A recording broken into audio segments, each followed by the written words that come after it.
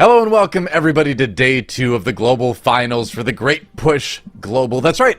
We got a ton of teams. We have, well, one team from NA now. I was going to say 2 teams from each region, but we lost an NA team yesterday. Dude. Sadly, Donuts and Despair is out. I'm sorry, I call them like so a we're team. It's just how it is. already. We've been like, Why are I'm you not seconds. flaming. I'm just objectively relaying the facts of the status of the tournament as we come into day 2. We have 2 EU teams, 2 Chinese teams. I can't speak English yet this morning. Maybe I do need the coffee. We were talking about coffee before the show started. Maybe I do need to go make some. And one NA team, that's right. Everyone's battling to make it to the final day. One more team will be eliminated today. If you're new to the Great Push, it's all about pushing those Mythic Plus keys higher than it seems like it's possible to go. And we may see something like that today. We'll see how far the teams can get, because Dradnos, we already had some key levels pushed up pretty high on day 1. Yeah, coming out of the day, we already have Echo on 31s timed in all 4 of the dungeons that were available yesterday. No other teams quite at that mark, but, fairly close to that level as well, so gonna be some pretty high keys today, especially depending on which dungeon we reveal as our Saturday dungeon. That's right. We're going to find out soon. We got to wait about 5 minutes, just because we need all the teams to start it at about the same time. But you can see Echo on top right now with a score of 124 points. Plus 31s in every dungeon on day 1. That is unbelievable, isn't it, Zyronic? Oh yeah, it's really unbelievable. I mean, I just can't wait for this mystery dungeon to be revealed that starts at level 30. I cannot pretend. I just don't know what it is. Well, it could be workshop. Yeah, we're in workshop right now. Oh, we are in workshop. True, the background is workshop.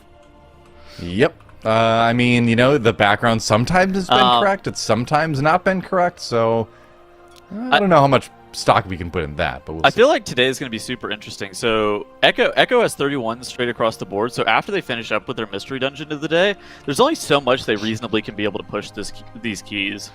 Sure, Iron Docks can go to a 32. Maybe Lower Gambit and Streets can go to like 33 at the most. But like beyond that, like I think we're going to start seeing progression keys pretty early on in the day once these teams are done with their mystery dungeon of the day. And is that going to allow Ambition, Monka, Jishu Gaming, and Team Performance to kind of catch up? Or like what I wonder really what that's going to look like for them, because Ambition is hot on Echo's heels right now, being at 122 points with that 29 2 chest of Iron Docks.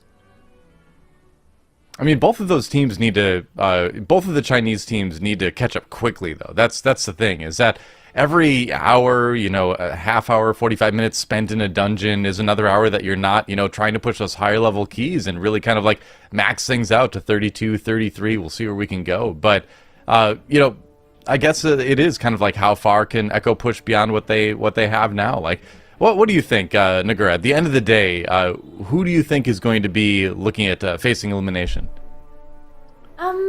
So I think it's hard to tell because, right now it really looks like Echo is pretty far ahead and it looks like Team Performance is pretty far behind. But you can see that the bottom score teams, they have a lot of 2 chests still available on the board, and that's, I would say, quote-unquote, easy points to get. Well, of course, Echo only has 1 chest in those 31s, and even those 31s that they didn't look easy, right? It's very easy to deplete a 32. Even if they manage, they only get 1 point, while other teams can get 2 points from some dungeons and 1 easily as well. So I would say, depending on what the mystery dungeon is, it does start on 30. So we don't know how much time they have to spend in that dungeon to actually get it to the highest level. I think they actually have quite a lot of time left in the day to get the keys up to the same level as Echo has. And then it will just depend on, can those teams one-shot the highest keys? Or will they actually have to reset a lot? And so I think really anything can happen that day. At the end of the day, even Echo could be eliminated. Of course, it's unlikely, right? Because they have performed so well the first day, but I think it's still possible. Yeah, I mean, I'd be pretty shocked if Echo was eliminated. Not just because I picked them as my winning team, but, they're just so good and they have that finals buff. They always seem to come into, the high-pressure situations with that extra level of skill we don't see earlier in the tournament. But let's talk about some of these other ones. Now, Teddles, congratulations, by the way. You're the first caster to have one of their teams eliminated, so, well done there. But as far as the 3 of you that picked Monka, are you still feeling pretty confident about that one? Okay, so first off, let me field this. I don't feel like you should be allowed to pick #1 seeds from region as dark horse picks. No, Tattles, move on. We're looking at overall. We're looking at overall. You're not helping. You're digging yourself deeper, man. Do I still feel confident in Monka as my pick? You know, they played... Okay, so they were a little bit slow yesterday. They were also slow towards the back half of the European regional weekend. I'm a bit concerned about that. However, I do think that today allows them a lot of opportunities to catch up because of what I was talking about earlier. I think we're going to see like pretty high progression keys being done, and if Monka is able to do those dungeons on 32 or that 33 level and get those done pretty quick, that will allow them a lot of time to catch up. Whereas other teams, if they potentially get stuck, like we saw in the European regional weekend last weekend on that 33 workshop, if that happens again this weekend, then that would allow Monka just a lot of time to kind of catch up from the mistakes that they made yesterday. Yeah, true enough. I think you need to preface this image on the screen with our picks by saying that our producer said, hey, you guys want to roast Heddles really quick, but there it is. It's Junkyard starting at 30, and it's important to mention the difference this week. We have functionality to go above 35 now, so the teams can push this Junkyard as high as it really can go. But how high really can it go? We really have no idea, because you get to this point where things just kind of start one-shotting you, even though you have the shock bots and the grease bots and the welding bots. Like, you can't do that much. We do know, however, that a 35 was two-chested by Shisu Gaming from China, so like they definitely can go a lot higher than the 35. It'll be interesting to see how high it can actually go. Yeah, starting at 30 will save teams a lot of time with as far as like, you know, building up those keys and kind of just doing the busy work, as it were. But I'm curious, Dratnos, how high do you think Junkyard can go? And maybe for the people that aren't as familiar with it, do you want to explain why bots make such a big difference? Yeah, so the bots are definitely part of it, although it's worth noting that the shock bots actually don't scale up any further past 30, so they will continue to do the same damage on a 31 as they do on a 30, which isn't true up until 30. Up until 30, every key level they are doing more and more damage. As you can see, looks like Ambition and Team Performance are heading right into that Junkyard. I really think that today could be a great day for Ambition. They looked so good yesterday. I don't think we hyped them up enough. Even though they ended the day at second, they are in a really good position if they have a great day today that they could end today in the first place. Yeah, I mean, they're just one key behind Echo, which is by far the closest team to Echo right now. And yeah, so you've got those robots in this dungeon. You've got not just the shock bots, which are doing a sizable chunk of every player's damage. You have the welding bot increasing health. And you have the grease bot increasing haste. All of those together, it's a really strong player buff.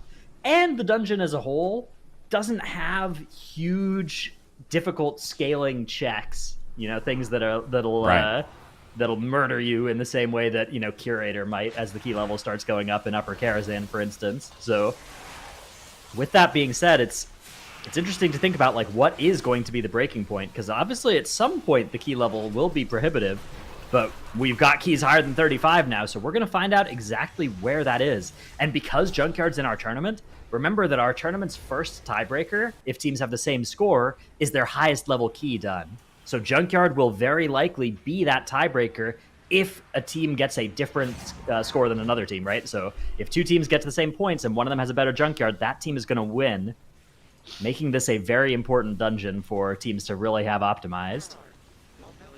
Yeah. I think it's important to mention that both Monka and Echo somehow figured out that Junkyard was going to be the key today, and they decided to try to start the key the second that we announced it on stream, but that's not quite how it works, because the dungeons don't actually open up until a certain time on Realm, so they got locked out of Junkyard for a minute. So that extra minute will be added on to the end of the day, so they actually get 5 hours to do their keys, just to make things transparent so people understand what's going on, if that actually comes into play at the end of the day. But yeah, not surprising to see a lot of teams pretty much heading straight into that Junkyard, because really, who knows how high it can go? If you can +2 a 35, you can maybe go up to a 37 or a 38 pretty feasibly, right? Like, it would be pretty insane to see that. So let's talk about how the high affixes, do the keys go now? Fortified, Inspiring, Grievous. Do you think Fortified is the better affix for going really high in Junkyard, or would it actually be Tyrannical for time reasons, or just Tyrannical start causing Gobamak to be impossible early? I think Tyrannical hard caps you, right? Okay. Because we saw the two-chested 25 that was on a Tyrannical affix in the Chinese region, right? Whereas the Fortified's... Oh, okay. then yeah, we'll see how high they can go. Should be pretty cool. We don't have everybody going into Junkyard, though. Shishu Gaming in the top right have headed over to a 32 Gambit, while Echo and Monka are both working on Tazavesh Streets of Wonder, presumably because they maybe did get dungeon locked out of the Junkyard from trying to start it a little bit before the time began. Yeah, why not? Probably another dungeon they have a bit of a good opportunity to push yet, so we'll see what they can do. That Sanguine, though, makes it a little bit tricky, but if Echo can start the day with that 32 on the board, that'll certainly help them out. Yeah, 32 Streets we do think is not going to be too impossible for these teams. That's a dungeon that they timed with 6 minutes to spare on the plus 31 level, so enough wiggle room for sure. What do you think about Jishu Gaming in this Gambit? I mean, it's one of the... They have a 32 chest on this one, so they can jump right into the 32. And I suppose putting a 32 on the board to start your day, not a bad idea. Then they can jump into the lower and up that. Or they could jump into the Junkyard, I guess. Yeah, they could. I mean, the thing that we've seen a lot of from a lot of teams do is they have a plan going into the second or third day, regardless of what the new dungeon is, right? And they'll, figure out a strategy for that dungeon as the day goes on. But, I mean, it's Junkyard, right? Like, you know the strategy in Junkyard. Collect your bots and then press W. And I guess it changes on live it changes depending on where the aerial unit is, but I think it's fixed on Tournament Realm. So you do the same thing every single time. So They pretty much have the strategy figured out for Junkyard. It's just a matter of when they want to go in there and collect their score. But I mean, it's totally fine. They built up so much time from yesterday, Echo did, to pretty much do whatever they want today. Pretty comfortably. They have so much score on pretty much every other team. Yeah, there is some question of like, how high does the Junkyard go? So to some extent, gathering information from watching other teams do that first makes some sense. On the other hand, I think if you're Echo, I don't know if you'll take any information from another team that says, oh, this key stops being possible at a certain level, right? Like, I think if you're Echo, you probably need to see it for yourself that the dungeon becomes too hard at a certain level before you're willing to believe it. So we'll see what the teams decide to do. I'm curious to see if, because going above 35 is such uncharted territory. It's unpracticed. It's not something they were able to do in previous weekends, right? It is something that I expect we will see the Junkyard level get to different numbers for different teams since it has been uncapped. Yeah, I think Echo's maximum number is basically everybody else's +1. Maybe Monka's a part of that conversation too, but that's what it seems like has been the case in the past, so we'll see. I also think, though, that there's a very real possibility that we start kind of smashing up against that upper limit of keys today that we kind of talked about on day 3 over in EU, and we never really came to fruition.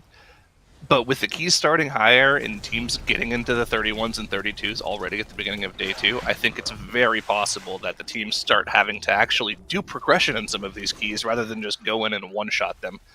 So we'll see how that goes. I mean, Echo's kind of already at that point. 32 in all 4 of the keys that they already have to do 32s in is not necessarily free. So I would say I expect mostly one-shots in the 32s out of Echo. I think, though, that, maybe the 32 docks in particular is something that I'd be a little bit more worried about. But I think the streets in the Gambit and the lower there's enough time in those dungeons that maybe not a one-shot, but I don't think those are going to be the kind of, like, bashing your head against a wall for a few hours keys that we may expect at the 33 level or the 34. Well, you know what's crazy about Iron Docks, and this is just kind of goes to show you, like, the in-depth thought that goes into the way these teams practice keys. I played some keys with Dorky last night after Donuts and Despair got knocked out of the tournament, and he's like, yeah, I want to do some live keys? Sure, why not? So we went in there with a squad of players, who have been doing high keys, and we went into a 28 Iron Docks on his undergeared DK. And he's like, all right, I'm just going to pull all this stuff, all of you outrange it. It's like, well, what are we outranging? And it turns out that things like Technicians and Wranglers only have a 25-yard range. So really? Apparently, if nobody's in range of a fling hammer, they just all go on the tank and you're totally fine. So that's, they know a lot more about the dungeon than we let on. Of course, Zalia did use his pod tender in the bottom left here, but it was just an errant rift blaster getting hit by a pulse accidentally. That's going to be okay. He's Zalia. He'll live. Gingy went down as well for them, yeah. Well, that's okay right now, too, right? You can just release and run back. Looks like Did they use a battle res? It looks like we have that grayed out right now. Yeah, I'm not sure. Might be a little UI bug, yeah. Yeah, sometimes it does. It does show a little weird until the first one gets used. I will say there were 6 minutes to spare for Echo in their 31 streets, so I think there should be okay, even with a few little sloppy things going on in the early part of the dungeon. No need to hearth out yet. But like you were saying, like once they get to the higher, the 33 streets, the 34 streets, maybe you even hearth out at this point in the dungeon with a sloppy opening. Yeah, it's tough to say. I mean, this early in the day, how many times you really want to restart, I guess? And like you said, in a 32, they probably have a little bit of wiggle room. Yeah, they had 6 minutes to spare in the 31, so they have a couple minutes to give. But yeah, once we transition over to the really, really hard key, like the level where they're going to be timing it with seconds to spare after a perfect run, that is going to be where we'll start to see interesting decisions being made about when to reset. Not quite there yet. We're gonna get there fast. We're gonna get there fast, though. That's gonna be fun. Yeah, definitely. Very, very soon. I mean, again, 31s across the board for Echo. There are no keys left, no low keys left for them on their scorecard. Yeah, Also, I mean, how long do you think it's gonna take them to buff Junkyard up to a 35, 36? I think we're gonna see the 32 or 3 chested, right? I think 30 should be probably, 3 chested. Probably. And then the 33 should be 2 chested. chested. Yeah. So within the hour, we should have teams zoning into a 35. And then the question is, how high does it go from there? Plus 40? I think it's possible. I don't think it's agree impossible. I don't know. I mean, I would guess against plus 40. My guess would be something like plus 38. But, whew, I mean, this dungeon, it is the Wild West out here. It's uncharted territory. I think it does help that it's not tyrannical as well. Because, I mean, I think the Gobamec example was brought up earlier, and that's definitely a boss where I feel like on 36, 37, sometimes you just have people dying to mechanics no matter what. Exactly, yeah. Well, this run for Ambition's going pretty quick. Looks like it's going significantly quicker than what Team Performance is putting up. But again, if they both 3-chested, it really doesn't matter how fast you go. A couple minutes here or there isn't going to make or break your key, but both teams making pretty good pace so far. Let's see. Jushu Gaming still trucking ahead in that Gambit. Now, it's a question of how fast they're going, but they look to be going really fast. Remember, like the timer that we kind of looked for in this Tyrannical Gambit on the first boss on Hillbrand, in order to have like a good run in your dungeon, is like sub 13 minutes. They're going to kill this boss at like 11:20. So they should have plenty of time to time this 32, no problem, as long as they're clean. And so far, 0 deaths on the board. It's looking great for them. Yeah, 6 stacks are shrouded here. Does that mean they are Zolgamuk's skippers? Or Zolgamuk's enjoyers? I think that means they likely skipped it, right? They got the 2 from the right at the first pull of the dungeon. Then one over on the left. Then one. The Guardian one. The one in the 5-pack in the middle. I guess that's only 5. That's no no and then you Zolgamuks. get the 1 bonus stack from the start of the dungeon. So yeah. Yeah, that's no Zolgamuks. No Zolgamuks for Jushu Gaming. And that's going to lead to a very fast Hillbrand split for them, but a slightly tougher rest of the dungeon as they're only sitting on the 6 stacks of Shrouded. I am a Zolgamuk skip enjoyer.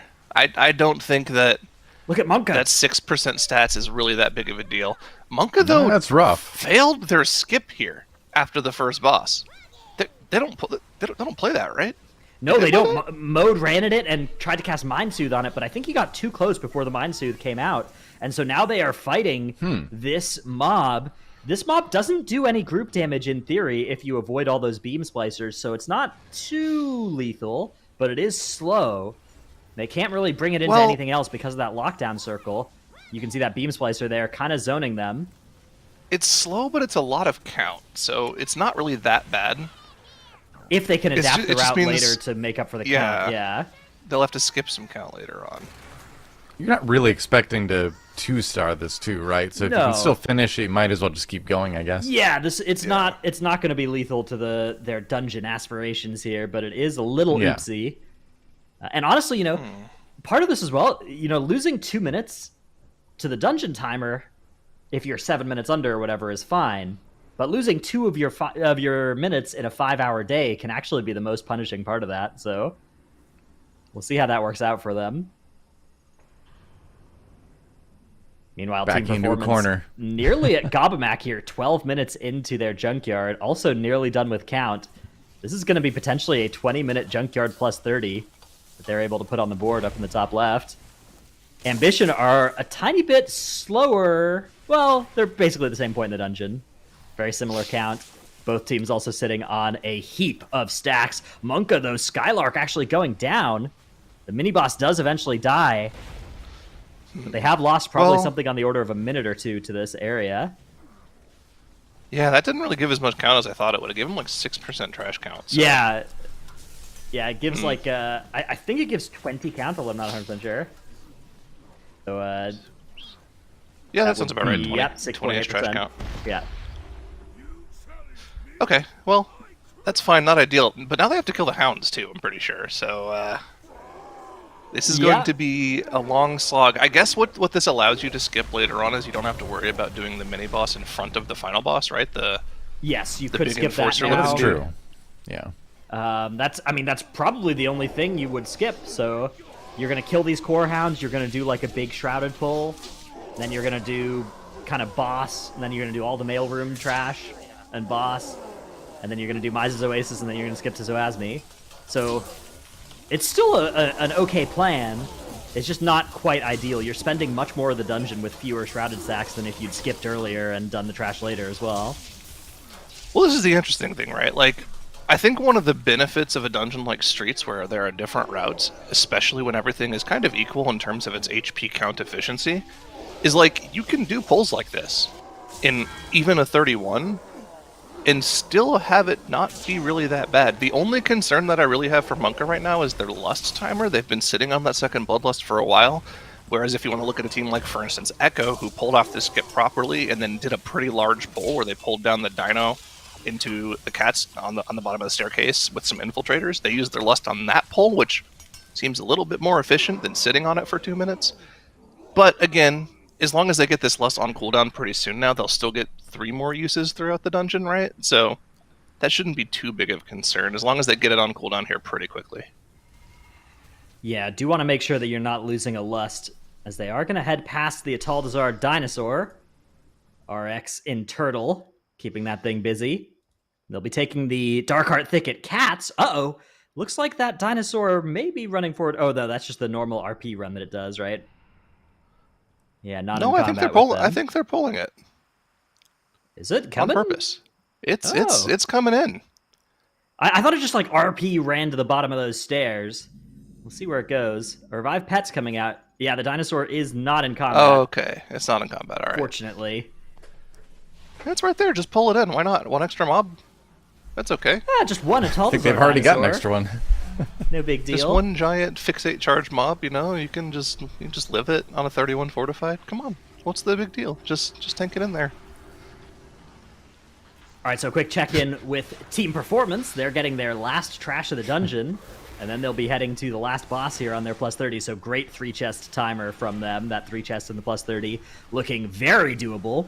Meanwhile, Jeju Gaming in the top right, they're going to have a Hillbrand or a Hooktail split of something like 18 minutes in this plus 32, which that is really fast. That's the kind of timer that makes you think a plus 33 is not just doable, but like pretty quickly doable for them.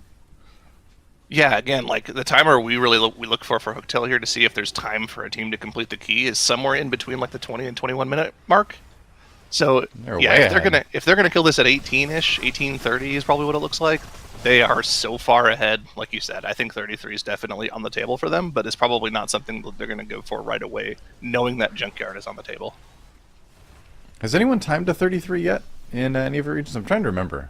I think Gambit is capped out at that 32 mark, so yeah, we could be seeing something special from Jeju Gaming here. We'll see how the other teams do in Gambit as well. It's worth noting that Monka also in their Gambit were way under time, so maybe 31 also possible for them. Would be cool. Team Performance has about 4.5 minutes to 3-chest their Junkyard here, so they're looking pretty good. You really only need about 2.5 minutes to deal with that final boss, so when they get their trash count, they'll be good to go. And they're actually saving a Renormalizer, which is completely unneeded on this key level. Maybe your mage just wants to pop off a little bit, or they're just practicing for the higher key levels, which makes perfect sense. But you should be able to one-phase like a 30 really, really easily without that buff. Yeah, so I would think you just do it to practice, just getting the rhythm of it for the day. Oh yeah, they're just killing it off with the boss here. Okay. Oh, okay. Yeah, the boss 1-phase versus 2-phase thing. I do wonder what key level on Fortified we're going to see teams stop being able to kill it in just the one intermission phase. Certainly it won't be the plus 30, but maybe sometime later today we'll see teams getting to that 2-phase mark instead. For sure. Yeah, I wonder what level that actually is at, because you kind of play differently in Junkyard than you would in other keys, right? Depending on the class you're playing. Like, even if your class really wants one of those other stats from the Shrouded Affix, everyone just takes haste in Junkyard, just so you have higher RPPM chance on the shock bots. But I wonder if there's a level that they really need to just start playing for their own damage on that last boss, because again, the shock bots really only scale level to level 30, right? They don't go past that. The damage will stop at that point, so I don't know. We'll have to see.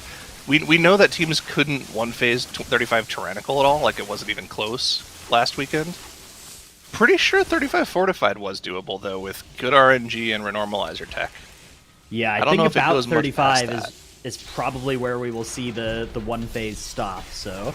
They are going to go in, though, Team Performance with the Bloodlust on the Aerial Oppression unit, and this should be easily doable. You can see that health bar is already below the Haywire cast. As soon as that's true, you know that this boss is dead in 1 phase. Ambition have also taken it out. Wow. Nice and easy. 20 minutes and 16 seconds is their dungeon timer. Faster. Team Performance actually are going to be faster at 1937. Wow.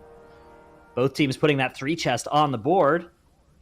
Well done by both of them. I expect we'll see them both go into that dungeon at level 32. Or level 33 even. Speaking of level 32, which I guess we weren't until I said the wrong number, Echo are also in a 32 for realsies this time. Zalia getting the Guardian Spirit and soul shaping away for a bit from those nasty market peacekeepers. Looks like just even outranging them for a while. Channels 1 tick of the symbol of hope. Why not? No big deal. Cancels it. What was all that about? Back. Was he just starting the Oasis RP? Is that I all think it he was starting the initial Oasis RP. Yeah, the one of the other broker walking up to the Oasis. Right. Okay. Wow, Jeju Gaming in the bottom left. They've got a very large pull going on here. A Starseer is coming in here too. This looks like 32? 9 enemies and a Starseer? All right. A lot going on here. 32 Tyrannical. These mobs actually kind of melt, so as long as you're focusing the pulsars down when they spawn, these kinds of pulls are pretty doable. You kind of just pull everything. And Onwo is known to be a Giga Chad tank who just kind of pulls whatever he feels like. He's very dorky-like in that aspect. Does bear pulls on, even though he's not playing a bear. Yeah, this is looks like it's being well handled so far, although you can see some of those accomplices high on health. Maybe a couple of the revitalized casts have gone through. AoE stuns but again, being used. The reinvigorate's going off really isn't that big of a deal in the grand scheme of things, right? Because those mobs don't really do that much else. Yeah. The tank damage they do isn't really that high. And, even better yet, it's a spell stealable haste buff for your mage, so you're making your mage happy, which is, not necessarily a bad thing. Yeah. So you say. They're looking good up there. They're going to be pulling Solia with something like 7 minutes to do that fight. That is more than enough time. Meanwhile, Team Performance has started up the 33 Junkyard. The 2 chest being the objective, we think here. 3 chest probably not realistic at the 33 Keystone level. Although, I wouldn't say it's a 0% chance. Ooh, instantly perked on the DK tank as we swipe away from them to see Ambition's 33 start, where they have already finished that first pack and are on to the second pack. And I think this is the typical routing that we're going to see in Junkyard over the weekend because of the way that the bot is positioned in this Junkyard on Tournament Realm, going Gungar, Trixie, and then Gabamak last is pretty much the preferred route for the teams. And then, of course, you head towards the final boss afterwards. We're going to see pretty much a majority of teams doing that. But that pull from Team Performance went totally fine. The Purgatory was used. It's meant to be on cooldown, just like Cauterize, just like Pod Tender. Use them early and often. Gamers hanging out by this little fence here on Team Performance so that they don't get gripped into the Toxic Monstrosity. that fence, doing its job there, keeping them safe from the from the nasty slime down below. I mean, that's why you install fences, right? I mean, Yep. they're meant to keep you from getting, well, maybe not pulled into areas, but keep you from going into areas. That makes it a lot safer, and it's a damage increase as well to just have your Clothies standing back without having to actually get gripped into those monstrosities. True. Question for you, Dranos. How many no-meeting slimes do you think we're going to see pulled today? Well, I was hoping it was going to be 0, but it appears we've already seen a few of them getting pulled. Those mobs are, I believe, the most ban-worthy mobs in the, well, among the mobs that we see get pulled ever, those are the scariest ones in this dungeon. Oh, yeah. Just do so much AoE damage to the whole group. So I expect as the key level starts going up, especially with Fortified and Grievous active, those slimes will start getting cut from the path from teams that are currently pulling them. Yeah, no meeting slimes in this pull for team performance here. I think they had one in the first monstrosity Yeah, they pull, did. right? So, yeah, That was those scary. mobs are very scary. Not only that, the AoE damage is nasty too, but the fact that so many tiny little droplets spawn, and DPS can very easily pull aggro on them because they're just already AoEing on top of where they spawn. That's the real danger, right? Is your Clothies getting melees from 1 or 2 droplets on top of the AoE damage that they do. Scary. Yeah, especially at this keystone level, it is something that I would really hope to avoid. So dodging those slimes, I think, will be an important thing to do. In addition, I think just hunting down even more Shrouded. We're seeing teams finish these dungeons now at 14, 15 stacks of Shrouded. I think by the time you're doing this key on like a 37, you're going to want to be collecting 18 stacks of Shrouded by the end of the dungeon. Really going out of your way, grabbing all of the infiltrators that are remotely possible to pick up. Yeah, exactly. I mean, there are definitely some infiltrators that I know of that they aren't really pulling. So, for instance, The cave one. The cave one is the most obvious one, right? You send your mage or your hunter or any class that can remove aggro through some ability like invisibility or feign death, and they run through the entire cave. But you can run all the way through the cave, and you also collect a welding bot, and you can also pull that infiltrator right at the end, and just pull it into the very first pull of the dungeon with your team. That's +1 stack, and it doesn't really cost you that much time at all, because you actually end up running like the same distance you would if you just backed out of the cave like you normally would. So that's one that I can think of already, and then of course there are plenty of them that are just kind of scattered around the path that you normally wouldn't go for, but you may as well tag to bring in for that extra buff. Yeah, I do think buff hunting is going to start being something that, as the key level goes up, not just in Junkyard, I think in all the dungeons, we're probably going to see more and more Shrouded stacks on our players as the dungeons are ending, because that is the best way to, make the 33 doable, right? Is if the timer isn't going to be what wipes you, if it's just a question of, can we beat these bosses, then the Shrouded stacks are a great way to make that answer yes. As you can see, Zhizhu Gaming actually up in the top left, they're going to have a really quick 32 Gambit here. They're already sub 50% on Solia. Yeah. This is looking very impressive.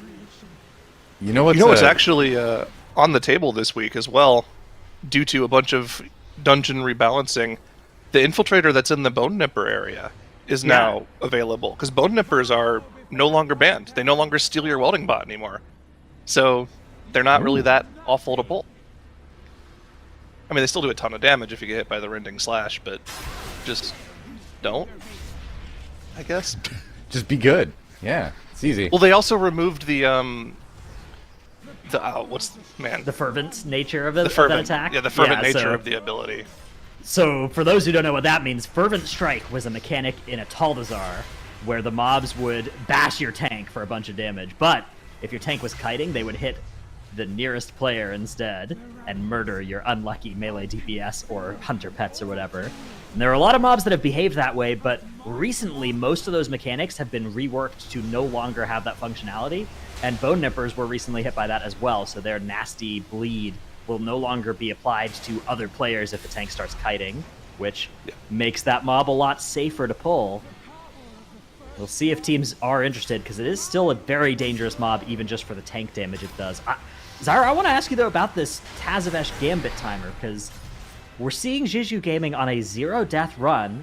They're going to be finishing Solia here at something like 28, 20? Oh, pod. Maybe a little bit Yeah, they're going to get this one last immune phase that they have to live through, but yeah, it's going to be 28-20-ish. Yeah, I think you're about right on that front. Oh, okay. Whoa. They're alive. No puck. Wow, So- caught our eyes. Oh, they missed. They missed. That's what it was. Well, their priest got hit by one of the bolts and potted, couldn't get to the star in time, and yeah, that's it's causing a couple problems here at the last moments of the dungeon. Oh, BB is so dead. Okay, never mind. He had this whole shit.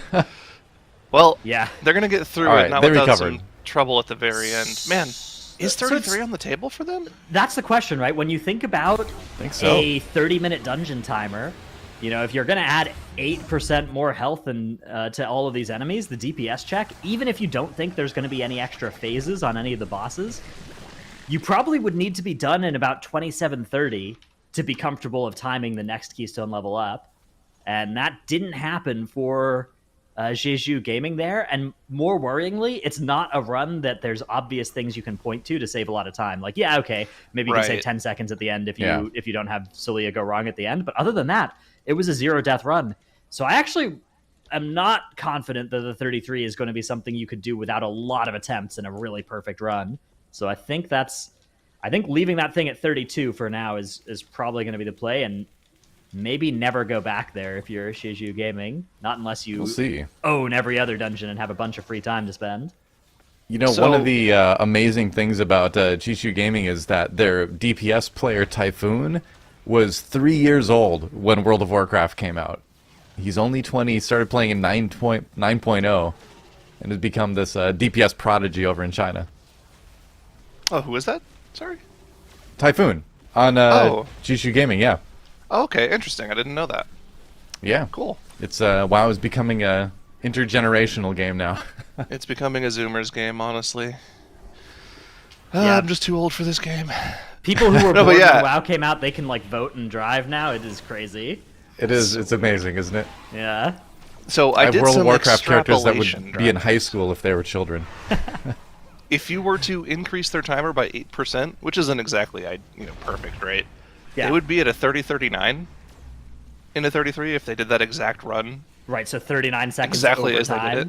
Yeah. Yeah, so I don't know. I don't even think that's something that they would consider going back to until tomorrow, potentially. Anyways, they have other things to worry about today, like Junkyard. So I would not be surprised at all to see them go straight there. And remember, this is the team, Jishu Gaming, that two-chested the 35 in China. So they definitely are very familiar with how to run this dungeon fast and efficiently. So I wouldn't be surprised to see similar things out of them here. Yeah, I can indeed confirm that they are heading over to Junkyard from a leaderboard dot that I can see. Oh, JPC! And actually a lot of trouble here for Ambition. We have a Pod Tender on onesie, a Cauterize from Azuna. Unfortunately for JPC, not having access to either of those tools, we're just going to see a death instead. And Zolgamux here is going to be getting another Blood Siphon as well, as these nasty shooting mobs finally get taken care of. This Zolgamux pull is so lethal because you have Zolgamux's damage and Grievous's damage, and you have those mobs just sniping players. All right, so I want to spend a little bit of time here while we're in the Junkyard talking about something in Iron Docks, Dradnos. I don't know if you've heard about this strategy, but there is some tech you can do on Oshir. So, obviously, the teams are not allowed to line of sight the dog crates, but technically speaking, if you let the boss open up a crate at like 10% HP, you can then have all three of your ranged DPS players run up on top of the bridge to bait Oshir's frontal, and then you can actually, once Oshir jumps up there to do his frontal, he won't despawn, and you can just drag him to Skolik, and you can tank Oshir on top of Skolik. You can bring Oshir onto Skulllock? Yes. All right, that is crazy. I hope we get to see that today. Yeah, I remember. in Nighthold, you could fight Spellblade Aluriel wherever you wanted to. I remember like pulling her onto High Botanist in that raid and having a lot of fun. Not on Mythic difficulty, but on a lower difficulty, and that gives me a reminder of that two bosses at the same time vibe. Team Performance here are going into Zolgamux with an Infiltrator as well. They are doing 8 Mechanomes and Zolgamux and an Infiltrator. This is an unbelievably sketchy pull, but they have so much damage here that a lot of the little gnomes are going to die super quick. The problem is those blasters are out of the pull. The answer for that is going to be a mass script, but it is still very scary here for Team Performance. Yeah, well, this junkyard is going to be pushed up for the next couple hours. We'll probably see them go to 35 and then to 37 pretty easily, but that doesn't make it any less dangerous. Look at the damage on team performance just coming out from the Blood Siphon and that one singular run and gun from that blaster remaining at 10% HP. I think the thing that people fail to realize about this poll is Zolgamux here in Junkyard is that Zolgamux really isn't the thing you're worried about, right? Your zaps are going to break that Blood Siphon shield pretty quickly, but it's the run and guns from the blasters that are really going to just completely snipe singular members of your team. You have to look out for those blasters and stun them on the run and gun cast when you're in a high junkyard, and teams played it pretty well.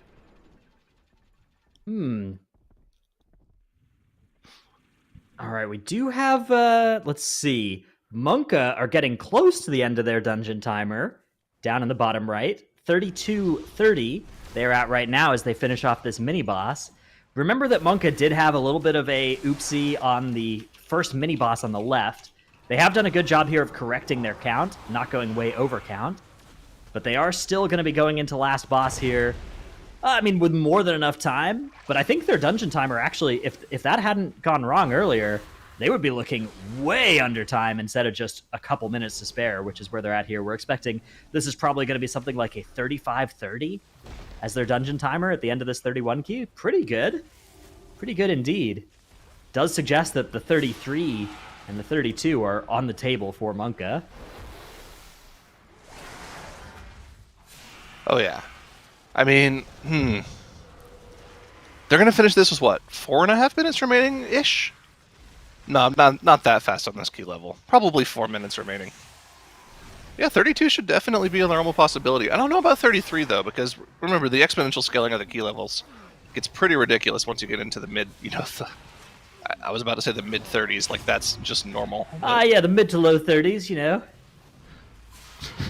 Just some casual keystones here. The great push does things to you. Yeah. It is crazy. The you see the teams cutting through these 28 keys, getting these 2 chests, these 3 chests at these crazy numbers. Then you go into your own dungeons. It's just like, oh right, these are all really hard mechanics. Yeah. They just make them look so easy. As Echo are going to be putting up a 32 Streets of Wonder with 5 minutes to spare on the clock. Wow, that bodes well for their chances in Streets of Wonder at going even higher levels than this. Yeah, that can definitely go up, I would say. As long as it's clean. It looks like 33, maybe 34? What do you think? Yeah, I feel like 34 is absolutely a possibility. It's just a question of if they have enough time to have that be the easiest key remaining on their scoreboard, which right now it certainly isn't. Right now, Junkyard is obviously the free real estate for any team to head to. Jeju Gaming have decided to do just that after putting their 32 Gambit on the board. They've made their way over to a Junkyard plus 30 as well. Meanwhile, Team Performance and Ambition, our 2 teams at the top of our screens, are working on their 33s. The question here is, how much under the dungeon timer are they going to be? Is a 3 chest a possibility? With a 13-minute Trixie and Nano split for Ambition, there is some potential there, but I don't know about this key level. I don't know if it's possible to get this dungeon done. The 3 chest timer in this dungeon is 22 minutes and 48 seconds. So Ambition would have another 6 minutes and 20 seconds to get this done. 2 bosses and like 3 trash pulls. I think it's a little bit too tight of a timer. I think both Ambition and Team Performance are angling for the 2 chest here rather than the 3 chest. Yeah. I don't know. Do you not think that 3 chests is possible for the top 2 teams here? It looks like maybe it's something that's feasible. I think it is potentially doable, yeah, but I mean, again, we're looking at now like 5 minutes for it to happen. There's 2 bosses and some trash pulls to go. What's the timer? Is it 22:36 or is it 23:36? Or no, it's not even that. It's 12. It is 22:48. 22:48 okay. is the 3 So chest 5.5 timer. minutes for Ambition and roughly the same time for Team Performance. You have to do Gabamek, you have to do 2 trash pulls to get your count. Then you have to do last boss. You need 230 for last boss, 2 for Goblin Mech. Yeah, it's probably not possible. I think it's a little bit over that 3 chest timer, but I do wonder if any of our teams are going to really go for it on the plus 33. I mean, that's the thing. There's like, what more can you do? How much bigger can you even go than Ambition and Team Performance have gone? Ambition had a little bit of a sloppy Zolgamux pull. You can maybe save 20 seconds there, but I don't know how you're getting any more time than that in this dungeon.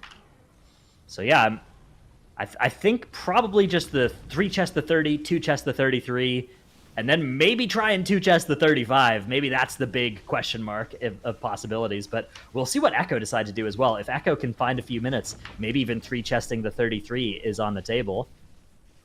Echo also have headed into that junkyard. I mean, at that point, is 3 chesting the 33 even like worth it though, right? Because we know that 2 chesting the 35 is possible. 2 chesting the 36, is that possible?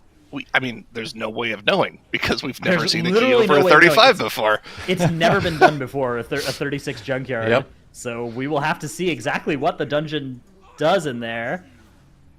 Mathematicians will argue that you could just do some math on the dungeon timers at the lower levels with the added health and damage and figure it out, but math even still... Real. No math. Oh, you are Mathnos, so with that's on the you. actual keystone. Math is just made up. What are numbers actually? Very true. I've never been able to figure that out, so I can't answer it. All right, so in addition to the Junkyard show, we do have one team in a non-Junkyard dungeon. That is actually Monka, who have elected to go 32 in Streets of Wonder, rather than head over to Junkyard. This has the advantage of not needing to swap their composition. It has the advantage of them being warmed up in this dungeon, but it has the disadvantage of, well, that Junkyard really does need to get done today. The sooner the better, at least for, peace of mind.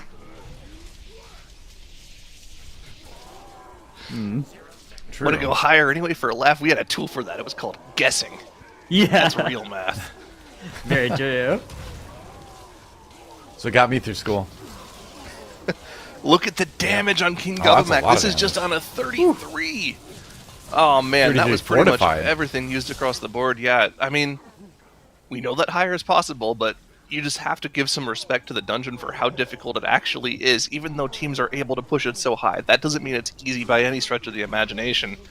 And it's only going to get harder from here. Remember, the 35 is going to be about 18% harder than that, so...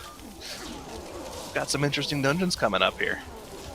Yeah, I'm curious if teams will decide to stop going for the haste and start going for versatility at any point, because, versatility does still scale the shockbot damage. It's a lot less than haste, and you get a lot less versatility than you do haste from the Shrouded Affix. But versatility might be, getting to this point in the dungeon, having a 7% passive DR would be really nice for this boss as you're getting to a higher keystone level, so... I'm curious to see if that's going to be a decision that any players start to make. I suspect it'll mostly be cheat death trinkets that they choose to use first before the versatile Shrouded. Well, also, when you get into the 37s, 38s, I would not be surprised at all to just see everybody going full verse, and then also actually seeing teams fully hunt for those infiltrator buffs like we talked about earlier, right? Like, Ambition's only at 13 stacks on King Goblin Mech right there. Looks like Team Performance is going to be... Oh, they already finished Goblin Mech, never mind. You can very easily have something like 18 or 19 buffs heading into King Goblin Mech. It's what we saw from teams like Donuts and Despair in the North American Cup a couple weekends ago. So there are definitely ways to play this dungeon safer. But right now they're trying to get those 2 chests so that they can save some extra dungeon runs. So they got to go a little bit faster, a little bit less safe. Let's try to pull that off.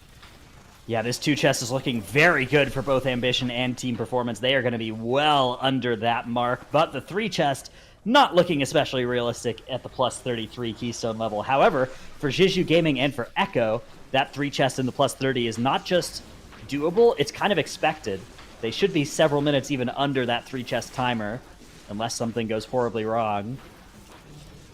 I'm sorry, I just looked at chat and regretted it for like the first time ever. I saw a word that has given me flashbacks. I don't know if I want to say it, but I'm sure you want to know what the word is now. I saw the word. Yeah, you can't tease us like that. I saw the word Scantron.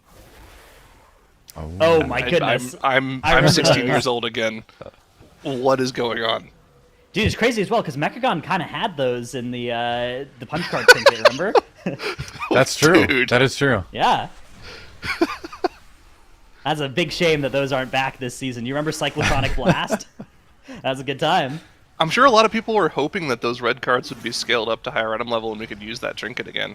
Yeah, there were some really good cards in there as well. There was that like dodge one as well that. Yep. There Missed were, opportunity. but Yeah. took a lot of time to get those sometimes. Yeah. Yep. Definitely did. It was an interesting mechanic though. I liked collecting them for a while. Yeah, me too.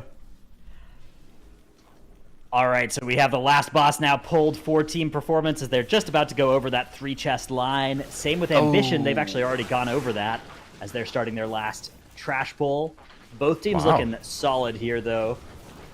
The one phase on the last boss also should be doable at this keystone level for the teams. You can see that renormalizer, though. It's actually getting cleaved under the boss here for Team Performance. That's somewhat worrying. They may not have an enlarge buff for the burn phase at this rate. That's okay, though, I guess. Maybe they don't need it. And if you're already over the 33 timer, then yeah, it won't matter. It's probably not as big of a deal, but like even if they 2-phase, they can still time the dungeon. But they would like to 1-phase, even if it. I mean, it's just nice to save 2 minutes of your 5 hours of the day at least. But they can probably do it without the enlarge buff at the 33 keystone level. We'll see how they decide to line it up. They do have Bloodlust saved and available here. Okay, well, I think this 33 is going to be very easily doable. Unless they get terrible zap on RNG, but, like, you have to factor that in, right, to your 1-phase. I mean, even if they don't 1-phase it, though, they have plenty of time for the 2-chest anyways, so it's kind of whatever. Yeah, it is fine either way. If they fail to 1-phase, though, I will be questioning the decision to cleave down the renormalizer rather than to save it for the enlarge buff. Because that is quite a lot of damage. The player's now heading downstairs, nearly finishing off their hack. Everybody's getting ready to go attack the boss just as soon as that hack finishes up. The tank just doing the last couple of points on that. And down they go. There's that time warp. Straight into every single cooldown in the game. Except for Gavel of the First Arbiter, it looks like that one was not ready for this. They're catching up. They have now passed the Haywire cast. Yeah, this is going to be an easy 1-phase. Shouldn't be too big of an issue for them. No Damage enlarge, will stop no for problem. a tiny bit, but they have the ramp from the Destro Lock. Yeah, this is no enlarge, no renormalizer, so this is very, very scalable. I think you can pretty much still 1-phase this on 35, but you do have to then bring the renormalizer in as well. Because, you know, 100% extra damage on your mage is pretty useful. You go from doing like maybe 3.5 million damage during this burn phase to doing like 6 million damage during the burn phase, which is pretty useful. So I expect to see that once they go into the 35. Ambition, we know they like to make use of that renormalizer even at the lower keystone levels, so I suspect it is polymorphed down to the side, and Azuna will be heading down there to manage that mob. Now, yep, you can see there's that renormalizer, the shrink goes off, and here's the enlarge. Enlarge gets spell stolen, and they are going right in. Beautiful Great timing. timing. Look at the way they coordinate this. Nerf is just up there waiting right on the last hack tick for right when that enlarge goes out, and now they just get to come in under boss, do unbelievable amounts of damage here. Azuna ascending on the meters. You can see quarters of millions of damage every time Details updates here being added to his thing. And they're going to beat this Haywire with like 7 seconds to spare. Oh, yeah. Immediate town portal. They are whatsoever. wasting no time. Yeah. Alright, Echo's still trucking away at their 30 here. We'll get an update on them in a little bit because that 30 should be easily 3-chestable unless something goes horrifically wrong for them there. But Monka have opted to go straight into the 32 streets, so they're not worried about heading into Junkyard just yet. Which makes a little bit of sense, right? They should have plenty of time to go in and push that Junkyard up. But, I mean, really, once they get the initial 30 done, they don't really have to worry too much about their score because they are pretty far ahead of the lower end teams on our scoreboard, right? But they are going to have to get in there eventually and collect their their 3-chest and their 2-chest just to make sure that they're staying ahead of your team performances and Jishu Gaming's. Yeah, these are. It's important as well to remember that at the end of the day, one team will be going home. If a team neglects Junkyard in particular, they are under a lot of pressure to not be like that. It is likely that the team with the lowest Junkyard is the team that goes home at the end of the day. All else being equal, that dungeon is likely to be the place where you're going to find the easiest points, right? So you've got to make sure that you head in there and at least give it a few hours of pushing today until you're no longer 2-chesting it. I think it's important to mention, too, because we probably have new people coming into the stream once again wondering, man, I can't believe they put Junkyard in the pool again. It's just so boring. The teams are just going to push it to 35 and then it's capped. Oh, no. That is not the case. It is no longer capped at 35. We got some tech done by some of our WoW engineers. Logged on the tournament realm, did some hacking. We can go above 35 now. It is no longer capped. We will probably see 37 or 38 today. We have the technology. Somebody went into Notepad and increased the number from 35 to something else. Well, I mean, the numbers above 35 were recently discovered. And yes. Put that groundbreaking discovery to use here. Use the archaeology profession. Absolutely. Yep. All right, so quick survey of what's going on here. Ambition have started off their 35 Junkyard, wasting very little time getting started with the dungeon again. Azuna, though, is going to be taking an early death. So are JPC. Ambition? This looks like it's going to be a reset here, if I had to guess. That's a reset. That's a go again. Just send this one back to the start. Yeah. Yep. Go again. Use all your mods out. a minute into the dungeon. No. Why not? Meanwhile, Team Performance have made it through their first pull, 2 minutes into their Junkyard. Let's see if any no-meeting slimes get involved in there. Oh, yes, they do. All right, so Team Performance still pulling a no-meeting slime, even on this plus 35 keystone level. The good news for them is with the way they're doing this fence pull, nobody is going to get in range of those no-meeting slime aggros besides the tank and the survival hunter. So at least that is nice. Still a lot of damage from those acid splashes. You can see that hunter health bar taking quite a bit of damage. Getting largely focused on the heals. They seem to be okay overall. Yep, that slime is now dead. They've gotten through the worst of it on this pull. That slime is positioned pretty annoyingly as well, so by pulling it, you don't have to dance around it for the rest of the dungeon as well, which is nice. But I do still think that is going to be a mob that a lot of teams will choose to ignore completely instead. You know what's actually like really good tech for this dungeon that I think is very underrated? Fury Warrior. Yeah. Ooh. I like Fury Warrior in this dungeon and in Upper as well, but there are some powerful spell reflects you can do in this place. You spell reflect that consume on the Toxic Monstrosity, and it pretty much just kills the Toxic Monstrosity. It's kind of ridiculous. Yeah, it does one reflect does amount of damage. Like it'll probably do like 2 million damage on this key level. It's pretty ridiculous. Also, their damage just really isn't that bad anyways, but considering that they get to equip both Jathis and the Arbiter's Gavel, right? It's pretty ridiculous the kind of damage they can pump out with those procs. Yeah, especially if you're hunting down a lot of haste buffs. By the end of the dungeon, they are carrying 2 very large sticks. Giant sticks, even. Yeah. Still, the other specs also Titanic all looking sticks. so good with the, with the haste buffs as well, right?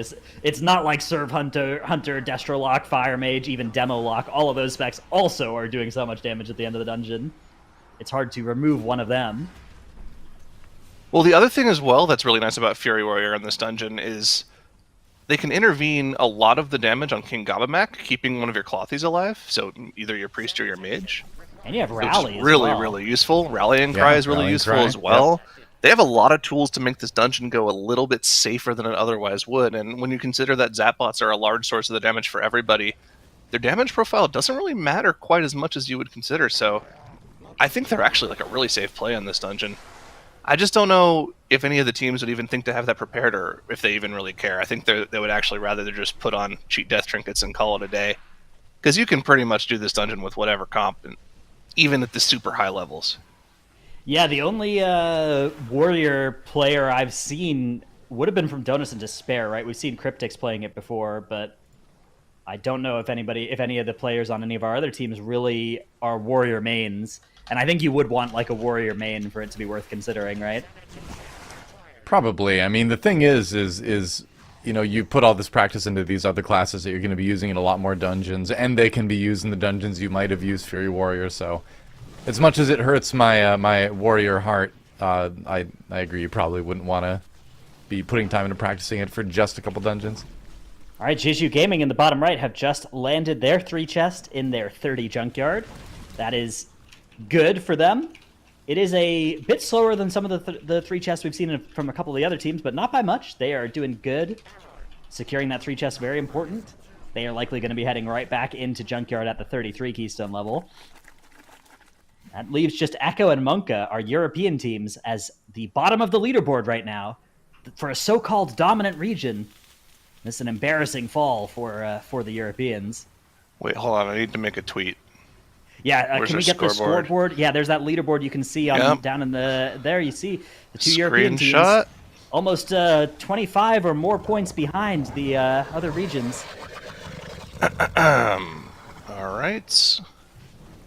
One sec. No way they could come back from this. There's no way Echo will be adding 30 points to their board very soon. EU is failing this hard LMAO dominant region. Send tweet. Send Perfect. Tweet. No 2 words that have caused as much damage in this century. Oh.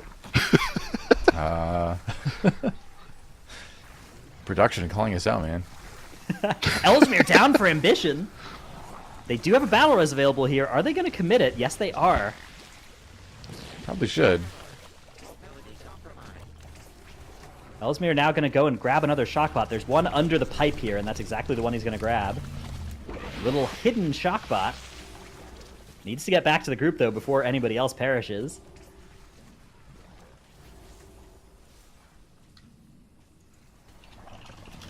Should be fine. Meanwhile, Monka pushing their way through this 32. I wonder if they have to go to Junkyard after this. I really feel like, especially once teams start pushing beyond 35, you kind of are obligated to go into it. Or what do you think? Do you think we're going to see teams just leave it at 35 today, possibly? Push some other ones up? Like, for instance, some teams, like Monka still has a 29 lower. Team Performance still has a couple sub-30s to look at. So how far do you push this Junkyard before you jump into some of those other keys that you kind of need to get done if you're one of these lower teams? I don't know. I mean, it's hard to say because 35 has proven to be relatively easily doable for all of our teams, right? So, I mean, 35 is definitely like the minimum I'd say is okay to stop at if you have to go and do other keys to catch up to the top end teams. But for a team like Echo, who already has 31s done in every key and a 32 done as well, like... Then go for it, yeah. Just go as high as you want to go because that's probably going to be the thing that secures you a win. Or the best potential chance for a win, because remember, our first tiebreaker after score is the highest key level done. So, Junkyard is going to be that highest key level done. Spend some time pushing it as high as it can go. Yeah, I think it does make sense to stay in the Junkyard past the 35, but the question is, okay, say you 2-chest the 35 Junkyard, right? Then you have the opportunity to do the 37, but that 37 might involve a couple of resets, right? So maybe you want to save that for once you've gotten your easier points from, say, the 28 2-chests that are still on some of these teams' scorecards, right? Maybe you want to go and just make sure that you've picked up the easy +2 points from those ones before heading back into something like the Junkyard 37. If you just 1-chest the 35 and you have a 36 available, I think there's also an argument to come back later, because again, that's just +1 point when you time that. And there may still be several +2s available on your scorecard, so... Yeah, I do think 35 is where we may see some of our teams decide to leave Junkyard, but I wouldn't be surprised if some teams stay in the Junkyard for a level or two even past that. Monka, though, have not even headed there at all. They are still in this Streets of Wonder. Like Doa was saying, there is some pressure to get into that Junkyard. On the other hand, you do have all day, right? So, well, certainly a lot less pressure for Echo. As long as you get there by the end of the day, right? As long as you get at least that 35 on the board... You can do that in the last hour of the day if you wanted to. It is a little bit sketchy, but if you're feeling really good, if you're warmed up on a dungeon like Streets of Wonder, you feel like you can put up a world first key in there, I think there's a reason to do that while you are familiar with the dungeon, while you've just been spamming the runs of it rather than coming back to it later. Well, to take some words out of your mouth here, Datnos, remember, Monka is the team that was leading our European qualifier for this competition for something like 13 out of 15 of the hours of the weekend. Yeah. And one of the only major slip-ups they had all weekend was in that 35 Junkyard. Now, that was on Tyrannical, so it was a little bit more difficult to live through. But still, that was the dungeon they had issues. And speaking of issues in the 35 Junkyard, Ambition, full team wipe on a fortified 35 Gunker. Not ideal. They're going to lose 8 minutes and go for a reset because they don't want to spend time collecting all new bots, and it looks like they really want to try to go for a +2 chest of this dungeon. So, I mean, 35 is timeable with a full wipe, but it takes a long time to go get new bots for everybody, and they'd rather just, go for a quick reset. That's their second reset, isn't it? It is, yeah. Their first one was like a minute in. Yes, that is minus 10 minutes for Ambition. May or may not hurt them at the end of the day, but those are the sorts of things that you're really hoping to avoid, especially on these dungeons that are still at the, timeable rather than super progression levels. Echo are about to finish off their 30. They are doing well on that 3 chest timer. As they get in with the hack finished, all the cooldowns popped, blasting this aerial oppression unit into the dirt here. And tie them at the top of our leaderboard. That's right. And we're going to have to change our casting board since it's the top of the hour. I didn't have a good one for that. It's early in the morning. We'll catch up. Me and Zyra have been fired, yes. It's time to blast Zyronic we're putting and you in the Tratnos dirt so we into can the dirt, yes. So Tettles and Nagura can join us here. We will see you in an hour. That's Let's right. go. Congratulations. Oh man, I even played Moonkin for a patch of this expansion. Amazing. It's yeah. I actually, back in my day, I tanked Karazhan on a Moonkin. Way back in BC, remember that? Moonkin tanking days, I do remember it. It was fun. Yeah, they call him Panzerkin. Yeah. Yeah. Oh my god, these old Warlocks people. used to tank as well in the past. Yep, that's right. Yeah. They still had the demon form. And then And the couldn't demon you hunters tank? took it away. You could tank a Nixia with a Shadow Priest, couldn't you? Way back when. Oh. When are they bringing in tank enhancement Shaman Doa? Well, that's the thing. Enhancement was supposed to be a tank spec originally in WoW, which is, I'm sure, why you mentioned that. But yeah, a lot of their abilities originally caused additional threat. I tanked on my Enhancement Shaman with a mace and shield until the 50s in vanilla WoW. The 50s? I don't even remember. Yeah. I read about the 50s in history class. Yeah, I would just group up with Elvis, and we'd get things done. So back when you still had in Burning Crusade and Classic, you had healing power and spell power, right? Oh, yeah, You that's had right. different Yeah. kinds of scalings. And I played Paladin, Holy Paladin, and they had a healing gear and a spell power gear. And in duels and in arena, I would always equip the spell power gear, and people were always surprised how much damage a Holy Paladin could do. They were not expecting it. Shockadin, yeah. I mean, that was definitely yeah. a thing. Yeah, that was definitely a thing back in the day. Yep. And then Druids, Resto Druids, their PvP gear had all the additional armor that the Feral gear had. Oh yeah. So you could just go bear as a Resto Druid and just be unkillable. Yep. In a different way that they're unkillable, in later expansions. But the good old days. Back when Typhoon was 4 years old. Yeah, Now? back when the game was hard, when I got world first in the world first Oh. race. Now it's easy. I mean, Jeez. look at those teams, right? I mean, It just such an got too easy. Time, That's why you. timing 35s. That's why you became a caster. Yeah, Yeah. exactly. Yeah. I see. Yep. I understand completely. Yeah. Anyway, Monk on a 32. They are boss right now. Yeah, they sure are. Hey, it was That a looks good time very easy. reminiscing. I mean, look how little damage Wrath of that the Lich did. King pre-patch. They didn't Out right even now. It's up to 1 HP. I'm really surprised that they're able to tank this. So they don't have avoidance on the tournament realm. So just the fan mail and then the money order straight after it does so much damage to this group. And these warlocks, they are really durable, but at the same point they have to make sure that they're rotating their defensive cooldowns perfectly, and they're not really able to defensive that fan mail because they have to have it up for every single money order. Yeah, and then we Right. also have Sanguine, which is really annoying whenever you kill those elementals. Because you can see they all have to stand at the side of the bubble. Because in the middle there's the Sanguine pool. So they have to find the perfect spot to not be in the Sanguine, but still be in the haste bubble. There's a bot from Crims being procced. Not ideal, but should be fine as the boss is already pretty low. They shouldn't be getting... I think they can ignore these bombs. use? I think at 10% you can definitely elect to ignore these. This feels pretty safe. Yeah, it's fortified. Yeah. Then if they get through this postmaster, their timer isn't great, but they definitely have enough time to be able to get that 32 posted here. Yeah, we saw Echo earlier did the 32, and they had 4 minutes left on the dungeon timer. So we can compare Monka in just a second whenever if everything goes correctly for them from here on out, because they've still 0 deaths on the board. It's a pretty good run for them, actually. So we can get a pretty good comparison between those two timers. They kind of changed their route from yesterday. Whenever they were in here yesterday, they were actually 5-manning the Mayaz's Oasis. I think that ended up costing them a significant amount of time in this dungeon. That was one of the reasons that they 2-chested, is that they were 5-manning the Oasis RP. It's just very inefficient to do it like that, especially, and it was kind of unexpected from a team that had played this dungeon so much during MDI times to actually 5-man it. I wonder if something went wrong, maybe.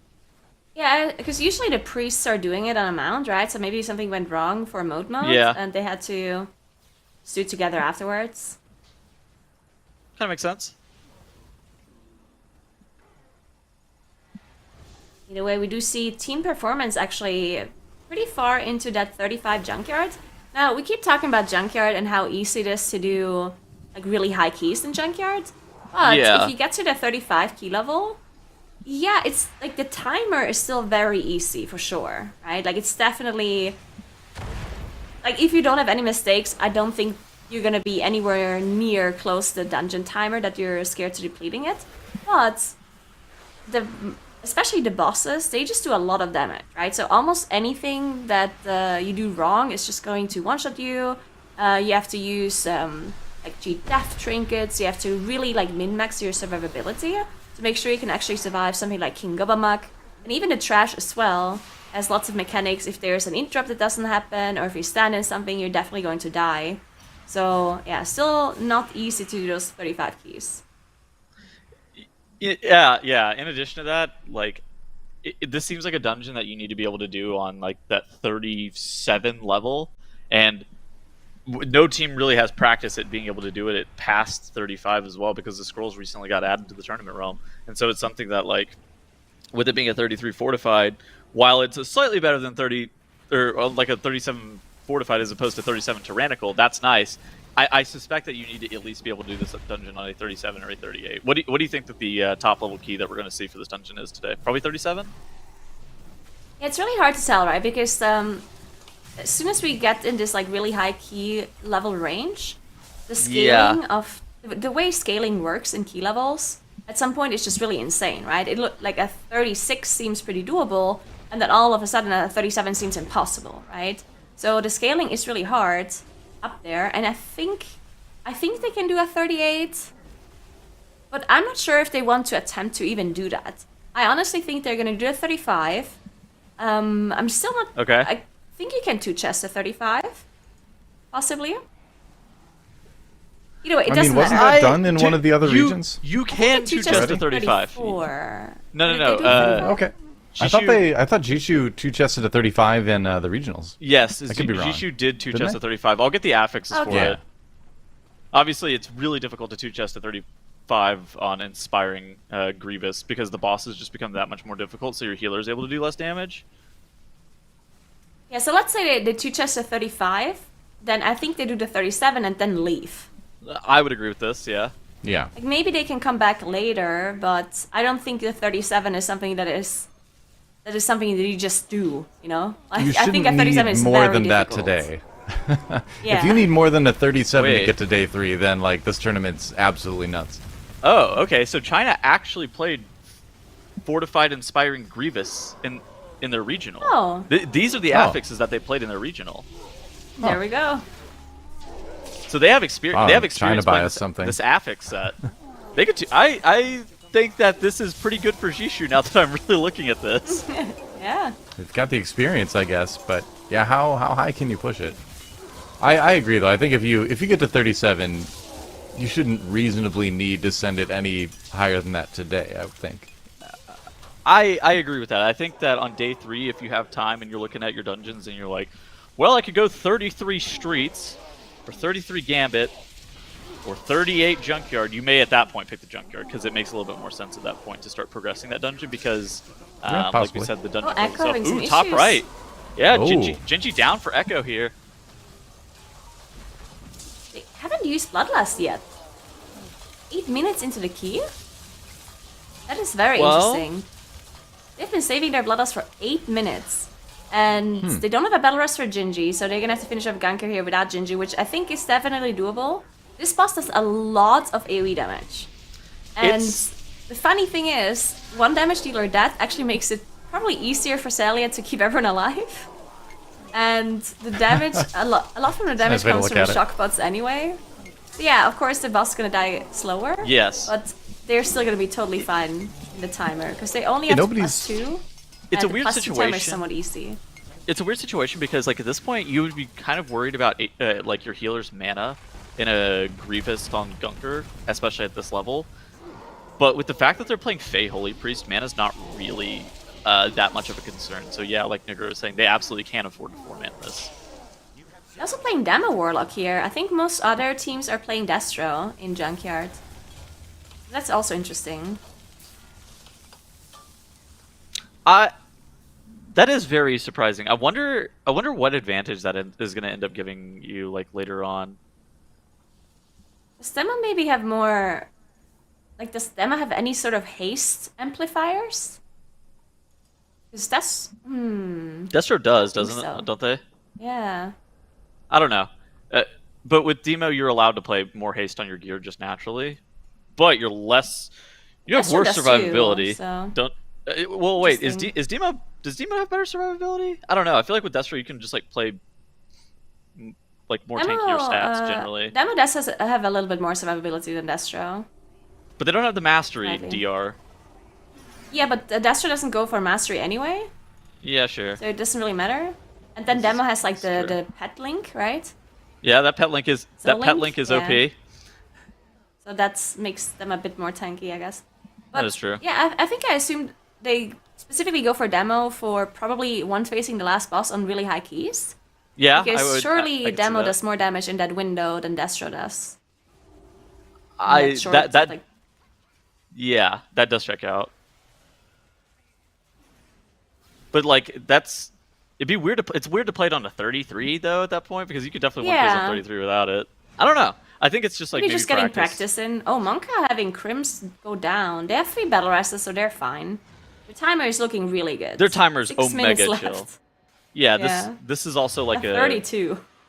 even on 32 fortified, this is still what, like a 3-minute boss, maybe 2.5 minutes if you're 2.5 minutes if you get bad, or no, if you get like good shuris and good double techniques, you could probably do it in 2.5. Maybe it's like 3 to 3.5 on if you get like bad shuris and bad double technique placements. They have Bloodlust here coming up in a few seconds, and they're only 1:30 in. Like they are absolutely blasting this boss. Yeah, earlier Echo had 4 minutes left on their key timer, I think. So Monka is probably gonna be approximately the same, maybe a bit quicker even than Echo. So yeah, really promising for their hierarchies in streets for sure. And one thing I also wanted to note is that when we think of Junkyard, we always think that that's a really fast key. But the total dungeon timer in Junkyard is actually 38 minutes, which is only 1 minute less than streets. Right? So if you go to really high levels, when you go to 37, 38, then that's a long key. Because on a 37, 38, you definitely go like all the way, I think. Or maybe like 1 or 2 minutes less than the whole dungeon timer. So it's not one of the faster keys anymore.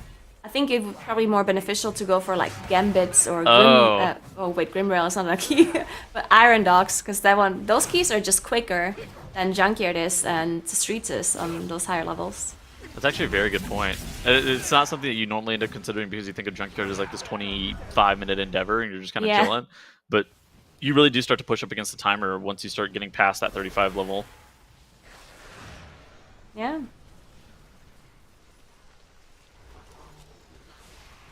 Alright, so team performance is at the end of their key now. They just get the last couple of percentages. And if you look at the timer, they're definitely in 2 chest range for sure. I think if they one phase the boss, they 2 chest two-chest this. They could probably two-chest this even with the two-phase here. This is really good for team performance. So I was worried, and I was, I'll be honest with you guys, kind of writing them off as the team that was most likely going to get eliminated today. But they have made up a lot of time in this junkyard. We've seen Ambition have a couple of mishaps in their 35. They had to zone out it for like 8 minutes or something like that. If team performance is able to one-shot this 35 and two-chest the one-shot, and then maybe even potentially one-shot the 37, that would be massive for them, and then allow them to kind of recoup some of the points that they lost coming into today. Yeah, for sure. We'll see if they get that one phase. Again, I don't think they need it to time it, but it would still be nice to see a one phase on a 35 junkyard.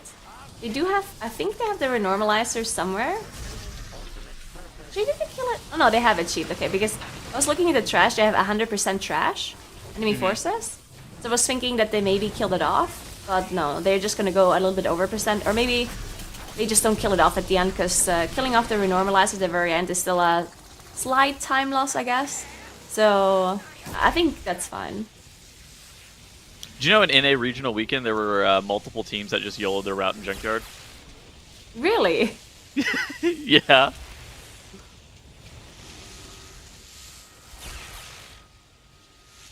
Yeah. Yeah, that makes sense. Alright, so unfortunately, the Warlock didn't make it all the way. It's really low. The Grievous ticking as well. Looks like one heal actually managed to save their lives, but I actually disagree. I think he should have been sent back No! down again. Okay, I think they're good though.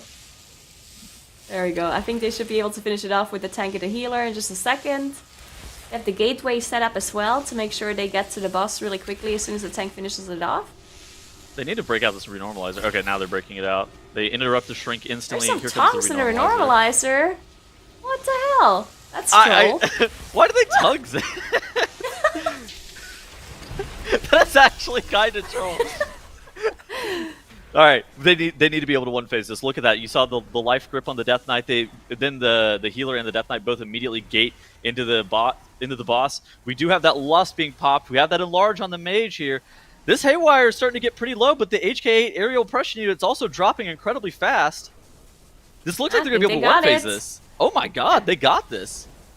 Yeah, that looks pretty easy for team performance as they two-chest to 35. That means they're gonna be the first team that have the possibility to go over a 35 in this TGP. We'll see if they immediately go into that 37 and attempt that key, or if they try a different key. Okay. You look at their dungeons, right? There's a lot of two-chests they still can do in other dungeons. Mm-hmm. So I'm not sure if they want to risk immediately doing the 37 or if they want to go somewhere else first. Okay, so what would you do if you were them in this situation? So the two chests that they can go do, they can either go do 30 Iron Docks, 30 lower, or they can go 37 Junkyard from this position. I think if I was them, I would go to Junkyard, because you want the 2 points at some point today anyway. Sure. And I think it's like fresh in their minds right now, so it makes the most sense to do it now. I think so. I'm not sure how hard it is, honestly. Like, obviously I've never done a key that was even close to that key level. So I have no idea how hard the 37 is actually. And I think a lot of those teams also don't know themselves. Because as you said earlier, they didn't really know that the keys are going to go higher until like 2 days ago or something. So I'm not sure how much they even practiced the high-level junkyards. I think they definitely practiced it, but not sure how much. This is certainly uncharted territory as to, like, what do you need? Because you're reaching a certain point where you don't know if you actually live things like Gavamak, and you don't necessarily know if you... Are you going to get absolutely smoked by the run and gun from the blasters in the Zulgamex pull? Is it going to instantly kill you, for example? Like that kind of thing. What is Zulgamex going to look like on a 37? Obviously, Zulgamex, even on these 33s, is just kind of getting melted by the zap bots. But what happens once you start to get to 37? How is Gunker going to be? These are lots of questions that you have to ask. Oh, Shishu actually has their Warlock prepared the gateway beforehand. What is he doing? I don't actually like this that much. So what their Warlock did is that they had their he ran up to the side for the intermission phase, and place the gate perfectly so people can just instantly click it to dodge the traps. Now, I personally don't like that as much because I like putting the gateway from where you spawn to the boss. So as soon as you're done, you just press the gateway and you're immediately at the boss, you know? As opposed to gripping him down with the healer? Yeah, being quicker at the coil is gonna save you like, I don't know, like 10 seconds overall. Sure. But not being fast at the boss might cost you a whole phase, right? So. Okay, this checks out. What if it's not that side? Yeah, okay, it is that's side. another thing. But what if it wasn't that side? Yeah, that's another thing. Yeah. This is a high roll, but what if it wasn't? What's that gate even gonna do? I don't know. Yeah, I'm not sure I like it. Either way, I like the thought. Yeah, I think it's a good thought. Like, yeah. And then I think they were also the only one that clicked it. Like no one else actually clicked it. I guess the thought is like on the. So you can't do this gate on this side, right? Like on the other side, you can actually drop the gate from the platform all the way up. And so I think that's probably the distinction. That's why he walks up to that side. I guess a lot of people also don't even need to go to the boss anyway, right? Because like the mage and the warlock don't even have to be at the boss; they can just cast from here. So the gate from the platform to the boss is also not that important either, really, except for the tank maybe. Dude, Anuo was so slow getting in on this boss, like you were talking about. It doesn't. It doesn't matter. It clearly does not matter because they've just owned this boss with 15 seconds left on the Haywire cast. But it certainly could matter on like a 37. I think that's the important thing. Is like, okay, did it matter here? No. Could it potentially matter later on? Yes. Yeah, especially because I'm not sure if people know that, but Blood Decays, they have so much like haste amplifiers as like a class. As a spec, that they do so much damage with the shock bots, it's pretty crazy. Like they do more damage with the shock bots than most damage healers do with their shock bots, because they have so many haste amplifiers. So I think that Blood Decay damage on the boss is actually also pretty valuable if you want to one phase unlike hierarchies. So having the tank reach the boss quicker is certainly important, I would say. Alright, Ambition in the top left, actually making it towards one of the hardest parts of this dungeon, this King Gabamak area. They're looking pretty good here, so they do have 0 deaths. At this point, I think assuming that they're able to not wipe on King Gabamak and get this boss killed off, they should be able to at least time this dungeon. Ideally, they would like to 2-chest it, especially with what Performance just did. Performance 2-chesting that 35 really puts a lot of pressure just generally on Ambition for them to be able to also 2-chest this 35, to allow them to get into that 37, to not make sure that those points are going to be left on the table, because we know it's possible. So for Ambition here, they need to make sure that they continue to have a consistent and clean run, but right now they're looking like they're in a great spot. But this is probably the hardest point of the dungeon that's still left for them. Yeah, for sure. The 35, we definitely saw it cause some... I think the Junkyard in general caused some issues for Ambition, right? Seeing that wipe on Ganker earlier, and then also Echo having issues on Ganker, and Echo had issues on the 33 Ganker as well. So I think when we get to the 37, it's certainly going to be interesting to see how much damage all of these bosses do. And also, as you said, because it's a fortified key, I would be afraid of some of these some of the trash mobs as well. Because there's quite a few trash mobs that do random like damage to the group. Yes. And you have all of these like the ones that randomly fixate players. And in the Ganker area, you have the slimes that I don't think anyone is going to be pulling those slimes. But those would be doing group damage. And then in the Nano and Trixie area, you also have group damage as well. So that's going to be crazy for sure on high keys, I think. We have reached the level where hunters are playing endurance pets for most of this dungeon.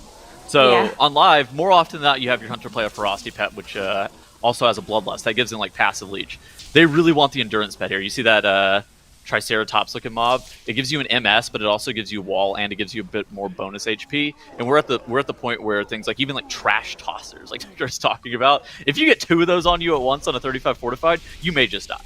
It's one of those spots where you could actually just get 100 to 0'd if you get 2 things that throw trash on you at once. Are they in the 37? Team Performance? Well, they have to be in the 30. Yeah, they have to be in the 37. Looks that way. Let's go. Yeah. All right, our first That's 37 crazy. of the day. I'm excited to see that. 37. Wait. Well, they're not on the screen right now. Well, but, where they go? Bring them back. Wow. they did 2 chests of 35 as we saw. So, and they are in a junkyard. So that would it would seem that we could deduce from the evidence that they are in a 37. The first 37 key. Is it ever seen? Ever? No, I don't think so. I don't think so. Oh. There were some really high keys done whenever the concordance points got unlocked at the end of Legion. I'm not sure if a team ever did okay. Over a. I remember teams did like 33s and stuff. I don't know if a 37 was ever done in that season. But that was when the concordance points were completely unlocked and you were doing 2x the amount of damage. They you were. are. I see. Yeah, there it is on the Bottom bottom right. right of your screen. The plus 37 being attempted by Oh my Team Performance. God. Dude. Yeah, I was in the middle of an international move at the end of Legion, so I didn't do a lot of M+. Where did This Ambition is go? crazy.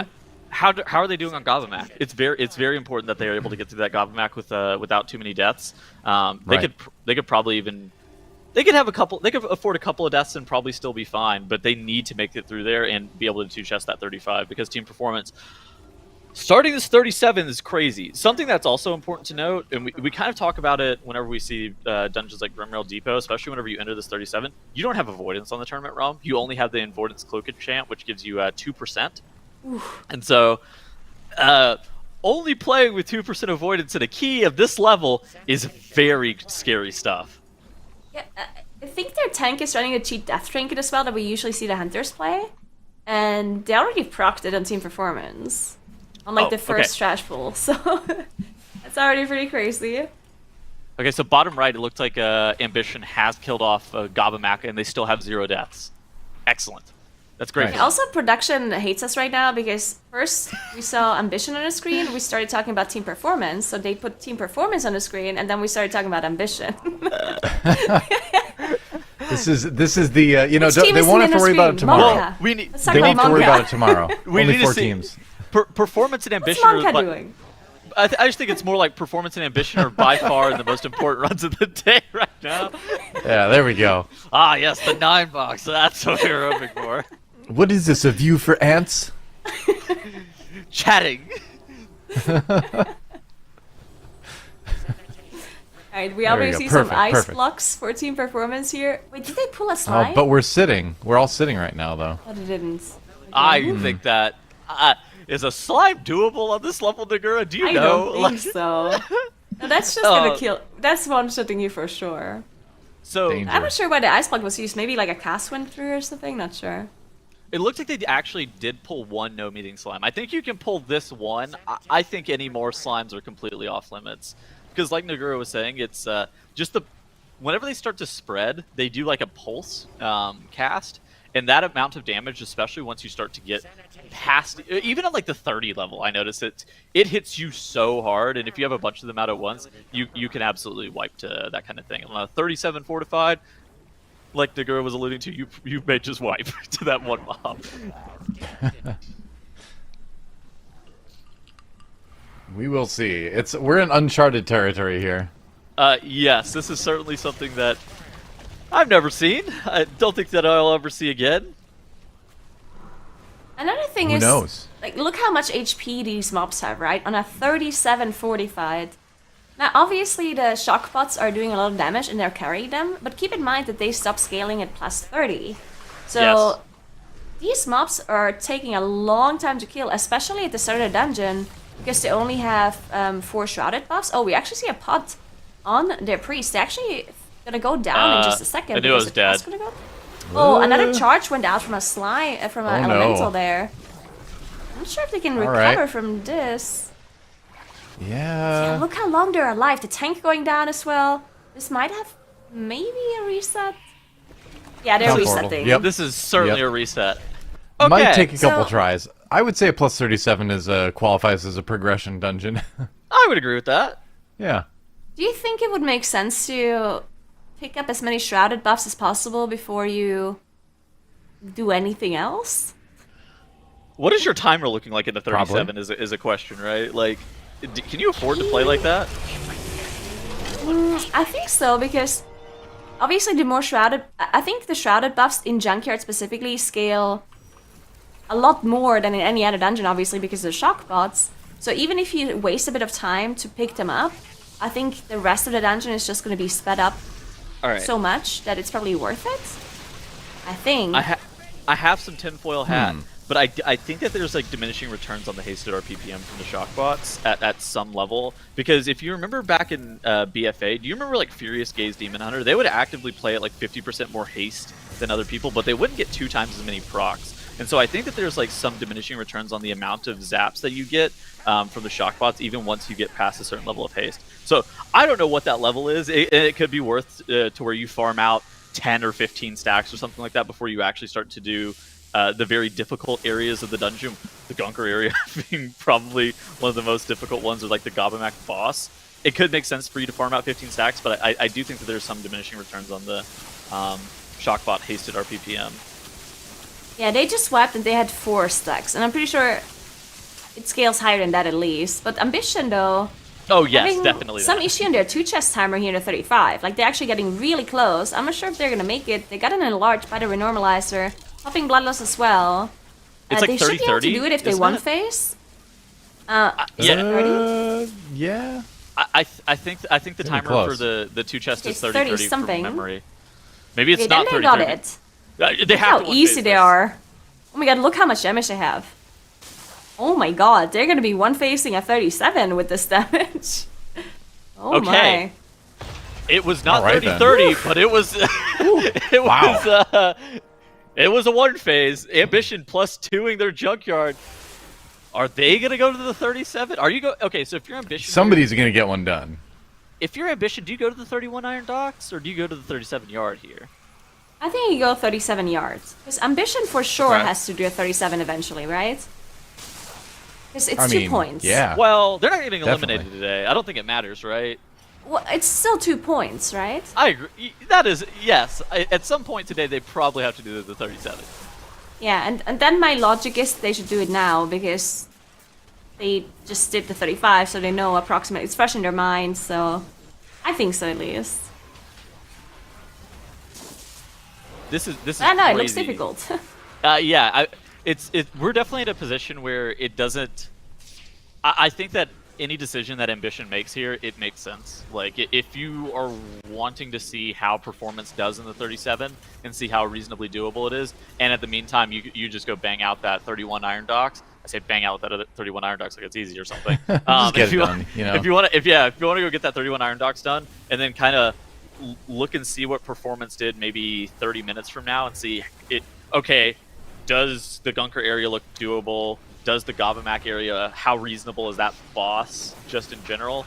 I think that kind of thing could give them a little bit more information. It's weird because you don't want to stop and like watch performance, but at the same point you could just like quickly look through and get some information after the fact. Maybe take your break and like look and see what performance was doing.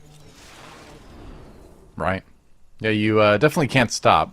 Oh, but no. Maybe have it on another monitor. Who knows? They could slam their break though. I think that's one of the things. They could slam a 15-minute break. They could even slam a 15-minute break right now, and it's probably okay. Yeah, we're into hour 2. Well, we're into hour 2, so you can take your breaks now. Teams do get 15 minutes of break time. Are required to take at least 15 minutes of break time per day. Look at this. They're brawling this trash bag. Whenever you fight all these foot soldiers like this without the assistance of a spot that would make you not have them dash, we call that brawling. Oh my god, look at Team Performance pulling that slime. Like, look at their HP bars. It's huge damage. Had to have ice block out of Typhoon. That is one no-meeting slime, by the way. that will be the only one they pull in this dungeon for a very good reason. And there aren't even any gnomes in the party. Yeah. Jesus. Eat anything. Change its name to anything eating slime. I don't even want to see what Zulgamux looks like on a 37. Because the infiltrators alone, they did so much damage to the tank, it was crazy. Especially early on when you have only a few shrouded buffs. Obviously, the infiltrators are going to be alive for a long time, do a lot of damage, and yeah. This is probably the hardest part of the whole dungeon, I think. this early part because you're missing so many buffs. And of course the bosses as well, but yeah. I worry about the blasters on a 37-40 fighting that Zul'Gurmux yeah. in general. So that pack that Zul'Gurmux is in, more often than not, especially if you're doing this on live, like the shock bots just kind of take care of the pack itself. Once you start to get the high keys, you'll have groups. They'll focus down the blasters because they are the most dangerous part of that, and then Zul'Gurmux will just get eliminated by the shock bots. On a 37, I don't know if Zul'Gurmux is just getting passively cleaved down by the shock bots, and those blasters are also gonna own you. Like it's one of these things that how doable is that pull really? With the shock bots not scaling past 30, there's no precedence for it. Yeah. It looks like Ambition is disagreeing with me, and they're not doing the 37. They're just going into the 31 Iron Dogs. So this is clearly a bad decision by Ambition. Oh, all right. That's how it works. I'm glad that you said it like that. That is a banger. Not a lot of commentators have the bravery, the gumption to just call it like that, but Magura does, and I respect that. It's impressive. Just saying it's a bad decision. I do think it. I do think it's probably fine that they're in this it's definitely 31 fine, Iron yes. Dog.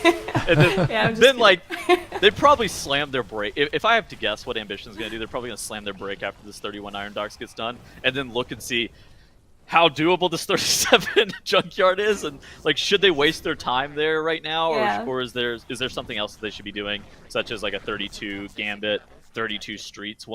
Both of those keys are easily, I don't want to say easily doable, but easily doable for this Ambition team that's looked very, very competitive coming into today. Yeah, I mean, the 37 Junkyard could also just be a bait, right? Like, yes! 2 points that you can get, right? True. It's like, oh my god, 2 points, right? But then you might be wiping in there for like an hour or two, and you still don't get it because, as we said, it's really, really difficult to do. So I think it's probably smart to see if other teams can get the 37 and how long it's going to take them, as you said. And then they can revisit later after they maybe take a break. Because, yeah, but for Team Performance the only team in there, and it's looking okay now, but they already had to reset the key once before. It makes a lot of sense for Performance to be in this dungeon, though, because they had by far the lowest points coming into today. And so, like, if there's ever a tiebreaker situation, they want to at least make sure that they have that 37 done. So if they had the tiebreaker over somebody by dungeon level with that 37 yard, that's massive for them. That would be a very solidifying tiebreaker. It certainly would be. This is definitely proving to be that 37 is pretty tough. Oh no! Right into the sleep goes the mage, so that's going to be a little bit less damage for a while. There we go. At least it's not lethal. Yep. Does the shockbot still proc when you're CC'd? Like if you have like, I don't know, like a dot on the map or something, and you're asleep, does it still proc? Good question. I'm going to go with Yes. probably. Sarah says yes. We're told yes by Zyronic. So apparently being a sleeping paddle doesn't even matter that much. There you go. Well, Oh, there you go. Just it's AFK, good to hear yeah. for mages all over the world. Let's go get a burrito. Just let the shock bot do the damage. Nagura throwing subtle shade at mages, Wow. mage players everywhere. No kidding. Attacking Ambition, now attacking mages. Like, I mean, this is Sorry, I'm gonna calm down again. some deep-seated boomkin like rage just simmering beneath the surface. Yo, Yeah, look that's at this. what you get when Moonkins are being bullied this whole time, right, Taddles? Bigger mic on her. Look at this A pull from Ambition. moonkin can only take so much. They're actually doing all these technicians and deckhands into the bottom end of Nakagar. Azuna procs is cauterized there even. This is actually very scary pull. The amount of tank damage. So the deckhands, they don't really have an ability, but the amount of tank damage that they do to your friendly tank is actually a substantial amount, especially while they're tanking this boss. Yeah. Wow, team performance. Look at Get the 37 that ganker. Oh. Ah! Oh, here we do go, not we step go. in that. Yeah. Oh god, shockwave. Okay, good grip. The slime wave almost came through and killed our mage. Yep. Priest is looking really good on mana still, so that's good news. Mana's a fake resource for Night Fae Priest. Yeah, yeah. I'm gonna continue with this narrative that is not a real resource for them, even though it is 37 Grievous. Like if they were playing Kyrian, there is a world where they run out of mana. If they're any other healer, they're probably Ooh, HP. I think that they're That's fine an important here. resource. Oh yes, HP, very important resource. Yep. Every tick from this boss is just. Oh, they got a slide elemental. Was that on purpose? I don't know. I hate it. I kind of hate it. I don't that like it's it either. a boss. Cauterized being procced by the mage I here. feel like Guardian you know, Spirit being used. yeah, if your priest just gets kind of wrecked like that, the last thing you want to do is be like, yeah, I think we can add some more mobs to this fight. Oof, that just looks so dangerous. And now, even though mana seems to be a fake resource for the priest, it still is going down. So that's how you know how dangerous this mob is. Almost 30k HPS by the priest here. Gunker is at 35% HP. I think that the Priest's mana is going to be able to last. They do have Bloodlust coming up here in a couple of seconds, but I don't think that they're going to lob it here. I think that they're going to need to end up saving it for that Zul'Gurmux pull, if anything. Every single tick from Gunker is starting to get increasingly more dangerous, though, as everybody dips deeper and deeper. They're all sitting at this one stack of Grievous, but if the H-Priest starts to get even a little bit lower on mana, I don't know, Nagura. This is very scary. This just looks so scary. I mean, wait. Like literally every percent of this boss fight just looks like a nightmare. Everyone's dropping low. Another Guardian Spirit being used on the mage, trying to keep everyone alive. I look at the Hunter. Oof. Oh my god, this is just so scary. Another Coalesce here coming in by Anchor. 12%. The boss fights take so long. I mean, it's fortified, which means, you know, technically the boss fights wouldn't be that long. But yeah, the 37 means that they just have so much HP. Yeah. Okay, so the raid boss has died at approximately 3.5 minutes. You see on the left side of the screen on the damage meter, 320 will probably be the kill time on this boss. Oof. All right. Wow, they did it. Hey, I mean, that feels like a win right there. Yeah, that was incredible. Okay. 37 Junker is possible. Up to Nano and Trixie, which has a lot of... The boss itself, I don't think, is going to be very hard. Yes. But the trash on the boss is going to be hard. First of all, you have Zul'Gurmux there. And then additionally, you also have all of these technicians that we talked about that randomly shoot people. So they're going to have to be really good on their interrupts and with their defensives as well. Because that can kill people very quickly. So with their lust available, they're just going to grab this double dog blaster pull through the wall and just make sure that they're focusing down on this blaster. And then they're going to make sure that they save all of their offensive CDs for this next pull. This next pull is probably going to be one of the hardest parts of the dungeon. There's 3 or 4 very difficult points in this dungeon, and this is going to be one of them. It's the double blaster Zul'Gurmux pull, which...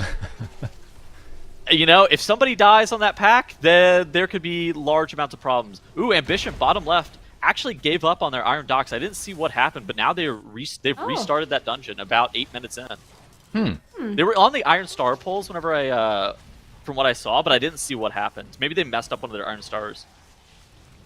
Yeah, it's pretty bad for Ambition because they already had to reset the junkyard earlier twice, where they lost approximately like 10 minutes. Losing another 8 minutes or something in Iron Docks. Not the greatest start. I don't think Ambition is necessarily in a position where they have to be scared of getting eliminated today. But still, for the overall tournament, it's surely not great to have some issues there to start. We're being told that Nerf died to mobs while they were setting up one of the Iron Stars, so that was what prompted the reset. Yep. All right, look at this. Called it. Here's Zul'Gurmux. Did they actually Raid boss number 2. They doubled up this pull? Yeah, there's an infiltrator in there as well. have the infiltrator. Yeah, they have the infiltrator from the right. That's from that right 3-pack, isn't it? There's a Cecita Blaster though. You can see it. Oh, they double Cecita Blaster. They double have a Cecita sheep Blasters. And a trap. I really liked it. I think that's a good decision. That is way safe, but I think that that's actually a really smart strategy. So then they use the Lust to make sure that their Zap bots are able to kill off Zul'Gurmux. Okay, this seems super safe, and then they could do one blaster at a time if they really wanted to. If they wanted to be super safe, I think that they could probably do 2 if I had to guess. But the running guns at this level are incredibly dangerous relative to their HP pools. Just look at every tick of Zul'Gurmux. Oh my god, this Blood Siphon is owning them. Now their Lust is gone, and Zolgamux is at 50% HP. So one of the repairs went love this. through, but repair doesn't actually heal Sulgamux, right? No, it heals. Doesn't like, look like it. Heals like blasters and mechanics, I think. Okay. You can't repair Zolgamux. They're not mechanical. Technically not, but Well, Zolgamux repairs itself. It's true. Yeah. It's true. So what did they play the blasters with? Just by themselves? Probably by themselves. Oh, they yeah, put one in. But they have That's- one now. That's probably fine. Yeah. Do it over time like Well, this. let's take a Seems look smart. how much damage it does. Oh, Insta CC there by the priest. that's Shoot that's also being stunned. if a running gun Another goes off, I shoot. think somebody may die. Another one? It looks... Shoot is handleable, Survivable. apparently. Yeah. I think they wanted to see it while the Blood Siphon is going off from Sulgamax, and outside of the Yeah. Blood Siphon, they're probably fine to survive it. That seems to make sense. And then I suspect that they're going to pull the other blaster maybe into Trixie and Ano whenever they line everything in. Or maybe they just play it solo. They're playing That one makes mob. sense, I think. They are playing one mob. This is epic. I like it. I mean, you're only looking to +1, so it's all right. You are looking to time this 27 and get Yeah. out of here if you are team You wanna performance. time it. You do not care how you time this dungeon. Like, if I time it by 5 seconds, it's the same as timing it by 50 seconds in here. They are looking to time the dungeon and get out. If somebody else does a 28, that's on them. Set the Oh, world record having some and issues. get going. Okay, never mind, it's looking okay. They were all really low on Shiju Gaming at the bottom right, as they're fighting that 35 King Gavamuk. But I think they've recovered. They're also saving the Bloodlust as well. So they're also looking to one-face the last boss, basically. On hierarchies, I'm pretty sure people are using Bloodlust here on King Gavamuk, because at some point it's impossible to one-face the last boss. But on a 35, it's still doable. We've seen other teams do it. So then it makes sense to save that Bloodlust.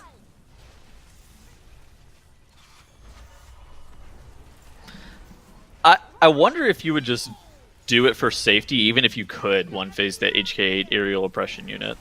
So say on a 37, whenever we saw Ambition one-phase the 35, it looked like it was maybe even doable to one-phase the 37 with the amount of damage they had. But I wonder if you would just Lust Gavamac for safety on a 37. On a 37 for sure. On a 35, you need to one-phase the last boss to 2 chests, right? Sure. So then... the other thing is as well that the Tank Buster on the last boss is actually pretty crazy. Like, it does so much damage. That is a very good point. There's like... I think there's upsides and downsides, because if you one-phase, or if you're planning on one-phasing the last boss, then you need to save all of your offensive cooldowns for the aerial unit, which means that the Tank Buster actually takes quite a bit longer to kill, and therefore it's more dangerous. So that's the downside of the one phase. If you two phase, then the downside is that you have to fight the Tank Buster twice, but you're gonna have cooldowns for it, so it's gonna be shorter. And I Yeah. honestly think, when you think about safety, I think it's better to play the Tank Buster twice, but it being shorter, because then your defensive cooldowns are gonna be back up again, right? I personally think so, at least. But I'm This not makes sure. sense. It's unclear as to how much that fulminating zap is going to hit you for. Yeah. I think it's one of those things that if you don't have a defensive, you'll probably die. Yeah, especially, like, I think if someone gets hit by it twice in a row, you're probably just that. Unless you have an immunity or something. Well, you can turtle number 1, and then you can battle res number 2. Can you Shadow Melt that cast as well? I have not tested it. I'm going to go with probably not, but I'm not 100% sure. Otherwise, Annie would more likely than not be playing a Night Elf as opposed to a Tauren. Yeah, that's what I'm thinking as well. Alright, so Ambition is now again in that Iron Star area on the bottom left side of the screen. Let's see if they manage to do it this time, because last time they had to reset the key here because Nerf was going down while they were gathering up this trash pack. We'll see if Nerf can survive this time and if everything goes correctly for them. Can we get a rating on Nerf's Mog, Nagura? 1 to 10. Pretty good. I would give it a 8 out of 10. Okay. Yeah, I think I'd agree with that. I think it's topical because it fits the Wrath of the Lich King classic pre-patch that's going on right now. Yeah, except the weapon, of course. I mean, not that Wrath of the weapon Lich is King. in that weapon is like in the hands of one of the NPCs in the Death Knight starting the end of Death Knight starting quest. So Okay. it qualifies. And also the weapon is green and the rest of the transform is blue. And that's Well, like, yeah, there's a little bit ooh. of there is that. Yeah, Don't worry about that. that's why it's an 8 out of 10. Exactly, yeah. Yeah. Ambition's Saying actually I doing a agree really with good you. job with this Iron Star pull. So look at this. This is the trash that they have to pull by hand as well, and so they're doing the double infiltrator and doing all of the easy trash in this front section. And look off to the side. You see all of those Ogron laborers and all the bad trash. They're getting Iron Starred. So the Battle Master, all the stuff that the Eyes of the Beast did through the pack. That's JPC basically soloing it, while the other members of Ambition actually just looks like Onesie, Nerf, and Elismir are sitting here and doing this. So it was Azuna and JPC doing the Iron Star stuff. I like this. This speeds up this pull. So you have to do like one pull by hand basically in this area, maybe even two if you're pretty slow. But these TGP teams have been doing one pull by hand, and so actually 3-manning that pull by hand while the third star is being cast, that feels so efficient to me. Yeah, I like this a Definitely lot. looks We've efficient. seen other teams do this as well. And yeah, like whenever you see multiple members of the team just standing there and doing nothing at all, that just seems like surely there's something they could do, right? So yeah, I really like to see this. Just kind of min-maxing, making sure everyone is always being efficient somehow. But Shishu Gaming now they're 35 on the bottom right side of the screen, attempting that last boss as well. They're looking They pretty need good to- on the 2 chest timer, but they definitely need to one phase. Their Otherwise, they're not gonna make it. their one phase of the 33 also looked kind of sketchy, didn't it? That they had A the little gate. bit, yeah. Yeah, I actually like what they're doing here with the tank buster. So they're making sure that they have the enlarge for this first combustion that the mage is going to be pumping into this tank buster. This will end up accelerating your phase a lot. I am really concerned about their ability to be able to one phase the HK8 aerial oppression unit on a 35. We have seen 2 other teams now be able to one phase it in Ambition and Team Performance, and both of those teams 2 chests this dungeon. Jishu Gaming has to be able to 2 chest this dungeon and needs to be able to one phase the boss here. Yeah, I don't think you want to have to force yourself to slog through a plus 36 to get to the 37 at this point. That sounds Yeah. terrible. That sounds like a would way for be- them to get eliminated today. That'd be rough. That would be rough. Team Performance now in the top left in the 37. The only team that isn't at the 37 key. The first team Oh, as but well. not going to 3 chest it. Sad. Aww. Yeah. Not going to hit that timer. But they're in this area now where I think there's quite a few trash mobs that can be pretty dangerous. You have the small mobs that randomly fixates players. So they're trying to keep them in with like lots of CC. You can see AoE stuns coming out. You can see rings coming out, making sure everything is staying kind of contained. And then you also have the mobs that throw trash at people as well, which can probably do a lot of damage on this key level too. So yeah, lots of dangerous mobs here in this area.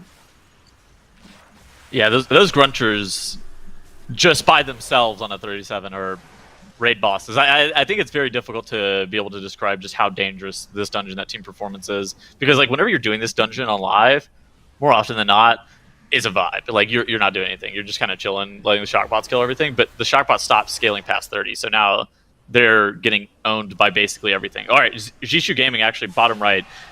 They are now on this HK aerial oppression unit. Lust has been popped. Anuo now Less than 10 finally seconds reaches. after the haywire already started. Oh my god. Dude. Oh, they're catching up. Slow. Ooh, I don't know. Oof. I don't know about this. They're catching up to the Haywire They need cast. to ramp.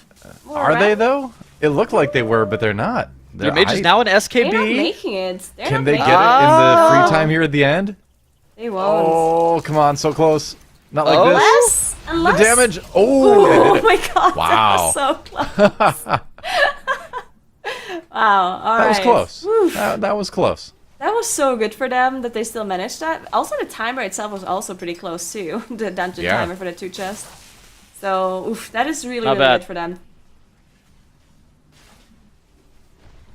Alright, Wow. I'm excited got to it done. see King Gobamak for Team Performance is- here in the 27 though. Oh, we see a pot actually being procced here for the Warlock.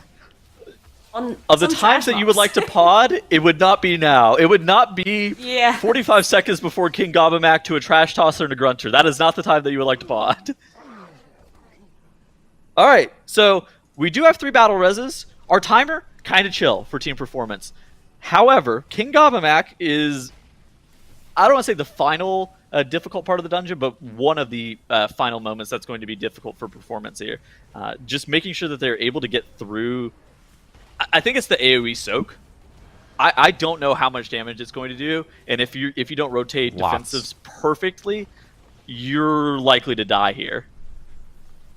The question is, are they also going to get a lot boss? of combos too, right? Because King Gobbamac has 2 AoE abilities. One is the soak and one is the rumble. And the longer the fight goes on, the more kind of like overlaps you're getting, where the rumble and the soak happen in like quick succession. So you end up just having to heal a lot. So we'll see how many of those combos they actually get. Let me pose a question. Okay, look at this. They're lusting this. So very infrequently do you actually have lust for Gobbamac, but whenever you're looking at this relative to the timer, they're going to have their lust come back up 3 minutes before the timer is over. They may end up having to AFK around the final boss for a little bit before they're able to actually get that boss pulled off. Team Performance is doing a great job here, dropping that binding shot on these Grunters. These Grunters for this first overlap of this charge smash are very, very dangerous, so you need to make sure that you're CCing them. Then get to your Tesla coils. They dropped a lot. They were a bit higher HP than I thought that they were initially going to be. I agree. That looked definitely doable. I'm not sure how many defensives they actually had used. Was it that they popped everything, or was it that it's doable? I don't really know yet. Well, we have 58% of the bots to find out now. The lust is down, the cooldowns are down. Did they all use Dwarf Racial for the first one? Oh my god! Alright. Alright. They did use a lot of it. So our priest just saw single digits there. We will be GSing ourselves for the next one. Oh no. Priest? We're fine. We're fine. Okay. All right. So team performance, we're gonna have a GS on our priest for this next one. Our warlock doesn't. I don't know what he has up. I hope he has pact available here because he's looking pretty sus. Okay, now his unending just came back up. Unending resolve. It just came up. So one more thing to note is that the rumble actually does physical damage, right? Oh god. Oh my goodness. Oh my god. That's frightening. Yes, it does. Yes, it does do physical damage. Yeah, so you can see the dwarf racials, they're all on cooldown because they've used it on the rumbles before. So that means for the next rumble, they don't have any of that physical reduction available to them. So we'll see how that looks like. A nice spot being used by the mage. And then resolved by the warlock, and he's still dropping so low. Desperate prayer as well, plus turtle. Here we go. Are they soaking it? Alright. Alright, that's a dead down, a pot by the warlock. priest. Yeah. Hunter still has the dot. He needs to go to a coil. Warlock actually going down completely here. They have a battle rest available. That's so sad. Okay, so our hunter procced his cheat death trinket here. He's running the cheat death trinket from Fate Scribe. You can't see it over the Grievous debuff. Now you can see it. He ended up proccing it there. So he does have Stone Form available for DR. They actually probably have anti-magic zone if they get another one of these. Okay, so the anti-magic zone is being dropped. Yeah, it's being dropped in advance, but this is fine. You're not upset about this. You have plenty of bots remaining in this dungeon, and the timer giga chill. Clean. Only one death, right? Because the other one was from earlier, I think. Yeah, I think so. Only the warlock died. Yeah. Wow. Alright, so they have to get some bots on their warlock. Tip your healer. That's totally doable. The problem is they have used a lot of their cheat deaths here now. And the last boss, the tank buster, the sap, can close to one-shot players probably in a 37. So we'll see how they manage that. It's also a little bit RNG as well, because the way that step works, it's basically completely RNG who gets it. So it could be the same player who gets it 3 times in a row, which would be incredibly deadly, because of course you're running out of defensives at that point. So we'll see how they manage that tank buster. It's this is gonna be a very very scary moment. Ambition in the bottom left are also in a progression level dungeon. They're doing this 31 here. they're looking pretty good on the timer. Getting Grimrail Enforcers killed off by 12:49 with the amount of count that Ambition has. They're also in a great spot to be able to time this 31. I feel like Performance has to finish this now. You have to. You can't. I don't want to curse them, but like, you know, the story ends with them finishing this 37. Like they have to. Yeah, and we're talking about how high can Junkyard go, and we set 38. But after seeing King Gobbamuck on that 37, I don't know. Like, can they survive a 38? Imagine Tyrannical. Yeah, Tyrannical will be even crazier. Oof. Oh, well. As crazy as it may seem, it's time to swap casters again.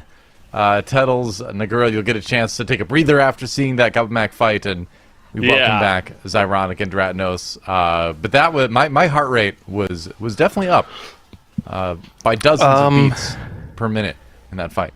And we have a very important revelation as we look at the top right corner here. Echo is very, very close to that 2-chest timer. Important revelation as we look at the top right corner here. Echo is very, very close to that 2-chest timer. Are they going to 2-chest this? I don't know.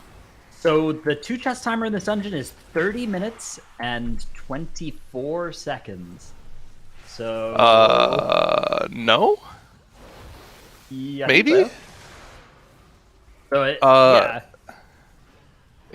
it's gonna be really close. I mean, yeah, they gotta get a move on right down to the wire here. They've got to kill off this tank buster and then secure that one phase. I think they do have just enough time if they land that one phase, and I think Echo are likely to be able to do that. But it's what, a 40-second burn.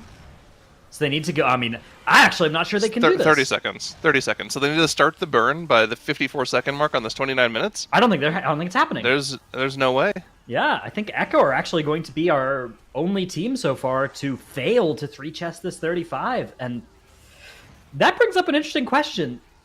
If that happens, do you actually just come back into the 35 and try and 2-chest it instead of trying to time the 36? Like, which of those is easier to do? I don't know about that. You probably just do the 36 instead, but it is definitely it's not clear to me which of those is better.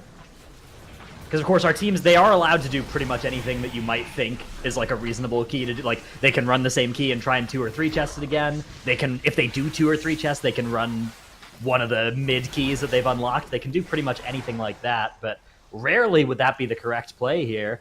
But yeah, Echo, I mean, they're running out of time here. They're not going to have enough time for this 2-chest, so unlike the other teams that have unlocked the 37 in Junkyard, they will need to do another key to be able to do that. Yeah, there it is. That is not a characteristic of Echo. Echo are usually the team that are unlocking the extra keys, but here they are the team that has failed to do so. On a 0-death run, nonetheless.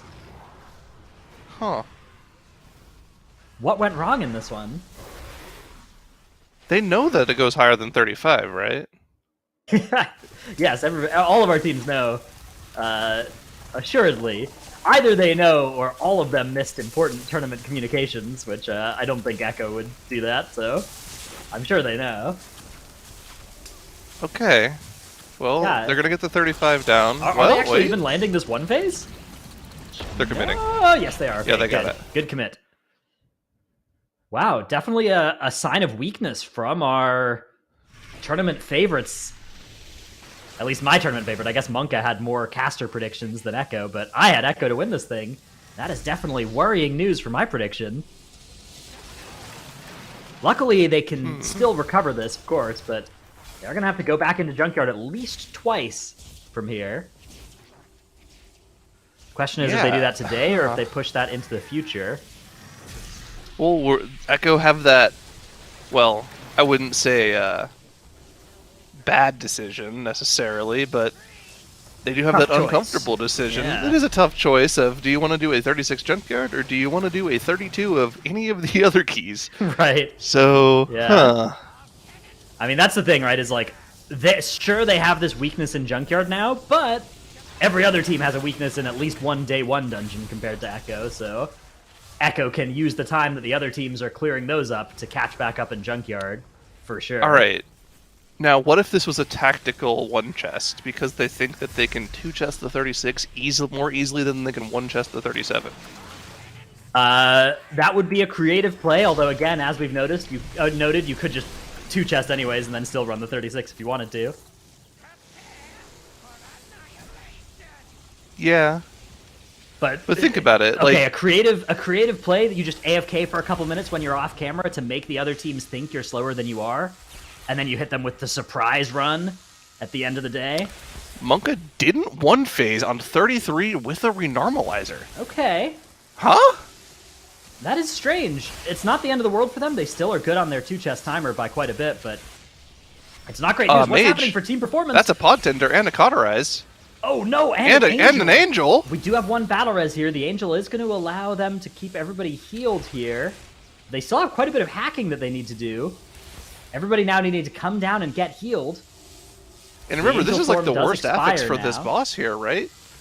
This Grievous affix is so nasty, and with the time that they have left on the board, they have to go for the one phase here, so they're going to sit here and wait for that Bloodlust to come off cooldown for the next 15 seconds, and pretty much go completely for broke for this one phase. The Bloodlust isn't ready! They finished the hack! They have to go into the boss! They're going to have to two-phase this. They have to two-phase this. They have to lust second phase and two-phase this. I think they have just enough time to go for it. I don't think one phase is going to happen here, even with the renormalizer, though. And look, the health bar is so far behind that Haywire cast, because it looks like they finished the hack before they were really even ready for it. Okay, so we actually want to save this renormalizer to help make the tank buster easier, ideally here.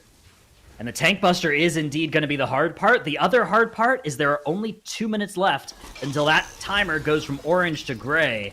And that would be a tragic depletion here for such a good run, even with those 4 deaths on the board. Pumping a couple extra scorches into this renormalizer while we wait for the tank buster to reappear. 33% on the boss itself. It's certainly low enough to die in the next phase, but they have to get there in the next 2 minutes as they start pumping damage into this tank buster. This is going to be unbelievably close. You know which side the next one is going to be in the intermission is the good news. It always alternates, so they can go and kind of be pre-placed towards the correct side for the next intermission phase. But I don't know about this timer, Zyro.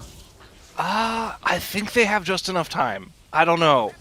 It's going to be really close. So you need, I would say, if they are able to kill Tank Buster off by like... it's at half health. 37-10? There's no way. Where's the renormalizer buff? Why is their mage doing no damage? The renormalizer has perished. That's not good. Why did they kill it? I don't understand. Gone. The ice block is going to come out against that fulminating zap, but 37.05. We are getting well over that 37.10 benchmark that you mentioned. I think there's no way here. I think this is a Depleto. They only have to do 33% of the boss's HP when it comes down. No, man, it's going to take the rest of the timer for them to get the hack off. They're on the wrong side of the arena as well. The next one that'll be active is actually the one over on the other side that they need to go and get to. Yeah, so they have to do even more walking here. 25 seconds is just nowhere near enough. What happened on that hack? That was like the worst time of the hack as well, because the lust wasn't up. Right. I don't even think their mage got an enlarge buff. And if they were gonna try in two-phase, they should have just hacked instantly, right? And then gotten back down and had more time for the second hack. But that's not gonna work out for them there. You can see that timer is about to turn gray here. Tragedy for Team Performance as the 37 didn't wipe them. It out-timed them. That is so bizarre in Junkyard. Rarely do you see the timer itself in this dungeon being the problem, but at 37, weird stuff starting to happen here. As our team is now dying and will be heading back to give this potentially another try. Worrying developments for Team Performance, who are currently at the bottom of our leaderboard. Even with this Junkyard, they would still be at the bottom of our leaderboard as well. They have so much work to do in Iron Docks and in Lower Karazhan to catch up with the rest of our field. They got to get this done soon and head over to those dungeons. Meanwhile, Ambition, Skullock has been eliminated here. They've just got to take out Koromar and Zagash. JPC also going down. This is going to be a 31 with a bunch of time to spare. And like you were saying earlier today, if you can beat a 30-minute dungeon under like 27:30, right? That is indicative that you could do it 1 key level higher. Ambition have done just that here. They have enough time to raise the key level and beat this dungeon again. The question is, can they survive the key equally as well if the key goes up? Yeah, definitely. I mean, again, most of the dangerous trash damage you can outrange as a ranged player, and they are essentially running a triple range comp. Yeah, Hunter kind of hates not being in melee a little bit. You can't carve it all. But you can do, like, I don't know, 75 or 80% of your damage just by throwing bombs. If you get good procs, you don't need to carve it all. That is true, yeah. Just get 4-set procs. Why not? Yeah, it's a simple strategy. I'm surprised the Hunters aren't using it more. Yeah, I don't know. I mean, it definitely is a scalable strategy to do what they did. And they had plenty of time to do it. And that was an extremely clean Iron Dox 31 for them as well. 32 definitely is on the table, but again, is going to the 32 the safe play right now, or do you want to go collect some more points in Junkyard? Well, funnily enough, Ambition have decided to take their break, joining Team Performance, Monka, and Echo, who are all also taking their breaks, leaving Jeju Gaming as our only team in a dungeon right now. If they could hearth out right now and take their break as well, we would have no content to show for at least a couple of minutes, so hopefully they don't do that. That's a weakness we didn't anticipate when creating the break system. What? What if all teams take the break at the same time? What are we going to show? We just have the player cards. Yeah, that's a good point, actually. These are We're the getting sorts of owned things by all you the don't think teams right about. now. Yeah. All right, well, GSU Gaming, they are walking through this Iron Dox cannon barrage area that they've already cleared out with the Iron Stars, mostly. One infiltrator going to be grabbed by Anuo there to make their way to the second boss. Timer here is looking pretty okay for them. Grimmerlin forces will be going down somewhere around, what, 13:30? It's a little faster than that, I think. This boss dies pretty quickly. Remember, it's fortified, and they have their second lust for this if they choose to use it. They'll probably end up pulling that Cleft Hoof and Wrangler in as well. Yep, I think Annie has misdirected that down to Anwo here, so yeah, this is actually like really efficient. You can kill this in 2.5 minutes pretty easily with their comp. All right, especially the double lock comp.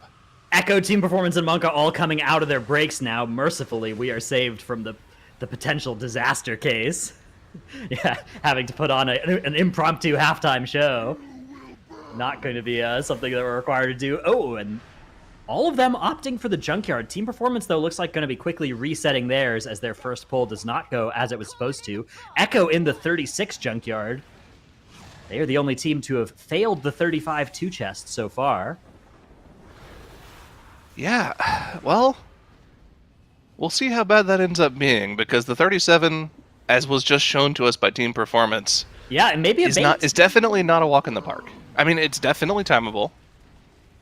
I didn't really see, like, what went wrong for them outside of that last boss, but I feel like if there's a little bit of more proper setup, it should be an easily two-phaseable boss. They just...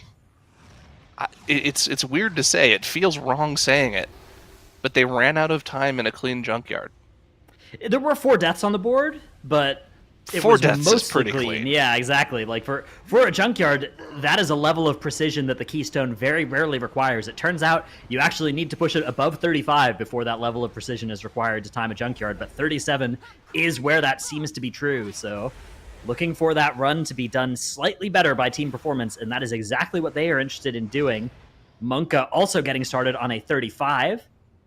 Echo in their 36. So we have a 35, a 36, and a 37 Junkyard, all happening concurrently here. Pretty nifty. Ooh, they're counting.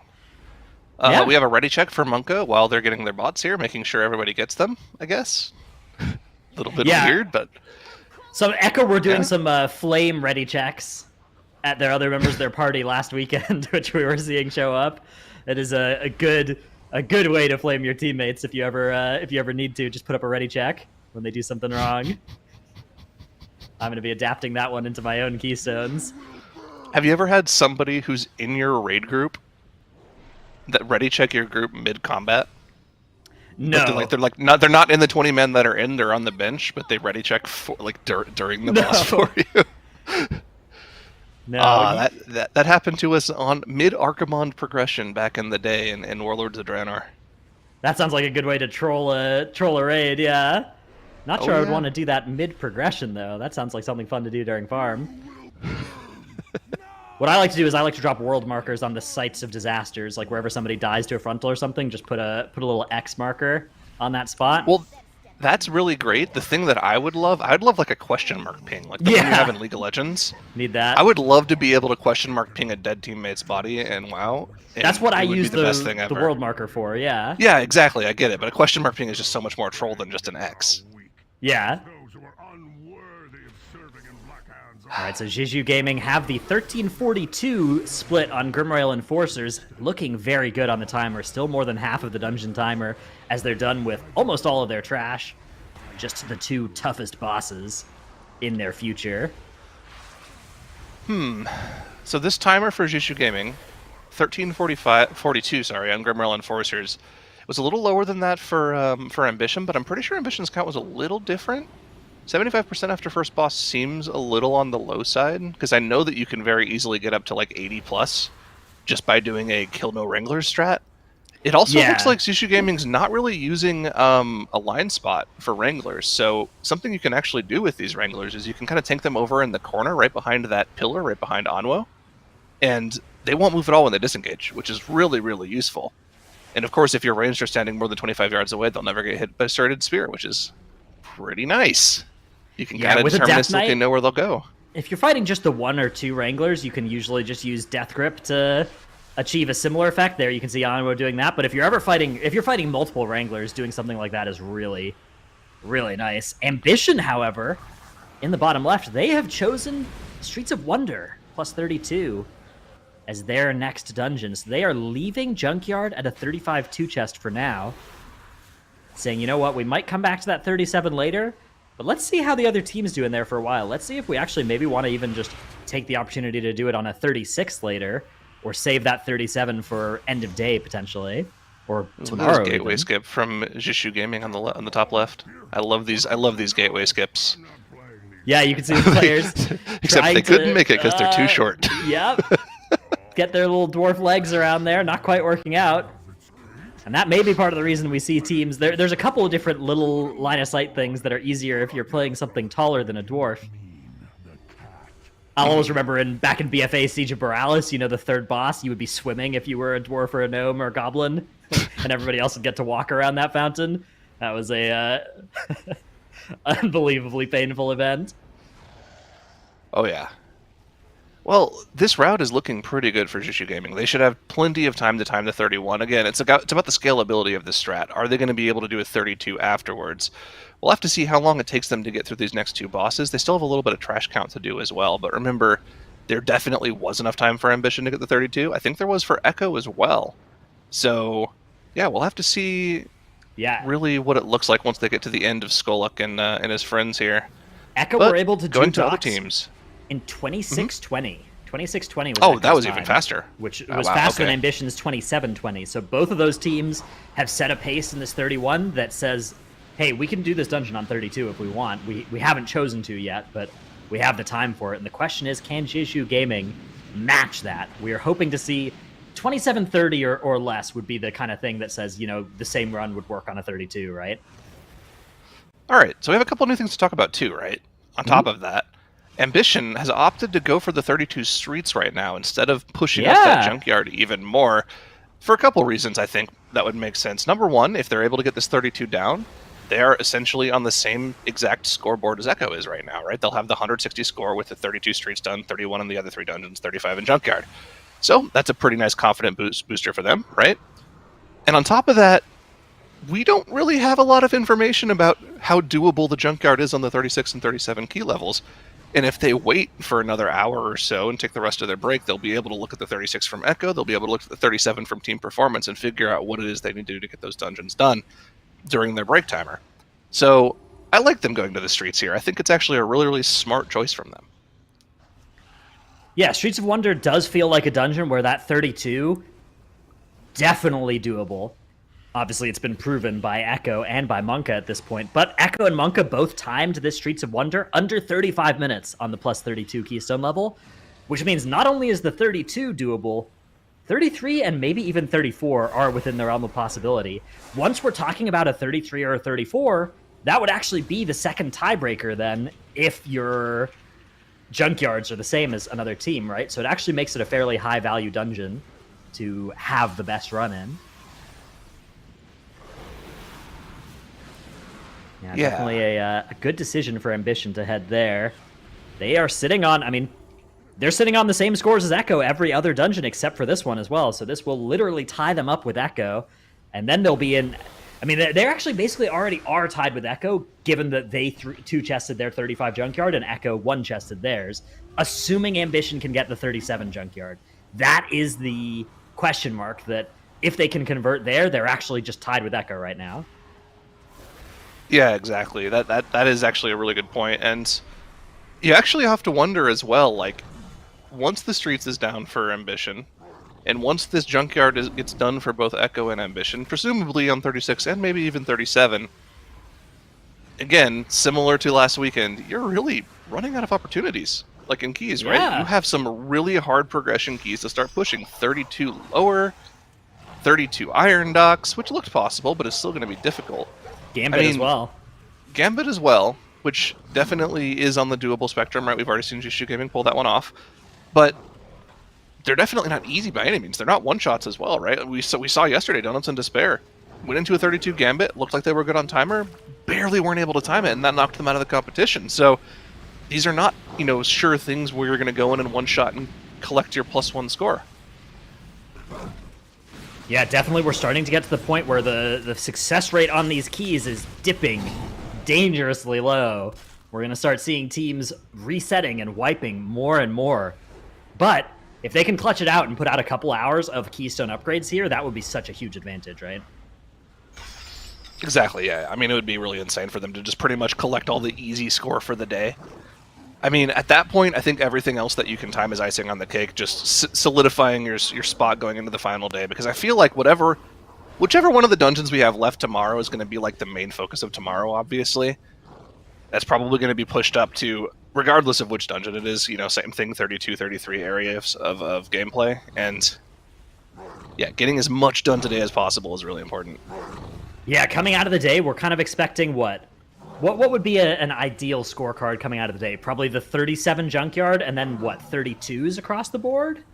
If a team can beat that, that is probably a really good place to be. Yeah, I think if you're a team that wants to compete for winning the entire weekend, that's where you need to be. You'll need to have a 37 junkyard done and 32s across the board.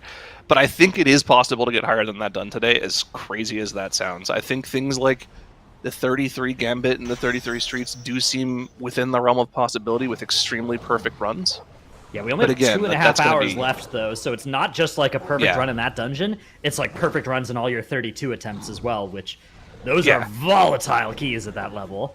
It'd be a perfect day, essentially. Right. But, I wouldn't put it past Ambition or Echo, who, I guess Ambition have reset maybe 10 or 15 minutes worth of dungeons at this point, and Echo have failed that the 2 chest on the 35. Other than that, the teams have had pretty perfect yesterday and today. Things have looked really, really good for these teams. Let's not forget that Ambition and Echo were the only teams to 3-chest every single 26 that we threw at them yesterday. Very impressive feat. Yep. The consistency that they're displaying in these dungeons as well. Very impressive. It's on another level, that's for sure. I mean, the gap is so wide right now. I mean, between first place and last place right now, look at team performance. They've been in the junkyard all day today, and yeah, they could have had that 37 done, but the time they've spent in the junkyard has meant that they haven't gone and collected their, easier quote-unquote +2s in the iron docks and the lower, right? So they're 8 points behind Echo and 3 points behind their closest competition to stay in on the day, which is Monka. So they have a lot of work to do if and when they get this 37 junkyard done.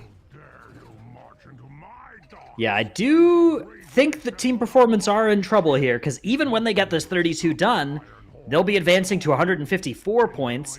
They'll still be behind everybody. The good news for them will be that they can then head and pick up 2 copies of 2 points from their the 2 chest opportunities that are on their board, but the teams ahead of them also have 2 chest opportunities on their boards. So danger for team performance of being eliminated at the end of the day. They're kind of getting close to the point where they're going to need Monka or Shishu Gaming to start making mistakes, and potentially already they're at a point where they might not be able to catch Echo You know, they are 8 points behind Echo, 7 points behind Ambition. I'm not sure they can even get there, even if Echo and Ambition don't put any more points on the board, which we are pretty sure that both will. Mm-hmm. Well, look at this Iron Dogs for Jushu, right? Like, it's going actually really, really well for them. As a matter of fact, they're even just opting to play this completely cleanly and safely and just burn Koromar down first because they know they have it in time. That also means, though, that they have probably about like a minute of wiggle room that they could gain just from burning down Skullock instead on a higher level key. So we'll have to see what the timer is going to end up being here, but it looks like it's going to be somewhere in between where Echo and Ambition's runs were, you know, in that high 26, low 27 area, which does set them up for the potential to do a 32 Iron Docs later on in the day or in the weekend. Yeah, for reference, Echo's time in this Iron Docs 31 was 26:20. Ambition's time was 27:20. We'll see if Jishu Gaming, it would be very elegant if they could land at 26:50. That would be exactly halfway between those two times. So ideally, that's what I'd like to see. That would make me happy. And we all know how important it is to make sure Dratnos is happy. I like it when the numbers are elegant, when they line up nicely. So we'll see if they can do that for me. They get sent back to the back of the boat here with Skullock at the elegant life total of 67%, 2/3. Nice fraction. 2% too low. Not nice. Yeah, true. They're going to head back up and break out, hopefully before this next Cannon Barrage starts. Yep, indeed they've done that. And like you said, this is such a safe fight because they focused Koromar first. They don't have that cannon active anymore, and they just get to cleave down a boss that really doesn't do all that much of anything once Koromar is dead. You just have to get sent back to the back of the boat with that Gron smash every so often. Yeah, just the minor annoyance of not being able to hit the boss for X amount of time. But really, honestly, I'm of the opinion that burning Koromar is actually not that big of a time loss. The only loot time that you lose is essentially just like Skullock damage when you get knocked back, because Zogosh runs back to you. It's not like you can't hit anything during the Gron Smash. Like, watch what happens for Jishu Gaming here, right? Zogosh is going to run back to the group slowly, but you have something to hit, and it's important damage because you do need to kill Zogosh to finish off the dungeon. So it's not like you aren't doing anything during the Cannon Barrage. And then, of course, you're going to go focus Skullock anyways after the fact, so it's not like you really are worried about doing too much damage to Zogosh. So I think like a burn Skullock strategy might actually only end up saving you like maybe 30 to 40 seconds over the course of one of these higher end dungeons. Now, of course, in high like a 32 or 33, that might actually end up mattering, but when they have so much time in this 31, it doesn't really matter too much. 26:20 has just passed. We're getting close here. 26:30. Are they going to get another Gron Smash? Ooh. 26:35. Oh, is it happening? 20 second now. It's like 5 seconds. We're hoping to see 26:50. Come on. Oh my goodness, no, the Gron Smash. Oh, tragedy. All right, it's going to be a little bit slower. Day is Oh no.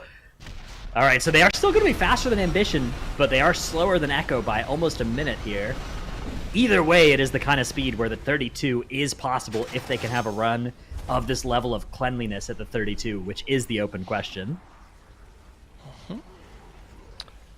That is the case. Let's keep a check on with our other teams here. Echo is trucking along in that 36. They're really not aiming to get as many of those infiltrator buffs as I would have guessed here. Like, they only have 9 stacks, and it looks like they've already dealt with Zolgamux here. So they have a lot of available infiltrators to go off and hunt and kill before they head to King Gavamak. So I don't see them actually pulling King Gavamak probably until that Lust comes off cooldown again. So yeah, we'll have to check in with them in a bit. They could land a Lust on Gavamak and on the last boss if they really wanted to. We'll see if that's something they're interested in. Looks like right now, as you said, just hunting down infiltrators is the name of the game for Echo. And they are under very little time pressure here because they don't need to 2-chest. They just need to make sure that they beat the dungeon timer. That being said, on 36, even that starts to be very tough to do. This is a very, very high-level keystone. It's decently high. I mean, there's a higher one being There done is. by one other team on screen, but, you know, that's Team okay. performance Speaking of working that on team, look Gunker. at the health bars! Look at the health bars! Their priest is a Tettle says that mana is a fake statistic for the priest. It's a fake resource, but I don't think that's the case when you have none of it. Yeah, Look Gunker at in his team particular. struggling to stay alive. True in a different definition now. So the good news here is that you could always just go into Angel form when the boss is this low if you need to and just heal everybody else that way. You would lose your bots, but you do have a little bit of extra gas in the tank as a Holy Priest to get over the finish line on a tough boss fight. Looks like Team Performance is not going to need that, though. Everybody does survive the encounter somehow. 29k HPS was being put out by the Holy Priest there. That is not a small amount of HPS. But look at the statistic here. Team Performance, something about their routing is just better than what Echo is doing. Or maybe it's the Destro Lock versus Demo Lock difference. We haven't really talked about the Demo Lock too much, but look, the Gunker kill there was 1044 for Team Performance and a 27. Faster than when Echo killed their Gunker in a 36. So something about what Team Performance is doing is working out very well for them. The thing is I'm starting to worry about what you were talking about earlier, where it might not matter how good their junkyard is if they don't get in and get some of those 28s and Iron Docks and lower Karazhan raised quickly. They've only got 2.5 hours left. Yeah, that's one the thing's thing. for sure. Good. Yeah, when they get this 37 done, they have to spend the rest of their day getting those lower keys up, or they're very, very likely being knocked out of our competition. The good news is the 37 would be a tiebreaker against any teams that don't do a 37 junkyard. The bad news is they might not even be able to get enough score to get into a situation where they're even using the tiebreaker. They are falling quite far behind on overall score. The good news for them is that there's easy points for them to pick back up in those plus 30s if they can do those quickly and cleanly. So getting up to 156 in the next hour should be doable for them. Would you say if this one doesn't work out, then you go and get the 28s pushed up? Nah. Come back to it later. You got. I think you're not going to be able to make it through to tomorrow without the 37 junkyard if you're Team Performance. So I would just, as soon as I was depleted, I would hearth out and just give this one another try. And because like you need those 30s, but you also need this 37. Live or die in the junkyard. Yeah. Got it. It's whew, it is definitely. I mean, it's got to feel really bad that they barely depleted it the last time. There's something about barely depleting that feels so much worse than like wiping on a boss and knowing you can come back in and just not wipe on the boss and time it, right? Now Team Performance are in a spot where it's like, we just need to do basically the same thing, but ever so slightly better. Well, this is that Zolgamux pull for Team Performance on a 37. Yeah, these two CC'd blasters, you know, when you're thinking about how do we find an extra minute in this dungeon, perhaps that part where you're killing two blasters by themselves is the part that is slow, and they are going to grip in one of these blasters. Unfortunately, immediately it is going to run out again. They're going to have to use mass grip to bring it back in. Leaving it down with Zolgamux here. I was just looking at the damage done to their team during that Blood Siphon.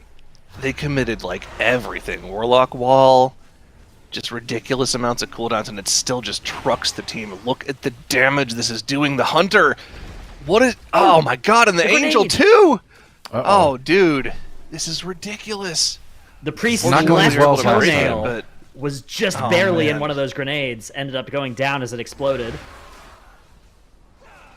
Those things can be very nasty. They are absolutely one-shots at this keystone level. But they finally at least captured Zolgamux. They're actually going to commit a battle res here to return their priest to the battlefield, because of course those blasters are going to be in combat for the next while. Priest grabbing and that also, shot fortunately, bot. he can actually grab all three of the bots here. He's going to head over to the corner here where there's also a grease and a welding bot that he can pick up too. So, not the worst place to die. So, he'll get them all nice and... He'll get all botted up here in a sec, and you can see a little bit of a bzz coming out of his character there. Another one as well for the road. We love shock bots. Yeah, they are going to finish off this blaster now by itself. Meanwhile, Echo about to pull Gobamak here on this plus 36. First, they've got to deal with these two brutes. Ambition. We know how much the 37 did, so it'll be interesting to compare the two. It's probably going to be pretty terrifying every time that soak goes off, though. Yeah. I have an inkling of a feeling that it'll be about 8% less damage that they'll be taking. Oh. What do you think, Dratnos? Yeah, I mean, we'll have to have the scribes check the numbers on that one. Consulting the manuscripts. Scribes? Yeah. Sweet. The ancient prophecies of how much damage King Gobamak does at every key level, but it sounds feasible to me. And we know that you can live the 37, so the 36 is definitely doable. That being said, True. It's easy to die to stuff that is technically doable. I do it all the time. I think I have some experience in that regard, too. Yeah. Meanwhile, Monkey on the bottom bit. right showing us exactly how dangerous this boss is, but on a 35. So, again, 8% less damage even still than what we're about to see from Echo here. This is the make or break point of the dungeon for Echo, and again, they really haven't gone for the Infiltrator buffs. We know from a couple weekends ago that you can really go hunting for some buffs in this dungeon and have something like close to 18 buffs by the time you get to Gabamak if you're really scared of the boss. Echo doesn't seem to be too scared of it. They're probably playing, like you mentioned earlier, a lot of cheat death trinkets just to make sure that they live through everything. But the most dangerous part of the fight is right now. These grunters coming into melee, they've got them binding shotted up, Frost Nova coming out from the mage just to make sure they don't take any melees for when that charge smash goes off and hits the entire team for something like 90% of their HP. But they have a system to it. They have it figured out. They're going to live through it just fine. Well done from Echo there. Clean so far. Yep. Little dude's getting zapped now. Yeah, we are going to get to some more dangerous charge smashes towards the end of this fight. But it does look like that really tough one near the top was well handled. Here comes the next charge smash. This one's going to be AMZ. So this one won't hit quite as hard. Only about 40 to 60% of the life bars disappearing there. Yeah, we saw an ending resolve there used there as well. Following up that smash is a rumble. That is a lot of physical damage. You can see the Clothies in particular getting beaten up by that rumble dot. Luckily, there's now a bit of a reprieve as we get to the third charge smash. Yeah. Pretty little happening here. The only thing that's going on is those ads, but luckily they've energized enough of the room's defenses that none of those ads will even be connecting with anybody. So this third charge smash, a Frost Nova actually used by Mirez to keep one of those ads away.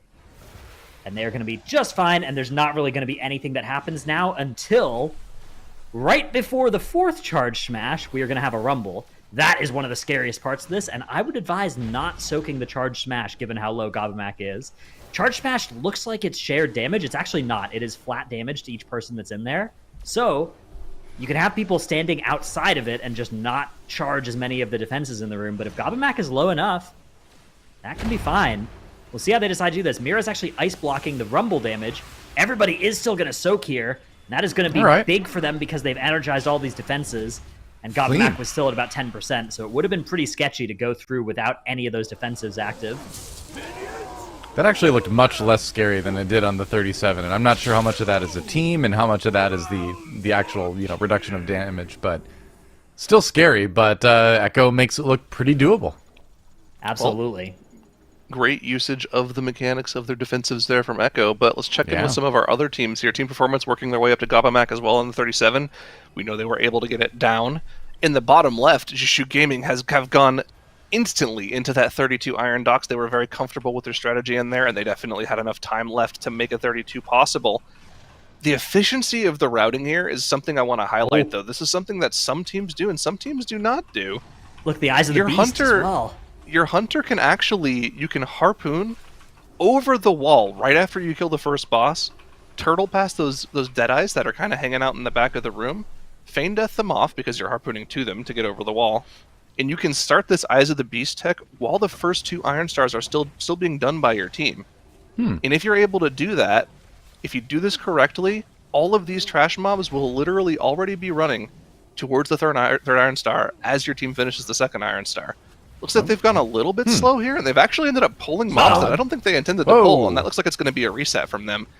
Tank has died there, Onwo going down, but still pretty good use of the, at least on the Hunter side of things, that Eyes of the Beast move looked really well executed, so hopefully they'll be able to get a run where all 5 players are able to execute their jobs at the same time. Meanwhile, Echo just cleaning up the last little bit of their trash in this 36. Not that far off of the 2-chest timer in the 36, although they will, I think, be on the wrong side of it. But let's just quickly double-check. The 2-chest timer is 30 minutes and 24 seconds. Yeah, so I think that Echo are just going to get the old 1-chest in this 36 junkyard. That would be amazing, 2-chesting in 36. Yeah, I mean, it doesn't seem impossible here, but it is a 0-death run, so not much more you could expect out of them. Only 2 minutes till the end of the dungeon here. They still have more trash to deal with. Yeah, it's going to be... They're going to be at least a minute over that 2-chest timer. Team Performance getting close to their Gabamak on the 37. This run is You going okay a over little there, bit Zyronic? quicker than their last Oh, one. I'm good. Okay. All right. Just checking. Just taking part in one of my favorite pastimes, copying and pasting. And carry on. All right. That's good. Good, you're keeping busy. I mean, these junkyard runs are just so ridiculous from the teams. I have to like take a little bit of a mental break from them just to calm down a little bit, you know. But we don't have any time to rest because Team Performance is about to pull this 37 King Gobamac, and I am very scared for them. This timer, again, is going to pull right up against the end of the dungeon. Actually, I want to go back and look in the VOD and see what their boss kill timers were like in the 37, because I want to draw some comparison to see if they're doing a little bit faster of a run this time around. I think they struggled a little bit more on Zolgamix this time. Zolgamax this time. So I feel like if I had to guess, I'm going to guess they're a little bit slower. But I'd have to go back and check. And It's okay, we got Zyro on you said that. you're going to. I'm on the case. So in their That's my guess, previous though. run... Okay, this is actually really good for them. Okay, so in their previous run, in their 37, they killed Trixie and Nano at 1808. This run, they're at 1657, so they're more than a minute faster this time around. And actually, if they had that minute last time around, they would have timed the key, even with all the mistakes they made on the final boss. So they're going way, way faster this time around. And if they're able to get through King Gobamac with a similar level of execution here, they should be able to time the key. But that's still a huge question mark. As you can see, one single throw trash just did him clothy for, 80% of his HP. What is in that trash? I think that's Tettles' DPS in there. Oh, that's devastating, then. I was gonna say the trash. I don't think it's the trash itself that's scary. It's just the bulging size of the muscles for the trash tossers as they're scaled up to this key level. I see. It's not the projectile. It's the device to convey the projectile. I see. Yeah. It's like but if it is like a Tettles' railgun, DPS, that makes a lot more sense. I see. It's a kinetic, energy introduced into the trash, not the trash itself. Ooh, Cheat Death ends up being procced by their tank as one of those shockwaves actually goes right through him. Scary there on those bullies. Meanwhile, Ambition working on the Postmaster in the bottom left. You can see everybody dropping solo. Actually, Onesie and Ellesmere both going into a pod here. Fortunately, the next money order is going to target JPC, who does have aspect of the turtle to mitigate it. And that's going to be the breath of fresh air that Ambition need to stay alive on this 32 Postmaster. This is a scary one, though, especially with Grievous. They are going to have to do at least one more money order and one more fan mail. Probably two more fan mails. This is starting to get fairly sketchy. Yeah. If they can do it, they'd be the third to complete 32 streets today behind Monka and Echo. Even then, their timer isn't, that safe. They still have to go do the Oasis after this, right? Yeah. So... Oh, yeah, you're have right. 10 minutes to do that. They have the I mean, time. there's definitely time, but we're not done with this boss just yet. Here's the fan mail, and I believe there's also an order right after this too, right? So yeah, there it is. There's the money order. They have the ice block for it though too. Oh, that's so good that they have that available still.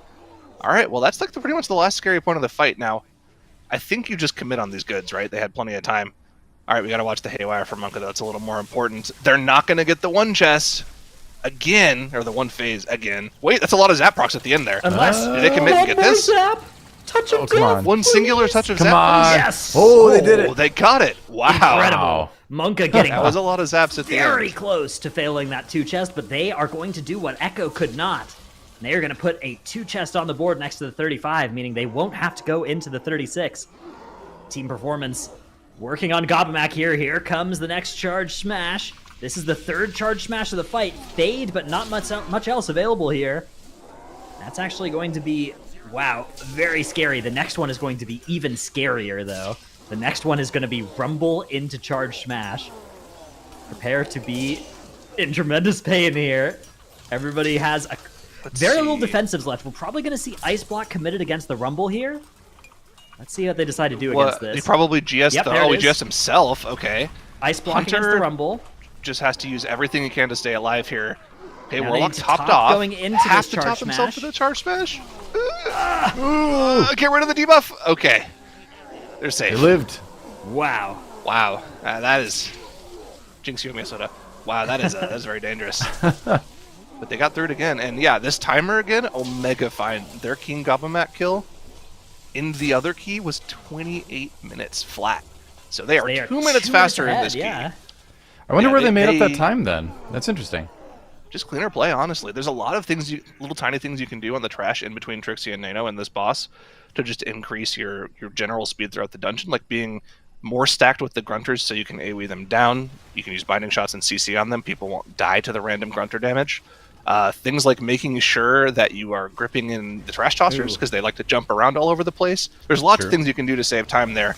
But let's focus in on what's going on for Echo here. They're about to get into their first damage phase pretty soon.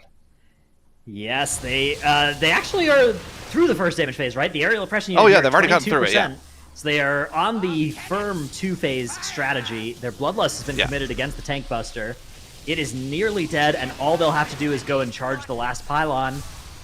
They're going to have about 3 minutes to spare in this plus 36, so the kind of timer that says, hey, we can do the 37, but not with a huge amount of flexibility. Yeah, I mean... Yeah. I think the scalability of this comp is a little bit higher. I think the problem with the Demonology Warlock is it's definitely a little slower than Destro in the rest of the dungeon, right? The Infernal being used on the big poles is really, really nice. It's just a ridiculous amount of damage. And honestly, it's a lot of damage events for your Zapbots to proc from, too. So I think it's probably a little bit, safer for the majority of the dungeon than the Demo Warlock. It's just the Demo Warlock lives so much easier, right? Soul Link being a passive DR is so nice. It lets that Demo Warlock live a lot easier. And it's a little bit better on boss damage too, right? You can see Echo here got their boss to 22% on the 36, whereas we're seeing most teams in their one-phase attempts get to like 30% on the 35 and the 37, so should be just a little bit better than the Destro lock on this. There it is, the 36 is timed. And with that is the highest key that has ever been timed in WoW. In the history of ever. And we might see ever. that beaten in just a few minutes by Team Performance too. Yeah, crazy. The highest up till this point had been those 35 junkyards that we've seen before. 34s at the end of BFA as well were, I think, also happening in Junkyard, but now we are seeing Echo with the 36 on the board and Team Performance hoping to put a 37, skipping straight past that 36 level onto the board. It looks like G2 Gaming is resetting their Iron Docks again, so they are jumping in there to try to make this one go a little bit better. Again, here's that brawl pull that Settles was talking about. No line of sight tech being used here, no dodging being used here. Again, you only need to be 25 yards away from these technicians to be out of range of the fling hammers, so... Again, I don't think they're 25 yards away there, though, and check that out. Their priest just instantly gets one shot. If you go 25 yards away from this trash pack, you can dodge the incendiary slugs, you don't get hit by the fling hammers. The only thing you have to worry about are the bleeds from the foot soldiers, which are actually very manageable if you don't get hit by any of the fling hammers or incendiary shots. But look at ZyBB there. 2 stacks of the incendiary. He had a bleed on him as well, he used his wall, but then he ended up having to dwarf off the stacks anyways. They're making this pull, I think, a lot more dangerous than it needs to be.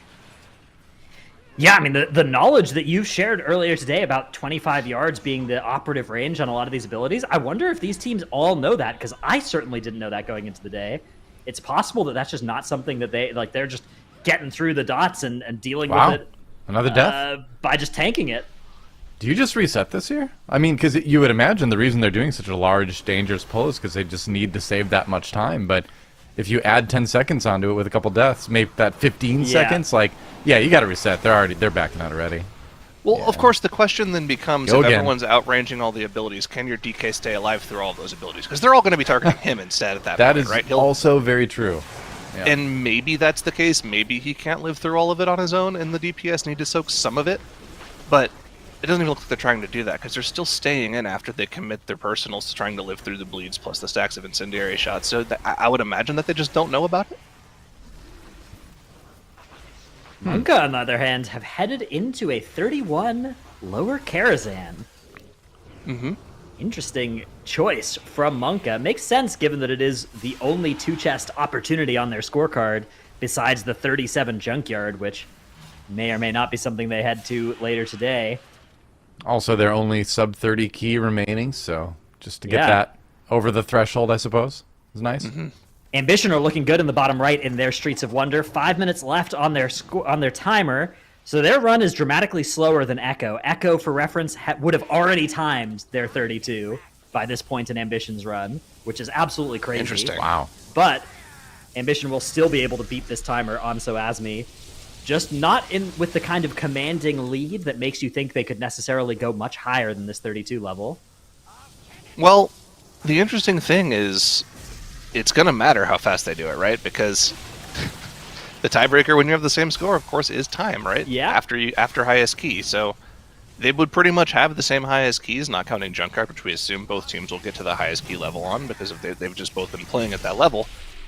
So being a minute down in this dungeon, probably 2 minutes down in this dungeon, maybe even more from the looks of it, that does not bode well for the tiebreaker for Ambition. If Ambition are in a spot where their route is actually faster, then they can just do it on 33, right? And save it from mattering that way. And if they can't, then then they're in tremendous trouble either way. So I think that it probably won't end up being decisive at the end of the day, but it is the sort of thing that you got to be a little bit worried about if you're Ambition. I'm not sure where they lost time in this run is the thing. Maybe something went wrong by a couple of minutes, or maybe it's just a case of like, our route is kind of just slower, right? That's the thing. If it's a slower route problem, that is much more worrying than if it was just we had a slightly scuffed run. But with only 2 deaths on the board, it's hard to imagine what would have scuffed that many minutes out of their timer. Again, for reference, Echo were able to do this dungeon in 34:05, and Jiju Gaming were able to do it in 30. Well, I guess that was a key level lower, so. Yeah, Echo's 34:05 is the number that we are comparing Ambition to here, and the comparison is not favorable for the American team. Interesting. Well, they're going to get it down, but yeah, there's no time left for the 33 for Ambition's they route. need to Maybe they can go a little faster? They need to do it faster is the thing, and I wasn't watching enough of their run to see if there was a big time loss event somewhere along the way as JPC gets brutally locked out and has to take 3 teleports to get back over Soasmi. Unlucky turn of events there for the man. Call that getting kidnapped. Yeah. The portals just steal you and you go wherever you don't want to go. Unfortunate for Ambition. Not for Ambition, just for JPC there, as Damage is suffering for it for sure. But it doesn't matter in the grand scheme of things. They'll get this key on the board. And honestly, I mean, it's not too bad that we really didn't get much information on the run there. We got to focus in on this damage from Team Performance here. It looks like they have everything properly set up this time around. Yeah, it doesn't appear to be. But they got it to 33% last time around. They didn't have deaths coming into it this time. They could potentially get it a little bit lower. They're going to hold this Bloodlust, though, and they're just... I think they should hold cooldowns as well at this point. Well, I guess they've already used all of them, but they are well below 50%. They just need to make sure they get through the next Tank Buster phase is the thing. All they need to do is finish. Yeah. All right, 33%. Seems doable. If they survive this, they've got it. Yeah, they have so much extra time compared to the last time they were here. Yeah. Yeah, this run went much better than the first one. And if they do this, it's another world record set. You know, Ambition does finish their 32, as we expected they would. That's going to put them, keep them in second place for now. Where do you go? Do you go back to the 35 Junkyard? I mean, look at their times 36. across the board against Echo, right? Every single dungeon, they are slower than Echo by somewhere on the order of a minute or more, depending on which dungeon it is. They will be able to tie Echo or overtake with a 37 Junkyard, but we do have a worry that if they get to the equal scorecard at the end of the day, Echo just seems to be faster in every dungeon. I mean, if you make it to the final day, at least you give yourself a chance on Sunday to, you know, rectify the situation. Ambition, I think they look like they're great on making it to tomorrow. It's just a question of beating Echo at the end of the weekend, which is their ultimate ambition, as it were. Right. For now, though, you just got to make it to the next day. That was so bad that you killed the Hunter for Team Performance. I was going to say. Yeah. Lethal puns. Only way I'm doing it. Maybe you killed the Priest, too. Yeah. Okay, no, the Priest will keep himself alive. All right. Now why didn't they just do that on the Hunter? Intermission. If they were able to cast heals, why didn't they just do that on the Hunter? These are the mysteries of healers to me. Just didn't hit exhilaration fast enough, you know? Pet being revived, even. Wow. Team Performance just need to do this hack. Beautiful soul shape by the Priest there. Yeah. I thought he was in the electricity for a second. Yeah, me too, but the soul shape came in at the exact correct time. They are going to be vibing out in this AMZ for a while. Huh. Yeah, Team Performance are about to put a 37 on the board here. They are still. Maybe. They're in this. Are they? Oh. They're really low on HP, and their priest has literally 0 mana. This boss needs to die instantly, because I don't think there's any way the priest is able to get all of these Grievous stacks off of the boss.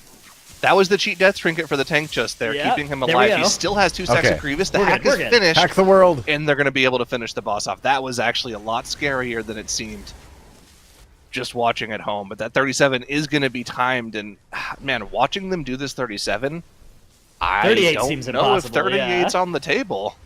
Wow. Unless one of our teams has some extra strat under their sleeves. But for now, a round of applause for team performance. The highest key ever done on broadcast or in general, just in WoW ever. 37 Junkyard done. That's really impressive. No kidding. We are seeing record after record set today. I wonder what we're going to see tomorrow. I mean, probably not anything higher than the 37. Maybe we see a 38, but... I'm curious to see where these other keys are going, because we could also see the highest keys ever put down in a lot of these other dungeons, too. Yeah, if we don't count the junkyard factor, I think that is definitely a good chance in these other dungeons. You know, seeing levels like 33 and 34 in dungeons like the Tazavesh ones seem possible. Ambition have actually decided to follow up their 32 Streets of Wonder with a 32 Gambit attempt. That's the first time we're seeing them in Gambit, I think, today. Meanwhile, Echo are working on plus 33 Streets of Wonder. That is a pretty cool key. They still are leaving that junkyard now on 36, so both Ambition and Echo are going to leave the junkyard and say, you know what, we can do that 37, but at some point we can get to it. We're not under any pressure right now. That is the advantage of coming into today with so many extra points. You don't need to worry about getting eliminated at the end of the day as long as the other teams are still a few points behind you, which right now Echo and Ambition have a solid 6-point or 7-point lead over team performance. So they got to be feeling pretty good about their chances of making it through to tomorrow. Not feeling the pressure to head into Junkyard and collect the points that are on the table there. No teams, in fact, in Junkyard anymore. Everybody heading somewhere else, leaving the Junkyards on the 35s, 36, or 37. It's funny seeing team performance with that 37 done, but then still being at the bottom of the rank right now. They got to boost up those 28s. They've had a good day so far today, but yesterday was so rough for them. Remember that their last event of yesterday as well was a heartbreaking deplete on a 30 lower Karazhan that would have... I mean, if they had those points, they would have been right tied with Shishu Gaming and Monka pretty much.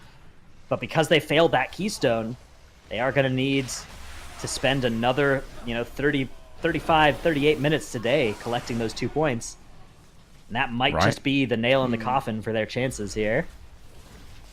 Jishu Gaming have had a tough time in this Iron Dogs 32. They've reset this first poll, it seems like, I don't know, 3 or 4 times now. 4 so far officially, yeah. Yeah, they keep just throwing bodies at it. They just have to not know about the 25-yard. I don't know. It's really unfortunate, but... Well, remember, it was either that or they just think their tank can't live through it if they do that. But they can't live through it if they don't do it. We've seen so many random angel deaths. This is probably the best it's looked so far. It was one singular death on the priest, and again, they just released and went. But honestly, wasn't that much faster than the other times that they had deaths here. So I'm not really sure what they're looking for with that poll. Maybe it's just the death timers that they want, but they're going to go ahead and mind soothe past everything here, and then we're going to see pretty much the kill all deckhands and technicians in the back left corner here strat. They'll pull things with the boss one at a time, 1 pack at a time. Might even pull 1 infiltrator right on the pull here. But maybe that's a strat for lower keys. Maybe they'll just take it easy and do less amounts of trash at a time, because this Dreadfang frontal is pretty dangerous and will absolutely one-shot anybody in the 1 tick it does on this key level. Yeah.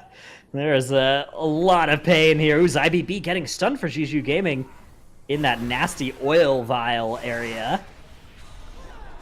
So they're working on this first boss. Pretty dangerous encounter with all this trash as well. They're doing a good job, though, of moving around and baiting these mechanics so that they aren't getting too hit by them. Looks like they've gotten through most of the worst of it. But now Dreadfang is about to reach 50%, and once that happens, they're going to deal with a whole extra set of mechanics.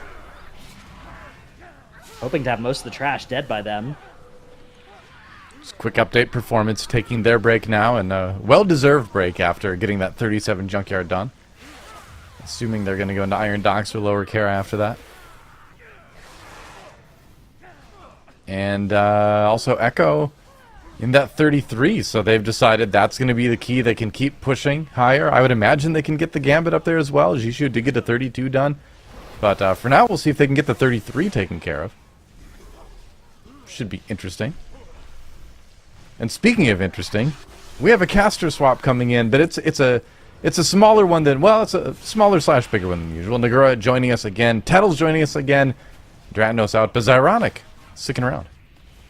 So there Nagura's actually gone. You're pairing me with 2 Moonkins. Oh, she is. Oh, okay. No, she's gone. Okay, it's only gone. one. I can deal with out. that. Yeah, Right, Nagura there's some decided, schedule we confusion, decided yeah. to keep the Moonkin balance nice and at a healthy level after we I think overloaded that's everybody earlier. That's smart. That's safe, I think. I was really worried for a second there. How was I going to get through this next hour? Can only handle so much Guessing with Moonfire 2 spam. Moonkins. Really? Okay. It's alright, though. Putting insects on people, it's weird. Those Moonkins. What have you thought of the past hour of Keys Tettles? Any takeaways while you were on break? I feel like I feel like both Echo and Ambition are actually in really good positions in coming out of today. Like both of these teams were the top 2 coming into today, but now they're within 1 point, and you have Ambition here in this 32 Gambit. This seems really good for them. Now, if Echo is able to one-shot this 33 Streets, that would be spectacular for them. But this 33 Streets is actually very difficult to be able to do. And so, say this if this takes Echo more than 1 attempt and Ambition one-shots their Gambit, we could even have a tied-up day coming out of the end of the day. I do think that Monka and this 31 Lower Kara looking pretty good.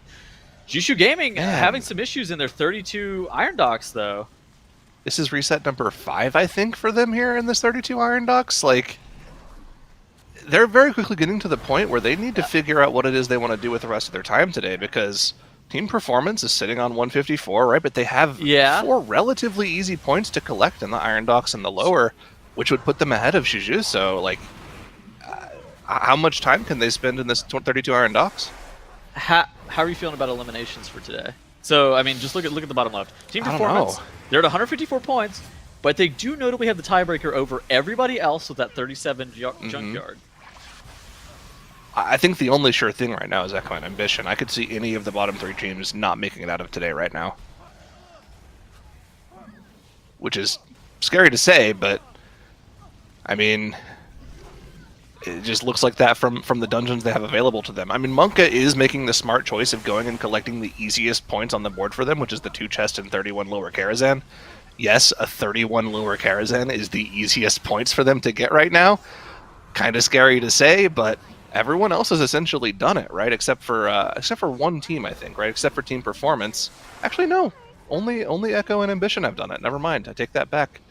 So, I mean, if Monka are the team that can compete with Echo and Ambition, they should be able to get this down relatively easily. But you and I both know this is not a very easy dungeon. This dungeon is incredibly difficult. We did see teams one-shot the 31 lower. Both Echo and Ambition one-shot the 31 lower yesterday. So I think of a team of Monka's caliber should be able to get this dungeon done. This dungeon is very dangerous, though, especially that horse area on Raging. We see basically tanks die in there all the time. Looks like Monka is gearing up to pull Moros, though. They're not going to sit around and wait. They are getting Crispin Ferris into this pull, and Dorothea. More often than not, you're going to be focusing down Crispin here and just making sure that you're able to get kicks on Dorothy. Does Crispin actually get affected by Curse of Tongues, the Willbreaker? It should. Yeah, it's a cast. So, but I thought it was like only realistically like interruptible casts that got affected by Willbreaker. No, it's all casts. All casts get increased by Curse of Tongues. Okay, even ones that are non-interruptible. So not all casts can be It slowed down. didn't look slower a moment ago when I was looking at it. I think it's based off of like spell cast versus physical cast. So, for instance, like this serrated spear cast for a Wrangler and Iron Dogs wouldn't get decreased by Curse of Tongues. But something like this should. It's really weird. It's really finicky. It actually might not. I'd actually have to go in game and test it to see. But for now, I'm going to make up that it does get increased by it. Okay. All right, so now Monka here, focusing down Druger. They do have Darius still trapped off to the side. This makes sense that they're going to be doing Darius last. He does the throw axe cast, and so basically if your ranged DPS are standing pretty much max range, it's pretty easy to dodge, and you can just focus down Moros. It's not super clear between these MDI teams which one they normally focus down at the end. Did you know that you can actually soul trap the ads whenever the boss reaches the 60% threshold, and then they are CCable for the remainder of this fight? Because they don't get the CC removal buff applied to them, and so then you can just CC them. Because with how soul trap and cyclone style effects work, basically you're not targetable by buffs or debuffs. See, here's the problem I have with soul trap, and I've mentioned this before, but I'll mention it again. I don't ever want to use a soul trap in keys because the backfire effect of soul trap is that you just soul trap yourself, which is not good. So if you invite me to your keys, I can cyclone them then. That almost never happens, don't worry. But that would mean inviting a Moonkin to my keys. Ooh. I'm not sure how viable that is right now, although you have been pushing some relatively high keys that I've seen. Some would say getting carried, some would say pushing. Yeah, it's I mean, there's different definitions of viability. Ooh, Ambition's hearthing out. They're town portaling on Hillbrand? Really? No, that looks like lag. That looks like observer lag, not hearthing out. Or? It looked... Did they... Something was wrong with their console? They are out. No, it looked like something happened with their... It looked like something happened with their console, or maybe they didn't have an orb spawn or something? Something weird. That is... That's an unfortunate time loss. I thought they were going to one-shot that dungeon, that 32 Gambit. They needed to one-shot that 32 Gambit. That sucks. I've never seen that before. Interesting. Guess we'll wait for an update on that. In the meantime, they're getting ready to restart that one. That's how it goes. Echo's still bulldozing through their 33. And that would be good for them to get on the board for sure. All right, Jishu Gaming in the bottom left. They're in this lower Kira 30. You know, not ideal to be in a 30 because the other teams 3-chested their 26, so they were able to immediately go to a 29, where Jishu only 2-chested their 26, now 2-chested their 28. That's how they are currently in the 30. Do you think that the 30 is 2-chestable? So if the 30 is 2-chestable, that would actually catch them all the way back up relative to where other teams are in this lower Karazhan.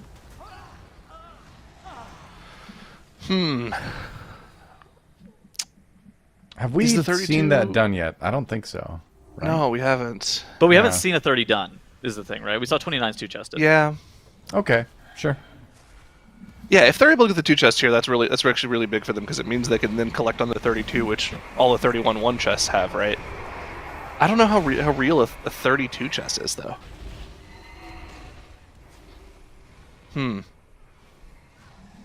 We'll have to see. It's too early to tell right now.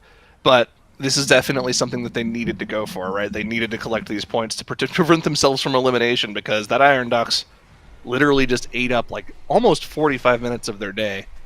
And they still haven't even gone and done the 37 Junkyard, which is probably something that they'd want to think about doing if team performance does get pretty close to overtaking them, because that's a really important high-key tiebreaker. And you don't want to lose off of high-key tiebreakers, right? So, yeah, they've got a lot of work to do if they want to stay safe in this competition to move on to Sunday. Yeah.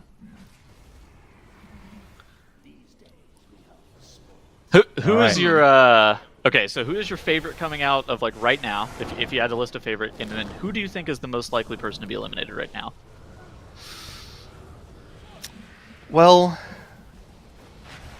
favorite has to obviously be Echo. They've played a lot more consistently than everybody else. They've got a key level on everybody else right now. Okay. Most likely to be eliminated? Let's see. Looking at the scoreboard here on my other monitor.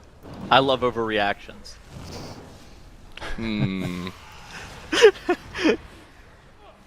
It's tough, man. It's really tough. So, I think it's actually it's team performance. For one reason and one reason only, right? Their really easy scores are going to come from these 228s that they have. Right? Okay. They should be able to get 30 Iron Ducks. They should be able to get 30 lower. But if they don't 2-chest either of those, they can only gain 1 point in any dungeon they go to. Which means for the rest that of the for day. them to catch up to something like Monka and Zushu Gaming, they're pretty far behind. Because both Monka and Jushu Gaming can get up to 159 with just one dungeon, which means that they're one dungeon ahead of Team Performance, who has to do 2 dungeons to get to 158. Yeah. So, yeah, Team Performance is pretty much hoping that either Monka or Jushu Gaming has a lot of problems in the next couple of hours, or they're pretty much just knocked out. Actually, oh yeah, you're absolutely right. Now that I'm looking at this, because yeah, they're going to be stuck at like 158, and then they have to start like one chesting their dungeons, where Monka and Jishu Gaming are going to be at 161 before they go and they start doing those one chests. Huh. Yeah. Why do you think? I'm really surprised that no other team is in the 37 junkyard. I think it's just really hard. I think when it comes down to it. That's a good point. Like, It's just a matter of efficient points gained, right? That's all it is. Yeah. Yes, the 37 is doable, but you don't really know how much time you're going to spend doing it, because one-shotting it isn't a guaranteed, right? One-shotting any of these keys isn't a guarantee, but you do know, if you're Ambition, that the 32 Gambit's been done by somebody else. You have a blueprint for it if you go back and watch the VOD from yesterday. Or earlier today, sorry. You do know that 32 Streets was doable, that's why they went there first. You have keys that are definitely more doable than a 37 Junkyard seems.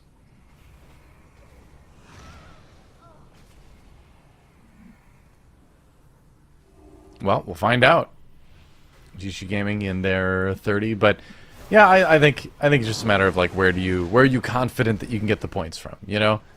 And it seems like a lot of teams seeing a 36 time, seeing a 37 time, they're like, you know what, we can push some of these other ones up a little bit more.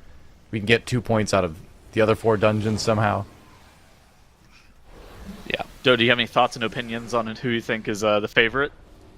I mean, I think I'd agree with Zyronic. I think obviously Echo is the favorite right now, and Team Performance, like they have such a huge amount to catch up on that I can't see them going through to day 2, despite that really impressive 37 Junkyard run. Yeah, I think I think that Echo and Ambition are actually on similar footing, assuming that Ambition can actually get this Gambit timed relatively quickly too, because Echo did the 36 yard, right? They 36 one chest of the yard, and so basically for both of those teams, the 37 yard, which we know is doable, is what's next on the menu for both of those two teams. And so while the score for Ambition does show up at 160, they realistically can be tied with Echo, because whenever they both post that 37 yard, they should both realistically be that 162 mark. And in addition to that, they're both in dungeons that would only be granting them 1 point. Now, I will say that Ambition having to wipe 11 minutes into this dungeon on Hillbrand is not great. But I do think that they're also in a pretty good spot. The other thing as well is that dungeon's being looked into, right? Because having a bug occur 11 minutes into a dungeon is pretty important. I think our admins are looking into what their ruling is for that right now. Right. So what we think happened is that one of the orbs didn't spawn in the intermission for them. And if that was not like a player-caused bug, which it shouldn't be, I imagine that those 11 minutes will get added to the end of the day for them so that they don't just lose 11 minutes out of the competition. Of course, we don't have an official ruling on that yet, but we'll keep you guys updated in case we do have a ruling on that, you know, whenever that happens in the next 30 minutes to an hour or so. So being hopefully researched. Yeah, hopefully that wasn't their fault so that they can get that time back.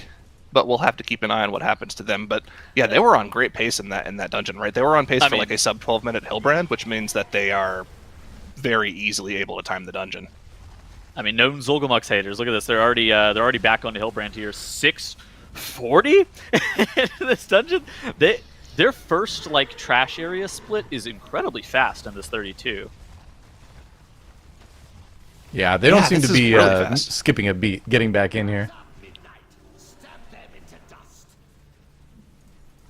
Let me actually watch the VOD back to see exactly what happened, because that is a really weird occurrence. I don't think I've ever come into.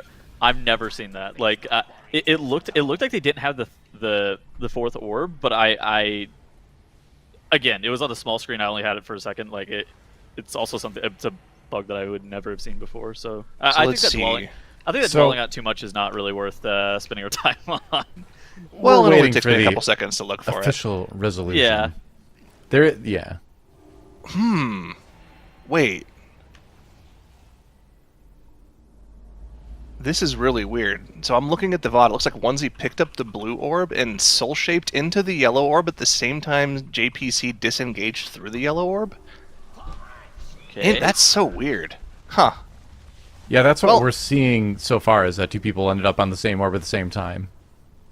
Well, yeah, again, we'll get back to you with the ruling on that whenever they figure something out. But yeah, we need to focus on what's going on screen right now. Jishu Gaming have gotten through the Opera Hall in their 30 lower Karazhan. They're dealing with Zolgamunks right now, which means they've killed all of the Singers off. Unfortunately, the Medivhas are no longer part of the team here. But getting Zolgamunks down, pretty important for them here. Zolgamunks enjoyers in the lower Karazhan, like everyone is. Monka making great pace in their 31. They're going to have Atom and the Huntsman down by something like the 32-minute mark. See, which you means say that they'll that, have but plenty of time. Adamant hasn't started to kill people like he always does in this fight. He's, you know, it wouldn't be an Adamant fight without at least like 2 or 3 people going down. Yeah, exactly. That's actually a good point. That's what the reses are for. That, well, like, this is a good fight to use your reses on. I've talked about this a couple times. You don't really want to use your reses on Maiden. Okay, so the parts that you're gonna die to on Maiden is like during the Mass Repentance cast to the dot. If you're dying to the dot from the Sacred Ground on Maiden, I don't know if battle resing you is gonna save your run. Like you may have lost cooldowns, you may not be breaking that shield, and so battle resing, like it's not okay. It's not a bad thing to have battle reses on Maiden, but it's very difficult to be-res a player on that boss and not just wipe your run instantly due to the Maiden shield going off. I feel like we've seen, it doesn't matter what team it is, you always have a couple people dying on Adamant. If Monka can finish this with 0 deaths, that'll be amazing. I can't remember the last time I saw that. I can't either, actually. That's very troubling. Right? I mean, there's just so many things that could kill you, right? There's the stuff near the boss. There's blue ponies spawning on you out of nowhere. It's there's a lot. There are a lot of interesting keys on screen right now, but I think the most interesting of all of them is a potential world-first key in the top right corner here from Echo. They are in a 33 fortified streets here, and they are making ridiculously good time. Remember, when we were watching Ambition in the 32 streets earlier, we were talking about how their mailroom kill at the 29-minute mark was kind of slow. Look at Echo here. They're at 28 minutes. They're already onto the Oasis RP here, and they're pulling a bunch of lackeys in with them, too, just to get a little bit of extra AoE damage on the security guard and the infiltrator. So this is looking great for them so far. They have plenty of time to complete this key. After they deal with this, I think the only trash count they'll need is like the mini boss that is hanging out in front of Soasmi, plus maybe 1 mob, and then they'll be done with trash count. They have more than enough time to complete this dungeon with plenty of padding just for safety. How fast do you think the last boss is on a 33? Probably like 3.5 minutes, maybe a little bit longer if you get bad. Actually, if you get bad no, double I think techniques. I think it's more like 3 minutes. It's actually just a really fast boss. Yeah, well, okay, so the reason that it's a super fast boss is because you normally end up having like 15 stacks of that Shrouded buff in this dungeon, plus it just has low health and you normally lost it, right? Or is there any other reason that you think it's... Okay. Yeah, it's just you have Bloodlust available the entire boss, plus you have the real Lust on top of that. So the boss doesn't really do much to hinder you from damaging it, right? There's not really too many dangerous damage events unless everybody gets hit by the bleed. In which case that's a healer problem, not a DPS problem. So, yeah, I don't know. I just think the boss doesn't really pose that much of a threat as an in-dungeon boss, especially when you have so many stacks. Which is not necessarily a bad thing, but, like, you know, that's just what the affix is enabling, right? Like, a lot of the time, these seasonal affixes will add their own level of difficulty to the end of a boss, but this one kind of spreads the difficulty throughout the dungeon, and because there's none of that extra difficulty at the end of the dungeon, the boss just seems relatively easier than it normally would in other seasons. Like, go back and think of some of the greatest hit affixes that we've had throughout the years, right? Awakened, right? You could potentially kill many bosses throughout the dungeon, but if you don't, they spawn at the end-dungeon boss and make that boss a lot more dangerous than it would otherwise be without them. Think back to when you played an Awakened Keys back at the end of BFA, and you actually individually killed all 4 of the obelisk bosses throughout the dungeon, and you got to the end boss and you're like, wait, this boss doesn't do anything because there's no obelisks there. That's kind of similar to what is happening right now with this affix. Makes sense. All right, in addition, so Echo in the top right, they're going to be looking pretty solid on their timer. Ambition in the bottom right, killing Hillbrand off at 11:36 is really solid. So with a non-Zolgamux route, generally if you're looking at like a 19-minute hooktail or even like a 19:30 hooktail, you're pretty chill on the timer. We have seen teams do this dungeon with like a 20-minute, a little bit over a 20-minute captain hooktail split, but those are teams that normally end up playing Zolgamux, so they have more stats for Solia. If you're doing this on a 32, you're not playing Zolgamux. If Ambition ends up getting this hooktail split ended off in somewhere the 19 to 19:30 range, I feel like they're on a great pace to be able to time this dungeon. Bottom left, team performance. I think they're a bit slow on these Grimrail Enforcers at this 14:30 mark and still not having them down, but it's important to note that their count is really, really solid here, and so they're skipping most of the trash at this end point here. Yeah, okay. That definitely does make a lot of sense. That's a lot of count, by the way, for team performance. Yeah. 81% at Grimrail Enforcers is like, you have to do like maybe 2 trashbacks, plus like the 3 at the end, which are relatively easy. Yep. Man, and this is actually a banger boss kill time for him too. This is actually like really, really easy. This is actually, dare I say it, approaching 2 chest territory in a 30. It's a 24 It's not chest? quite there. It's not quite there. They'll probably finish this in like 25 minutes, but like it's really, really close. Which is good for them because I think it's within reason to suspect that they need to be able to do a 32 or a 31 Iron Docs at some point today if they're going to try to avoid elimination. At 31 Iron Docs would actually be very good for them as well because it is that 30-minute timer. So if they're able to get more of those points, so basically what Performance is trying to do is trying to avoid elimination at all costs today because we are very worried that they are on the chopping block, and if they're able to get a lot of these points in these shorter duration dungeons and just kind of save themselves for tomorrow, they would actually be in a pretty good position because they already have that 37 Junkyard done, which for other teams it's likely to take them a couple of attempts to be able to do it. Yeah, for sure. I mean, that's very nice for the tiebreaker, but we'll have to see how they fare in their point gathering for the next couple of hours first, because that is going to be the main theme of today. Can Team Performance actually catch up to either Monka or Jushu Gaming, right? That they are the obstacles for Team Performance to make it through to tomorrow. Again, we both think that Echo and Ambition are very clearly out of that, danger zone, as long as they are able to just play safely in their keys that they have left today. But this is a very important moment for Monka here. Getting this 31 lower done, this is their only, I believe, +2 available for points aside from the Junkyard. Yep. So getting this +2 would pretty firmly put them out of reach of Team Performance, I feel like, right? Team Performance is at 154 currently, 156 if they get the Iron Docs. Monka currently at 157. This would put them at 159, which is a pretty safe spot to be, I think, for the end of the day. But they have plenty of time to gain, +1s here and there, too. Yeah, Team Performance is in a really tough spot once Monka and Jishu both hit that one. Was it 139 mark? You said what was the number? 159. 159. Yeah. Once they hit that 159 mark, that's where they actually start to get into a lot of trouble. Because Team Performance doesn't have a lot of low-hanging fruit points where they can two-chest a lot of their keys, where Monka still does have another dungeon after this lower carrier that they can two-chest. They can go into that Junkyard if they really want to and slam it on a 37. Alternatively, they could go into Gambit 32, Streets 33, Iron Docs 31. Those are probably... I would guess that Iron Docs 31 is Monka's next dungeon after this lower Karazhan.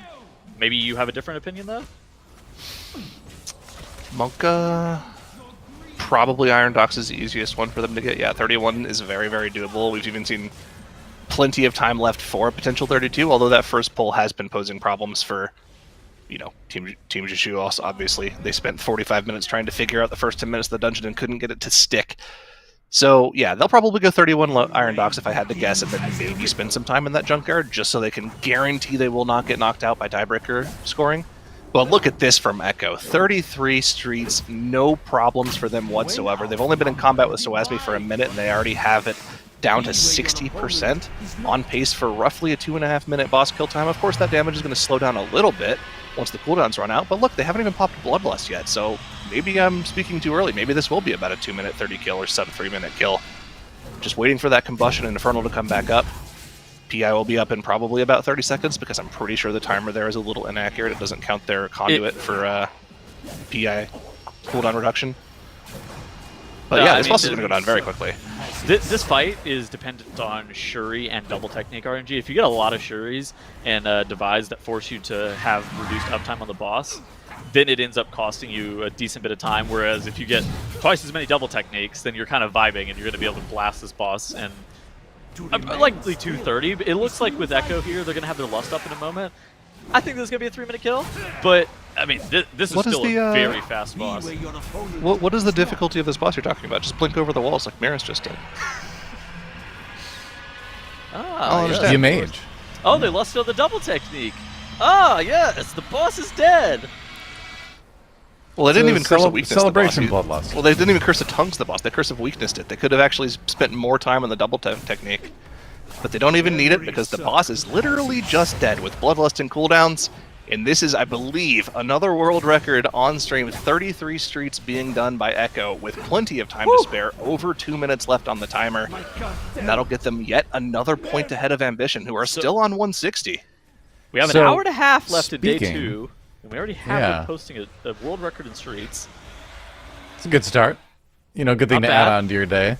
But we do have an update with Ambition as well. We have the official wording on what happened there.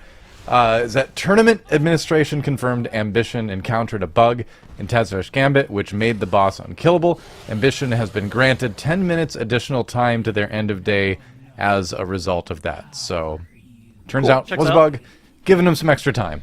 There you go. So that means they can start their last key before the 5:10 p.m. timer for Central Time, right? Essentially. Yep. They have 10 extra minutes throughout the day. So that's good. They got their time back. Glad to hear that. Central Time, of course, being the official time. Yeah, ELL time, official time of the broadcast. There you go. Of this segment of the broadcast. Really? Really? Shout out Yeehaw time. Meanwhile, Ambition are just getting close to Celia.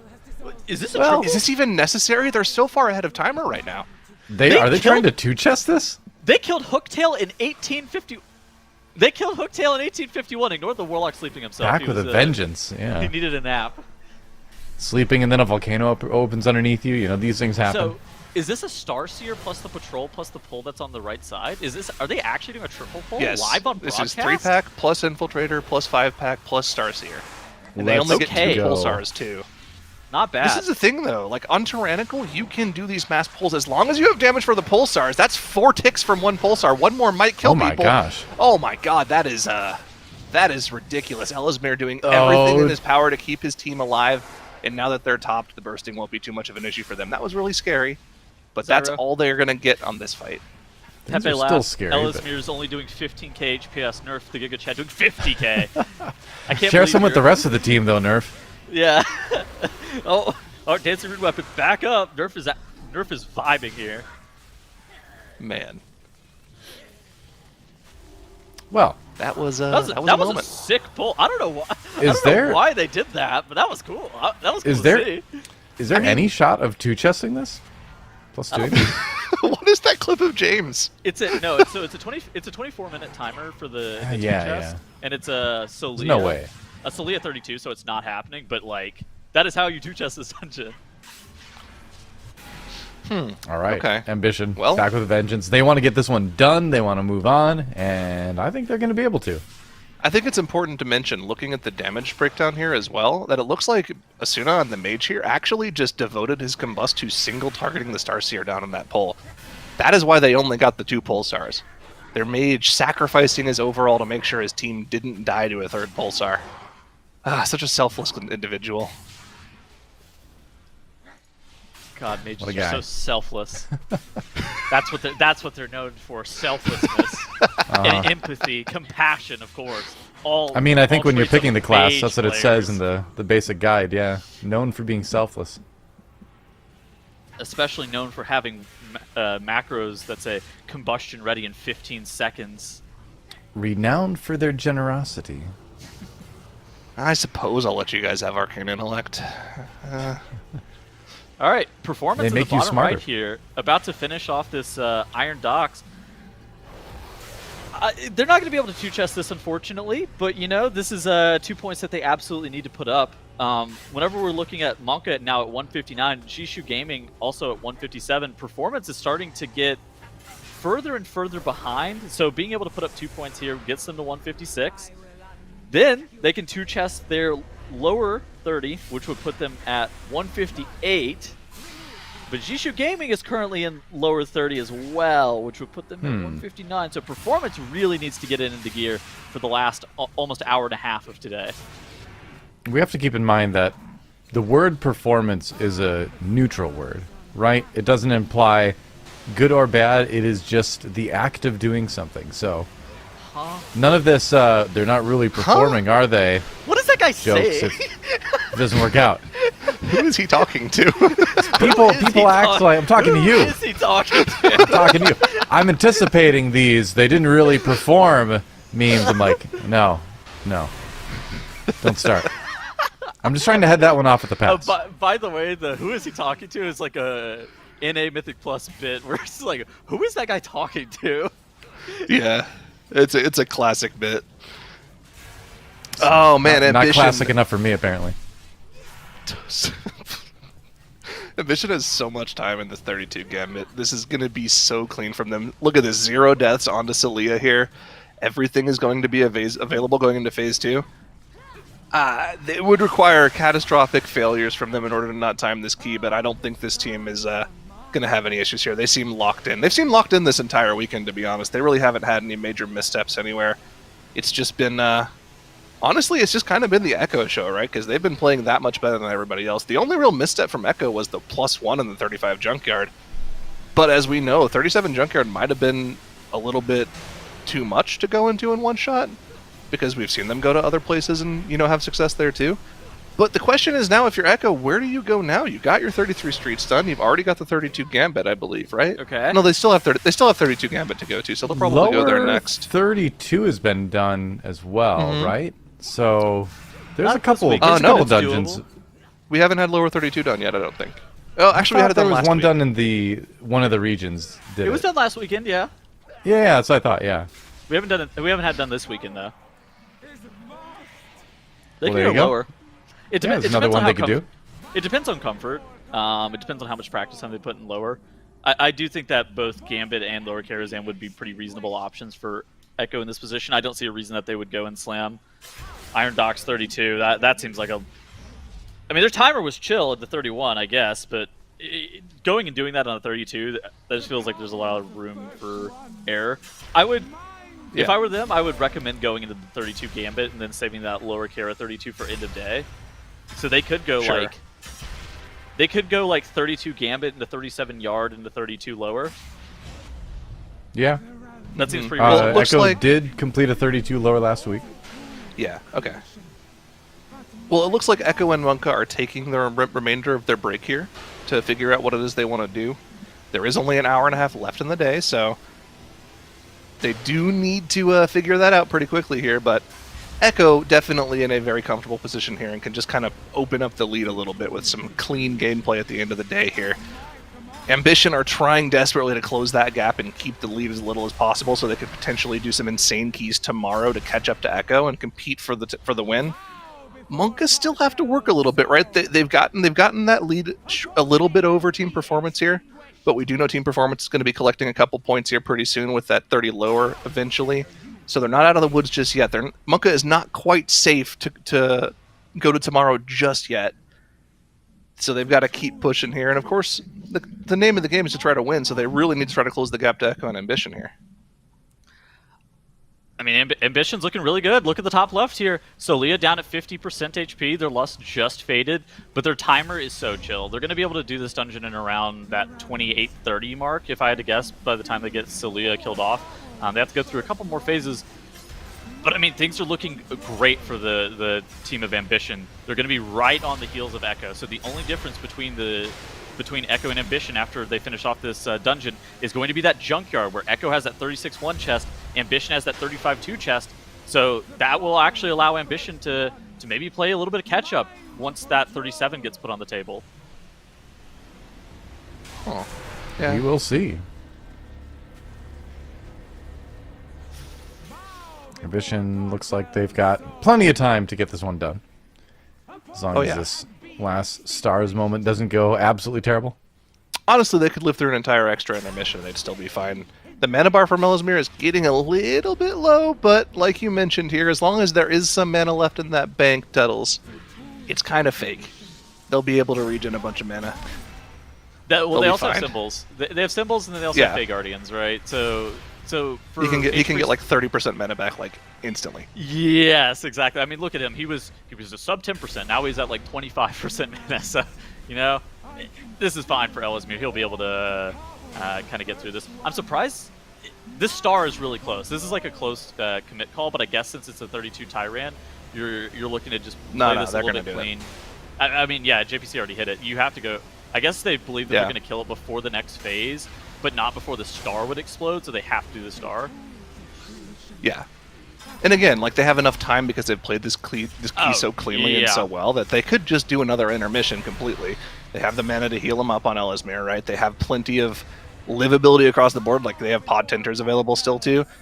They're totally fine even if they get this intermission. Yeah, this is going to hurt their timer if they don't get it down, but they do end up getting it down anyways, and that'll help them a little bit if it does end up coming to a timer tiebreaker. But that's big there for Ambition to get that key down.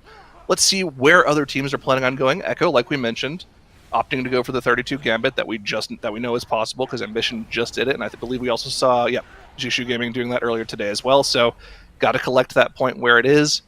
Jishu Gaming is in that 30 lower still, going to collect their 2 points there, set them a little bit further away from team performance. Monka has gone for the 31 Iron Docks, which we also agreed was probably their easiest point to collect here, aside from the Junkyard eventually. Yeah. But as we know, the Iron Docks is not easy. There's a lot of potential for just resetting the key very, very, very early on because of the danger of these first pulls if you don't know how to outrange the technicians. How far behind do you think Monka are? They're just one dungeon. They're just one dungeon behind right now, right? Not that bad, really. No, I don't think they're in too much danger of getting knocked out. Oh, behind Echo. They're both behind Echo and Ambition. Yeah, I'm just thinking of it in terms of, are they in danger of being knocked out today? Which I don't think they're in too much danger of that. Oh my gosh! Well, Echo wiping on their second pull of Gambit. That's unfortunate for them. Oh. So Monka is technically two dungeons behind Echo, if you look at their scoreboard, because both Monka and Echo can do the 37 Junkyard, so they're even there. But Monka is one dungeon behind in Streets and one dungeon behind in Iron. So they're 2 dungeons behind Echo.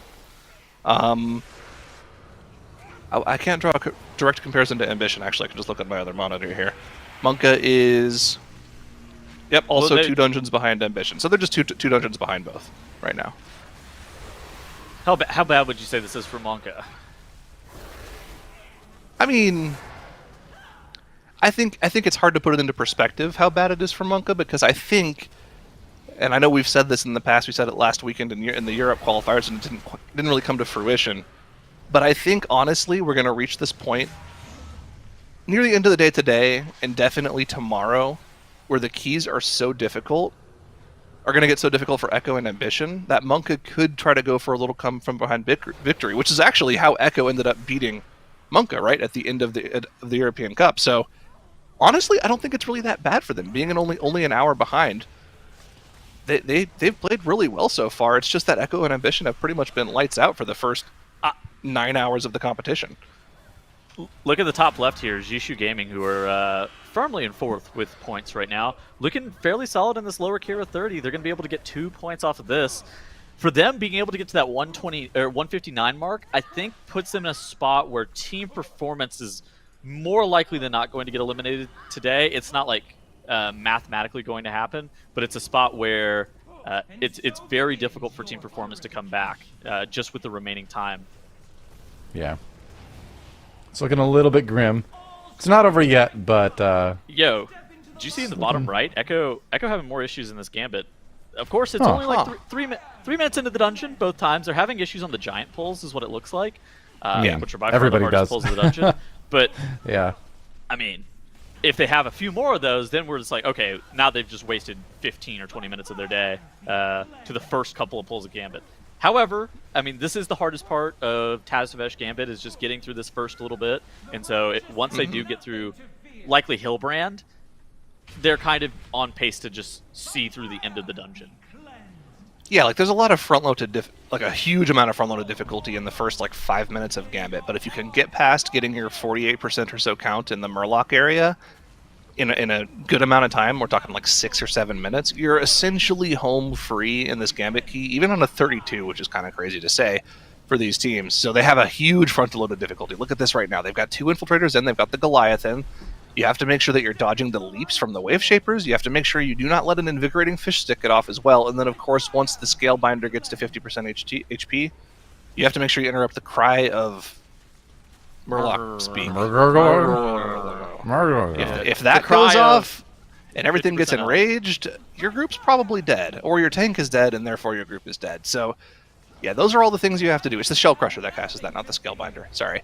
But yeah, I mean, the big thing as well is making sure that you live through these stomps from the giants as well, which it is a tyrannical key, so they're not doing as much damage as they could do, but you get hit by anything else. Okay. 1 leap, 1 frontal, one bolt, and you're dead. So that's the difficulty of the pull, and on their 3rd attempt here, they have gotten it down, and that's probably the last giant they're going to pull, so they should be fine here as long as they make sure they have their single target CC ready for the sticks and the cries.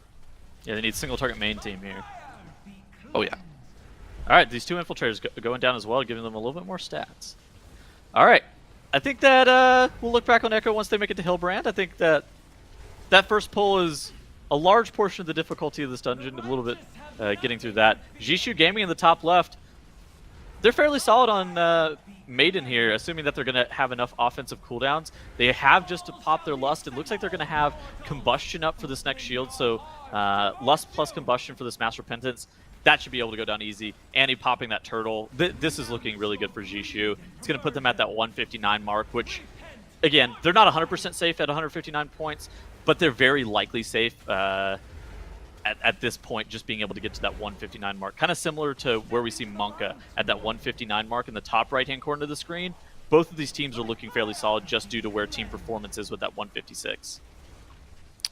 Yeah, and it's a little unfortunate. You have to think of what could have been for team performance here. If they had gotten that 37 Junkyard on their first attempt, they would have had an extra 40 minutes in their day. They probably would have already had this 31 streets done, and they probably would already be working on the 30 lower, and we'd have a completely different conversation right now because they'd be working on 159. But Echo has had some problems on the second pull of this Gambit, and are going to have to reset it again. That's another 3 minutes gone. But really, 3 minutes in the grand scheme of things, not that big of a deal. It's really only if we get, to like 20 minutes from now and they haven't actually made any headway into the Gambit that we'll talk about it. Well, now they've wasted like 10 minutes in a row. Yeah, I was going to say. They've wasted 3 minutes 3 times, plus the zone out, zone back in, feast, put the key in the hole. Like friction, so I mean it's probably like 10 minutes at this point that they've wasted. Sure, but again, at the same time, they have 10 minutes to waste. Like they're fine. They have to do this key. They are the top-seeded team right now. They have the most score. Other teams have already done it. If you want to win the competition, you have to do this key. So there's really no conversation you can have where you're like, oh, they're wasting too much time with this key. They could have done something else. There's nothing else for them to do. Oh, I guess they could do the 37 Junkyard. It's never a waste if you're learning something. That was never my point. Was like they should be doing something else. It's like they need to get this. It's time off the clock. Done. Exactly. Yeah. No, I know what you mean, but there are definitely people who would have thought of it the way that I said it. So yeah. Mainly speaking to you out there. They should be doing this. They just need to. They need to get this into gear a little bit faster. Why aren't they just timing the key, chatting? Just time the key, forehead. Super easy. I mean, geez, people are doing 37s. Why can't they do 31? 33. Dude. Seems pretty easy, I think. That is a chatting moment if I've ever heard one. What's the verbal version of chatting? Speaking? Streaming. Speaking? Yeah, streaming. Yeah. Streaming. Yeah, that works. It's the exact same emote, except it's the little bean talking into a microphone instead of typing on a keyboard. That's what we do pretty much. I love this pull from Monka. I've liked this pull every single time they do it. It's crazy. Just all of this trash onto Flesh Render of like really, really dangerous. Are they playing a Venthyr Destro lock to have weakness on all these mobs?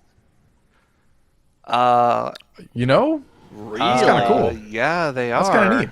I like it. They did this yesterday too. With Venthyr? And I don't like it, but I don't hate it. Aww. I like the pull. I don't know anything. Again, I'm not a not a big Warlock player. I play it sometimes. I play my Lock casually. But what's the difference here between Vinthier and Faye in like this dungeon where he would be playing this Covenant? So like, well, okay, their Demo Lock just died. That's a little unfortunate, but at least the boss is dead, so he can release and belt back to his group. He can't The difference between Vinthier and the Night Fae is that Vinthier has like a little bit of more upfront burst because the damage is pretty nice, and also you also get the utility of the curses. But Night Fae gives you a little bit more ramp because you have a little bit more haste, which gives you a little bit more shard gen, which means that you can kind of ramp into your bigger infernals a little bit more. Okay. I think overall the damage is like pretty similar, but of course you lose Pod Tender if you're not playing Night Fae, which is pretty useful. So I think it's almost always better to play Night Fae. But I guess they really feel like they need the curses. Echo onto the second giant again, which has caused them 3 issues, problems 3 times in a row. This second giant that they keep pulling, I will admit, I don't know why they do this pull. The giants for most groups banned. However, for Echo, they believe that, just pull it in this trash pack. It's really efficient count. Yo, I mean that's the thing is, right? You and I both know that coming into this patch for Season 4, the count was moved around in Gambit a lot. Murlocs lost a lot of their count. Giants and Guardians, the Stone Guardians that do the Electrifies, gained a lot of extra count. So if you're able to pull off the Goliaths, they're really good count. But okay, they're really dangerous. So I think it clicked. I think I understand now why they're doing this. I don't remember them doing this yesterday. They may have actually been doing it at lower levels, but my running theory is that they're no longer doing those Stoneforge Guardians into Hillbrand because the dungeon level has gotten too high. Because yesterday they were playing triple Stormforge Guardian plus the Nathrezim Infiltrator into Hillbrand, which is like, that is a really scary pull. It's doable on a 32, but I would be shocked if they're doing. Look at what they're. They're skipping through these. All the way through. Okay, if they're skipping through these, they're still doing the Guardians. That or they're triple. Gonna grab this island, yeah. Right. I'd be down for a triple pull here, but no, they're just doing this pull natty without either of the other 2 pulls. Okay, they're still doing Guardians, Tettles. So they're still doing the Guardians. So this is a cooldown 32 pull, right? Tyrannical. This is like a. These are the CD pulls that you pepper in between the big pulls where you pop all of your CDs to make sure that your big cooldowns are been available for like the boss or something. Well, yes, but also no, because they did commit Combustion and Infernal to this pull. Infernal will come back up. Well, Infernal's back up. Combustion might not be back up. Infernal It'll is be back, up by the time they need the damage on the boss. But this pull's scary. Now is perked to this pull. We just pressed Coordinated Assault. Okay, not a CD pull. A pull that this is actually a pull that you use CDs on. I don't. It is now. This is one that I'm not exactly 100% sure what their route is supposed to be. Well, here's the benefit, right? If they do go for the Stormforge Guardians here, this will be them pulling the boss at about 5 minutes. But no, that's not going to be the case. They are becoming Zolgamuk's Enjoyers. They are going around the left side. We'll see a gateway being thrown down, and they will pull Zolgamuk's to this back island here in a little bit. Actually, they don't need a gateway because they have a Blood Decay that gives them Path of Frost. So, yeah, here we go. Echo are becoming Zolgamuk's Enjoyers. And this is a very efficient way to do this pack. You line aside everything behind this corner here, get some interrupts on the Fishmancer. Everything gets nice and stacked in here, and you collect your 3 Zolgamuk stacks. I don't hate it. I think it's fine for this super high key level to pull Zolgamuks, but man, this pack takes a long time. Plus, this Blood Siphon with no real damage buffs just does so much damage. I mean, if you can get it done in the key time, then it's hard to argue. But it is some scary stuff. I do want to point out, we have the answer for what Ambition is going to do next, and it is the 37 Junkyard. There they are in the bottom left corner, having completed the first pull on their first attempt. Not bad. Better than what we've seen from some other teams. It's ironic, throwing shade at previous competitors. Current competitors. I mean, it's just it's important to mention this has been a pull that a lot of teams have had to reset on and get their bots again and go again, and they managed to pull it off on their first attempt. That's really impressive. Yeah.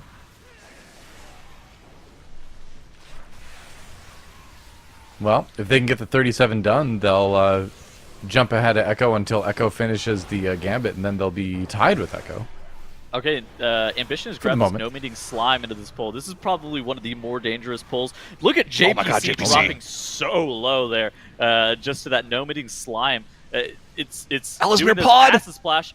Now Ellesmere that's pod. not good. I think that is this gonna be a wipe for Ambition on this? Billy yeah, it's not looking.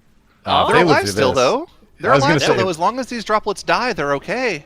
If they live, top everyone off. He's out of the pod tender. Billy's out of the pod tender. Onesie has podded too. They've committed all 3 of their pods to live through that one singular no-meeting slime. Wow. I do not think they'll be pulling another one of those anytime soon. Hey, if you live, you live, right? I mean, that's the pod cooldown is there to be used, I suppose, but that was scary. I mean, that was also JPC's cheat death trinket too. You don't like proccing 5, 6 cheat deaths. There's purge and cheat death trinket into that. So, I'm just sorry. I started counting. Then I realized that the purge was used. Then I also realized that the other cheat death from the tank was used. You don't like using that many cheat deaths on one pull. You're not resetting from here, but man, that sucked. That, friends, is why the no-meaning slime is off limits. That is what we call banned. Do not pull that. You will die. Or proc 8 cheat deaths. That's a one and done. No more. Echo sneaking past his Guardians. Man. Are they not pulling them? Oh, I think they're waiting for him to get through. Yeah, they're just pulling the singular infiltrator, I believe. Yep. Yeah. There it is. Yep. Yeah. And they're going to be pulling Hillbrand at about 8:15, which is not as fast as we've seen from some other teams, but it should be okay for them because they collected the Zolgamuk buffs, which we didn't see the other teams get. Yeah, exactly. So they're right. They're 3 stacks ahead of other teams. They're actually 4 stacks ahead of other teams whenever they normally enter this area, which is surprising that they have this many stacks just coming into the spot. I really do think that I'm really surprised at this routing from Echo, how they've rerouted this dungeon. It's very important. I think it's like not super clear to all of the viewers, but it's so important what Echo has done where they routed the dungeon early. They knew that taking Triple Guardian into Hillbrand and playing for these 3 chests and like the early keys were playing for the 2 chests and the 29s, that was going to be their way to build a lead early, but then they've also rerouted the dungeon for later for something that's more consistent that allows them to time the key on like a 32 or a 33. Yeah. Progress on Hillbrand seems pretty good. Yeah, again, we're looking for like a sub 12-minute Hillbrand kill. That means that they have enough time to complete this dungeon. Actually, because they have the extra Zolgamuk stacks, probably more like 12:30, I think is reasonable to say is good for them. Even back in Europe, I think we saw some like 13-minute Hillbrand kills that ended up being timed keys because they had more single target damage. I think that was with the double Warlock comp, though. So, a little bit more AoE, little less single target in that comp, which meant they dealt with the trash a little bit easier. Let's see how long it ends up taking them, though. But as we go across the board, let's see what other teams are working on team performance. Still in that 31 streets. Monka is in that 31 Iron Docks on the second boss at the 16-minute mark. That does not look good for the timer here. And they also have a person on the ground, which they haven't battle res yet. You need to get that mage up so you can finish him off. There's no way you don't res him with 20% on the boss. You I feel like they can finish. That's a lot of time, though. You say that their timer isn't great. They have wait, they have so much count. Wait. Yeah, they have 87.5% count. They're killing off this Wrangler and that Clefthoof right there. And so are they at 89.5 coming out of this area? They have to do, what, 2 pulls now? And they're done. They literally just have to do 4-pack, boss. So maybe they're actually fine on timer with this much count. This is more count than I think we've seen anybody have coming into this boss. Is it not 4-pack, 3-pack infiltrator boss? Like the infiltrator. I suppose it could be that too. It could be infiltrator on the boat with the boss, I think, is what it is. Yeah, we'll have to keep an eye on you them. Can take it. The 3-pack is free, and you can take it into the boss. I actually want to keep looking at Monka here to see what it is they're doing with their trash. We do see Jushu Gaming's in that 32 streets, but we can get back to that later. This Iron Docks is really, really important for Monka to make up a little bit of ground to Ambition and Echo here. Do they have the time to do this, though? Let's see. I don't remember exactly how much count these packs give, because honestly, like, I don't really look at count in this dungeon too much. I just know that there is pain ahead when I see there's Wranglers in the group. It's a little bit easier now with the dwarfs here, and Mode barely using his soul shape to dodge that stampede from the Clefthoof there. He was Seems certainly like he took some damage from a it. dodge off there. Well, he had the serrated spear on him. That's what was ticking over so much damage. Yeah. There is so much damage going out in the group here. And I do want to remind people as well, you can outrange the serrated spear from the Wranglers here. If you're more than 25 yards away from them, you won't get hit by a serrated spear. So if you don't have your Dwarf Racial available, if you don't have an immunity up, you can dodge the damage from that. It will go on somebody else if they're in range. But I think notably, the way it works is that if all of your range players are more than 25 yards away and everyone else is in melee, it won't spear them. Team Performance is wiping in the streets. Oh no! Yikes. That's so far into their key. They don't have the time to afford this. Yeah, that can't happen. That's not a thing that can happen. Oh, okay. Is this not a deplete? I mean, we knew they were on the outside looking in already, and they can try to finish, but this doesn't do them any favors, to say the least. No, it does not help them in any meaningful capacity. Okay, I think Monk can actually skip after they do these 2 mobs, actually, with how much count they have.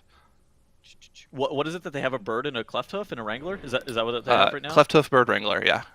I think that's enough. Count. It's 23 count. Yeah, so they'll do the infiltrator on both then. Okay, that's all they'll have to do. Okay, makes sense. This is a sick route. Cool.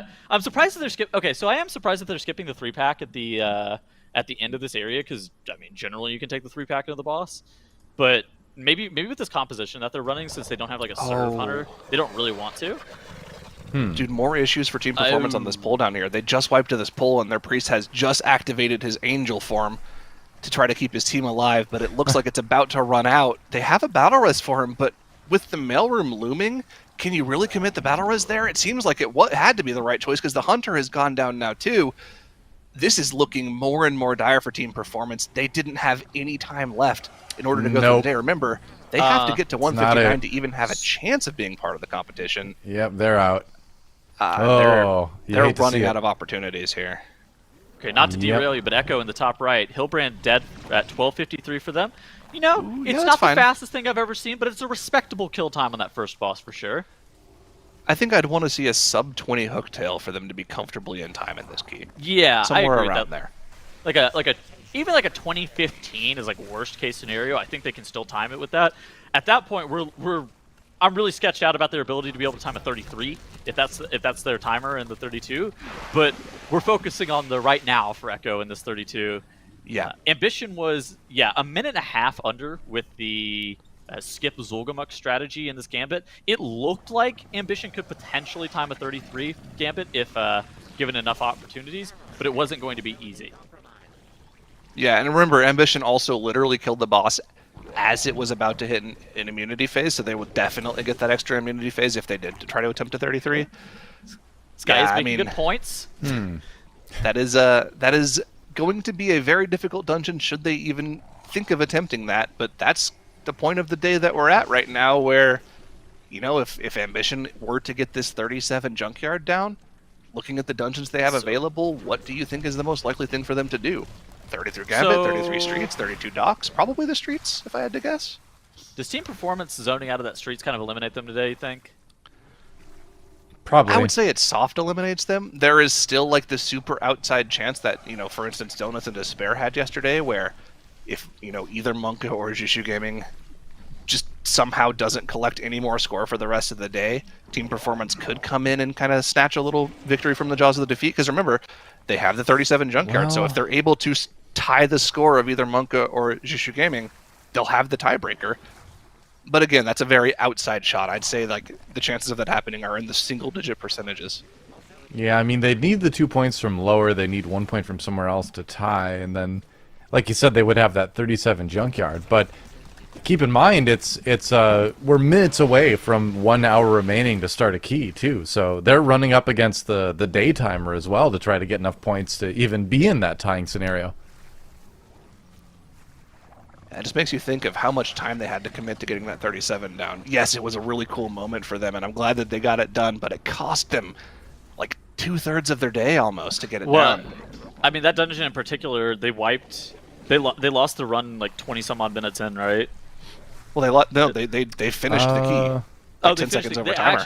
They actually did finish the key. That's right. Yeah, they didn't kill the boss fast enough, so they actually did the entire thing twice. I mean, this is a 38-minute dungeon too. I don't know. Yeah, losing somewhere because then they also wiped at the beginning of the dungeon like 3 times as well. They lost like an hour in that key by itself. I don't know. That's tough. Look at that the Gunker execution there from Ambition. Ellesmere playing that fight absolutely perfectly, using the entire mana bar. If the boss is at 0% and you're at 0 mana, congratulations, you played the fight perfectly. That's what I think, anyways. That 1238 Keep that in mind in Gunker your plus split? 3s on Wait. live. Hold that on. 1238 Look Gunker at, split is turbo slow, right? it's very slow. It's like 2 minutes slower than what we saw from Team Performance. That is a little bit worrying. They'll have to make up a bunch of time here. But look at the damage meters on Gunker there. Why is Nerf doing more DPS than a Hunter? Can somebody screenshot that? Was he dead for a bit? No. Where'd that Can one somebody death come screenshot from? that? Don't worry about that. Can somebody screenshot that? You okay, could've. It's already so gone for me. Team Performance is they killed Gunker at 11:22. So Ambition killing Gunker at 12:38, kind of scary, I will admit. They also have less count than Performance did coming out of the Gunker area. Oh, I don't like that. Yeah. Okay. Well, we'll have to see if they're able to chain pull this trash a little bit more in here, because they are going to be brushing up against that timer. I think Team Performance, if I remember properly, they had 2 minutes. They were 2 minutes under on their second attempt, right? Somewhere around that area. So there is a little bit of padding on the timer for Ambition, but they definitely cannot let up on the pulls here. They cannot go, safe here. They really have to go for broke in a 37, which is not easy to do. We'll have to keep an eye on them. Echo making good headwind in that 32. It looks like they'll very easily be able to be under that 20-minute mark that we were talking about earlier, because they are making quick work of the captain. That is a dragon, Time Captain Hooktail. Wait, our Already captain's have a it at dragon? Our 30% captain is a left. dragon? Our captain's a dragon. dragon. Oh. And Monka as well in the bottom left corner. Yes, they have pulled that infiltrator on the boss, it looks like. And they've popped their Bloodlust with about 5.5 minutes left to kill off Skolak. That should be enough time.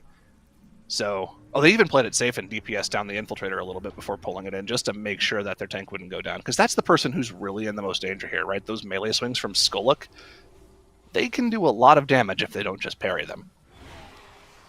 This is sick that they're still just focusing Skulllock on a 31. Wow. I mean, it's one of the advantages of this composition that they're running double Warlock. Like, I mean, Crims also has multiple cheat death effects. You're likely to not die with this composition, assuming that Mode's able to keep himself up. You just have to be super scared of whenever you're getting targeted with the cannon as well. Yeah, for sure. I mean, you can see they have their set spots around the room to make sure that nothing gets cleaved whatsoever. They'll keep running back to those exact same spots and actually let people run ahead so that there is 0 cleave on the cannon barrage. Look at the damage. Whenever that cannon barrage goes on somebody, look at how much damage each tick of that cannon does to them. Now, they're going to get those cannon barrages for the rest of this. Look, Maestine even casting Drain Life just to help his healer out through that cannon barrage, because they know they have plenty of time here. Getting Skolak to 30-ish% here before the second Bronze Smash. They might have to do one extra phase. Yeah, I was going to say, I don't know if they're going to be able to finish them off before the next one. I'm actually really surprised that they're running so many dwarves on their comp. Okay, so they're playing 5 dwarves. Whenever we saw Ambition in here, or not Ambition, Echo in here earlier, they were playing a lot of Nelfs. Because there's actually a lot of stuff in this dungeon that you can use Night Elf Racial on, particularly like this cannon, for example. You can actually just Nelf it off or Feign Death it off and be able to just make it not target people. Same with like the Oshir Time to Feed. It's really surprising that they have that. It's not surprising that Monka are electing to play dwarves in this dungeon, because dwarf is very powerful in here. It's surprising that both Monka and Echo have major differences in decision making on what they think is the best. Well, fortunately for Monka, most of the danger of this boss is gone, as Skolak has phased below 25%. Zalgash has jumped down to help his crew out. Unfortunately, they got one last Grand Smash at the last second. Honestly, the pets and the Ignite damage might be able to finish off Skolak. Yep, there it is. There you go. Down before he casts the Cannon Barrage. All right. But that does mean that Koromar will be a Berserker Bladestorming for literally the rest of the fight. So they'll have to finish that off on his own. Beyblade, so radical. Come here. Wow. Let it rip. Let it rip. Well, he's the only one left. He is the winner. It's the strongest blade of Bays. Huh. There you go. Well, we're not. We're. I guess we're kind of making a bit of a caster swap. We're adding in Dratnos. We're removing Zyronic. You know, not because he did anything wrong per se. We're not accusing him of anything. We're not suspicious that he's got something he's hiding. But you know, it's that time of day. So welcome back, Tratanos, and we'll see you tomorrow. Ironic. Yeah, we want to clarify. Ironic tomorrow. is not accused of anything here. He hasn't been charged yet. Yeah. So yeah. Allegedly. Just because my Allegedly. name That's starts with XY does not mean I'm a member of the Xi cartel. Yeah. Allegedly. Yeah. That's right. Allegedly. No one has proven that. You know. Well, Thank you for your service. We'll see you tomorrow. Goodbye, Ironic. Well, welcome back, Dratanos. How was soaking in the last hour as a fan of the World of Warcraft? Oh no, forget that. Ellesmere down for Ambition. That's a rough Angel start on form this one. activation, gonna be a Yeah. Soulstone activation as well. They're out of battle reses now. Usually you don't need them in this dungeon. Usually if you wipe to the hard bosses, you're extremely dead, but sometimes you get these last boss pulls where you actually do use several battle reses, so that is going to be a little bit less room for error for Ambition here. Also worth noting, their timer was already looking a little sketchy. Okay. So I'm starting to be somewhat worried here. Ellesmere is going to take some time in the middle of this boss fight to actually just go and grab himself some buffs right now. He's got to be careful while walking not? near that motorbike. Some healing. And tell me how bad this is on a scale of 1 to 10. Team Performance killed Trixie and Ano at 1651. That's bad. To a level of 9 or 10, I would say. It's worth noting, Team Performance, they completed their dungeon with 2 minutes to spare, right?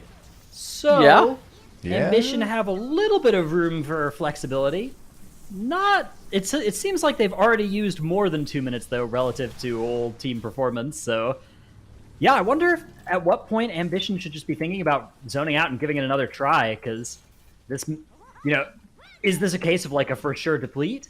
And either way, is it valuable to practice those later bosses on the plus 37 anyways? Would that be, like, the problem is, okay, if you zone out, then you come back in and you do the first part of the dungeon clean, and then you wipe to the end of the dungeon, it's like, would have been better if we just did that in our, first scuffed run and actually got all the way through the dungeon.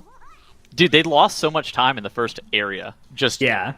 They lost over a minute in that first Gunker area alone. So something in like the minute 20 mark. I think a large part of that was due to proccing 6 cheat deaths on the second pull of the dungeon. But it's like, I don't know. This is a situation where I'm not sure if you're supposed to zone out or you're supposed to finish from here. I think you should zone out unless you're actually confident that you can time it. Like, if you think you're going to deplete it, I think you need to make that zone out call, because doing the run as a practice run makes sense for the purposes of like getting that dungeon done. But if you believe in yourself, you gotta think, okay, we can get this anyways. We should just maximize our time, right? We should just hearth out now as soon as we're sure it's depleted. So Ambition deciding to continue it may be a case of they actually still think they're okay on time, because it's worth noting that the performance time, there were inefficiencies towards the end of Performance's dungeon that maybe if Ambition does it perfectly clean from here, they'll be able to overcome. Well, okay, what do you think the odds are that Ambition can one-phase the final boss? Now, that is a good question. Ambition have been our one-phasiest team, right? They've been the team that has looked the best at one-phasing.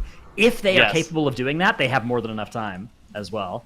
I think they're probably in a spot where they have a minute and a half of extra wiggle room if they can one-phase the last boss, but if they can't, then all of a sudden I think they're actually probably a minute over time instead. So maybe they're confident they can. I mean, it's untested. Nobody has done that before. They haven't been able to practice on a 37 at all.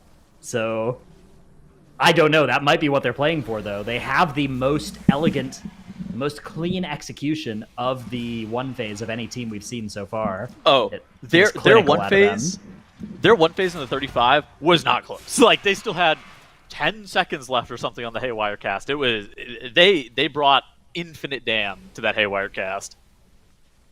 Yeah, so if they're able to replicate that in this key level, then all of a sudden I'm a big believer in the dungeon timer still. That may in fact be exactly why they haven't zoned out yet, is because they actually do think they have enough damn. The Ambition stonks would be going up for sure. I mean, yeah, that's the thing about Ambition, is that it's a team where their one phases they've actually looked so good. They've always done the ability sequence in the right order. They've gotten their hack finished at the perfect time, right as the spell steal's coming out. Everybody is just instantly gatewayed under boss. Like, that is their strong point, and that might be, I mean, that's worth several minutes, so yeah, I mean, that could be huge. In other news, top right of the screen, Echo looking to get some points here in this Gambit. Solia dropping pretty low. Their time captain Hooktail split for having a Zulgamex route. It was actually very solid. 1941. Zyronic and I were talking about it. Basically, they wanted to be under 20. If they were under 2015, they were probably chilling too. Echo 1941 Hooktail split. They are very, very good on this timer. They're going to be able to time this by maybe like a minute and a half or so. It seems like it seems like these affixes this week allow teams a lot more leeway on the time captain Hooktail split as well, since they're just not sanguine. So it allows you to do a lot more, either trash into Solia or do bigger pulls in the Solia area. Yeah, the last boss in particular, that room with Sanguine can be pretty nasty, but without that affix going on, teams have been able to find quite a bit of extra. Like, we've seen some extremely aggressive pulls in that area, right? We've seen some teams going absolutely crazy with the amount of enemies they've fought at the same time there, so whenever you're able to do that, that is a lot of time saved. Yeah. Right. Echo finishing off Solia now, so they will get that 32 done. And that will put them up to 163 points. That looks like it's like 30 seconds faster than where Ambition were. Let me go pull up our leaderboard. It is approximately 24 or exactly 24 seconds faster. That's that's really good. I mean, we saw time tiebreaker be something that was actually very important last weekend. Just making sure that you had the time tiebreaker in some of these dungeons. Is Gambit going to get improved to a 33? Maybe. If it stays at this 32, those 24 seconds that Echo just did in this Gambit 32, maybe something that's like super valuable for them. Yeah, sure. I mean, Echo's 33 streets is faster than Ambition's 32. Their Gambit is faster. Their Docks is faster. Their Lower is faster. Their Junkyard is a different key level. When you factor all that out, you get to this point where, if Echo have the same score as another team, unless they're losing, like if they get to that time tiebreaker, it is very hard for me to imagine a situation where Echo don't win off the back of that time tiebreaker. That being said, the time tiebreaker is very rarely seen. The only time it has ever been relevant was last weekend in the EU qualifier, where it was what determined Echo beating Monka. But usually we see the key levels mattering instead. How likely do you think a time tiebreaker is going to be for this weekend? I would say unlikely, because teams have so long tomorrow to push. I think it will instead be decided by like, Echo have done a 34 streets. That's not getting, nobody else is getting that. Something like that is how I think it's more likely to end. JPC no Beak going down for Ambition. Uh-oh. These Grunters are like raid bosses, each one of them. Yep, absolutely. So whenever people ask, which is harder, Raid or Mythic Plus, just point them to this, because one Grunter can actually take you out in a Mythic Plus dungeon. Oh, wow. Are we going to get into that? No, we're not. No, we're not. No, we absolutely are not. I was just trolling. Despite Poll in chat, which is harder, M Plus or Raids? Well, nobody's ever done a 38 key, so... That's true. Who are the most skillful WoW players? Ambition... People have killed the jailer. Nobody's ever done 38. JPC, after that death, quickly picking up another shockbot from this cave. Heads on back out now. And they still have one battle res. They're going to have another one coming up towards the end of this dungeon. They also have one Bloodlust. They could press Bloodlust right now and get it at the end of the dungeon, but the way that they're playing, I expect that they are going to lust and attempt to one-phase the last boss. We'll see if that is indeed their plan. So you don't think that they're going to lust both?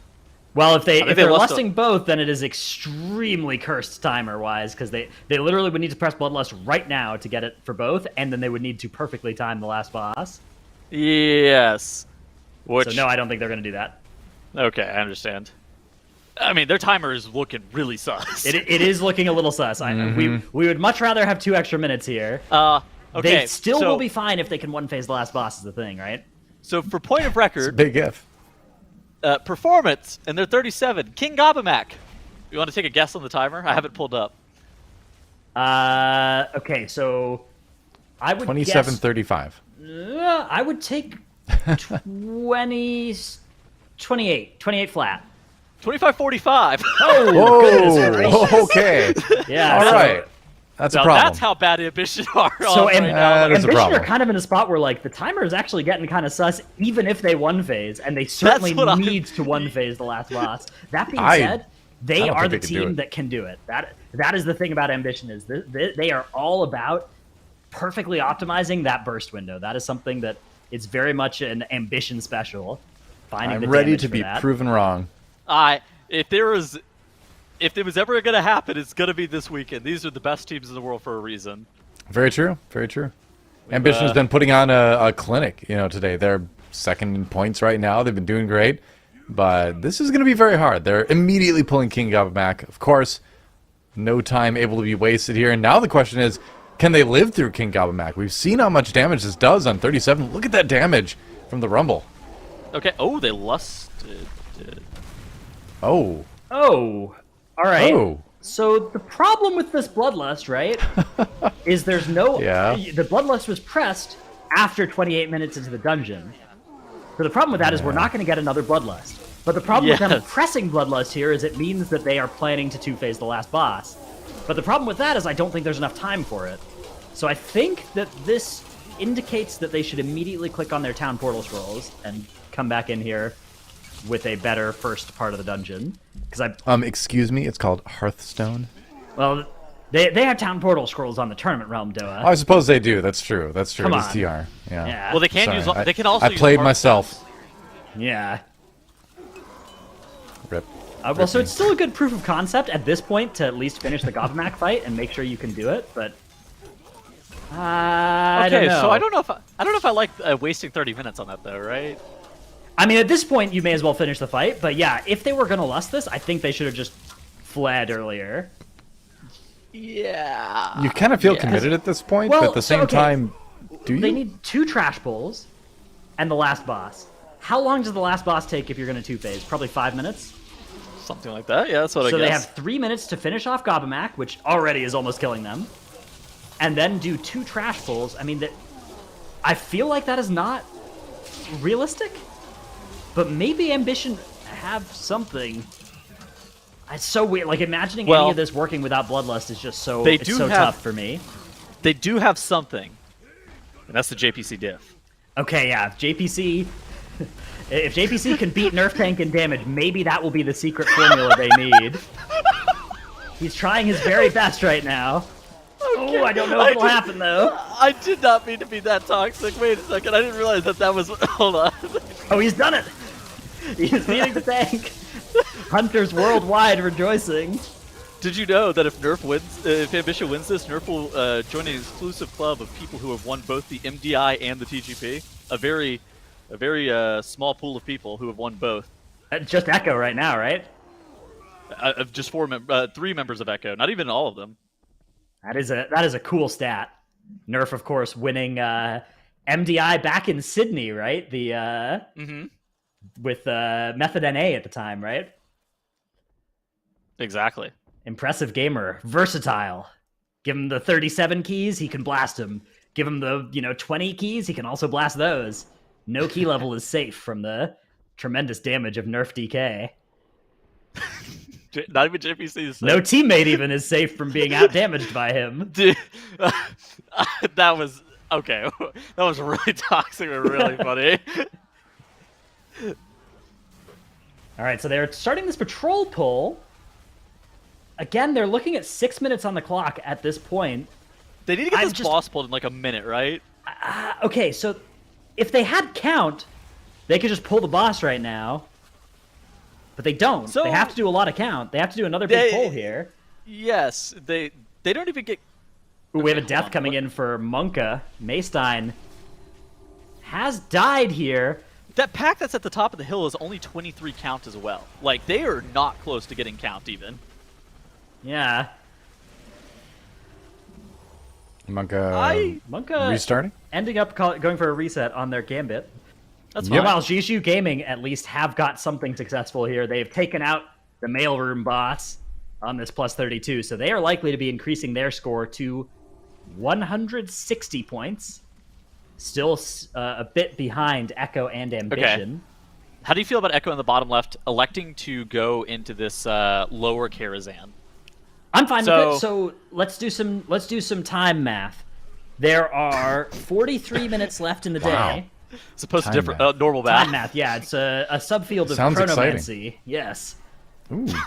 Of course. Dratnos representing the Bronze Dragonflight. Yep.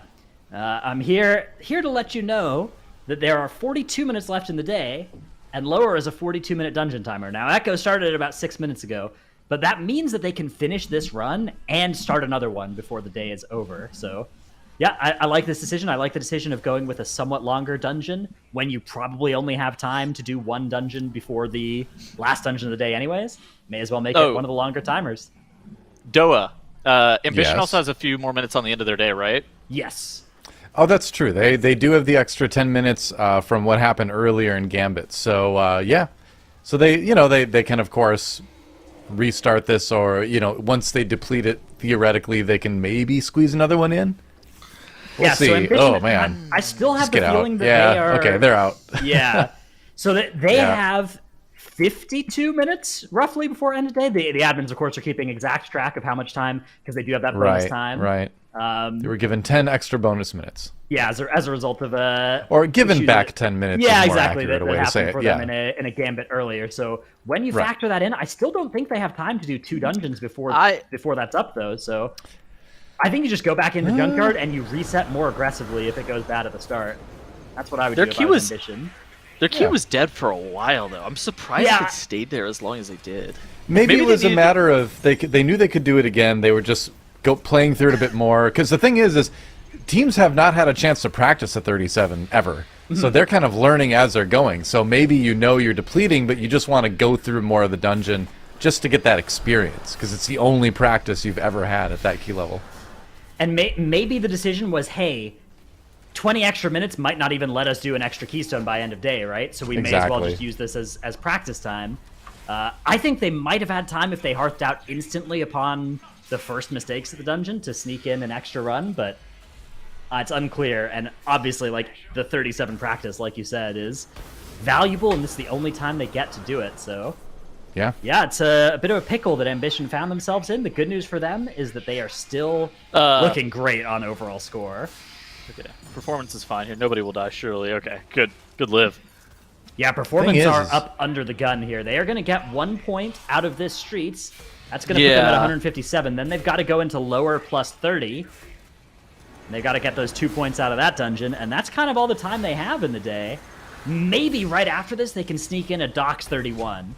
Maybe they could do that, or Gambit 32, right? If they finish this really quick, then they go to one of those dungeons, and then they could start a lower as their last key of the day. So perhaps their ceiling is at 160 points. But I think it's more likely that 159 points is the highest they can get to, at which point most other teams in the tournament, everybody except for Jiju Gaming already are past 159, and Jiju Gaming with just one more level will also beat that score, and that will be the end for Team Performance. I think Performance losing that 160 is still possible for them, though. It is.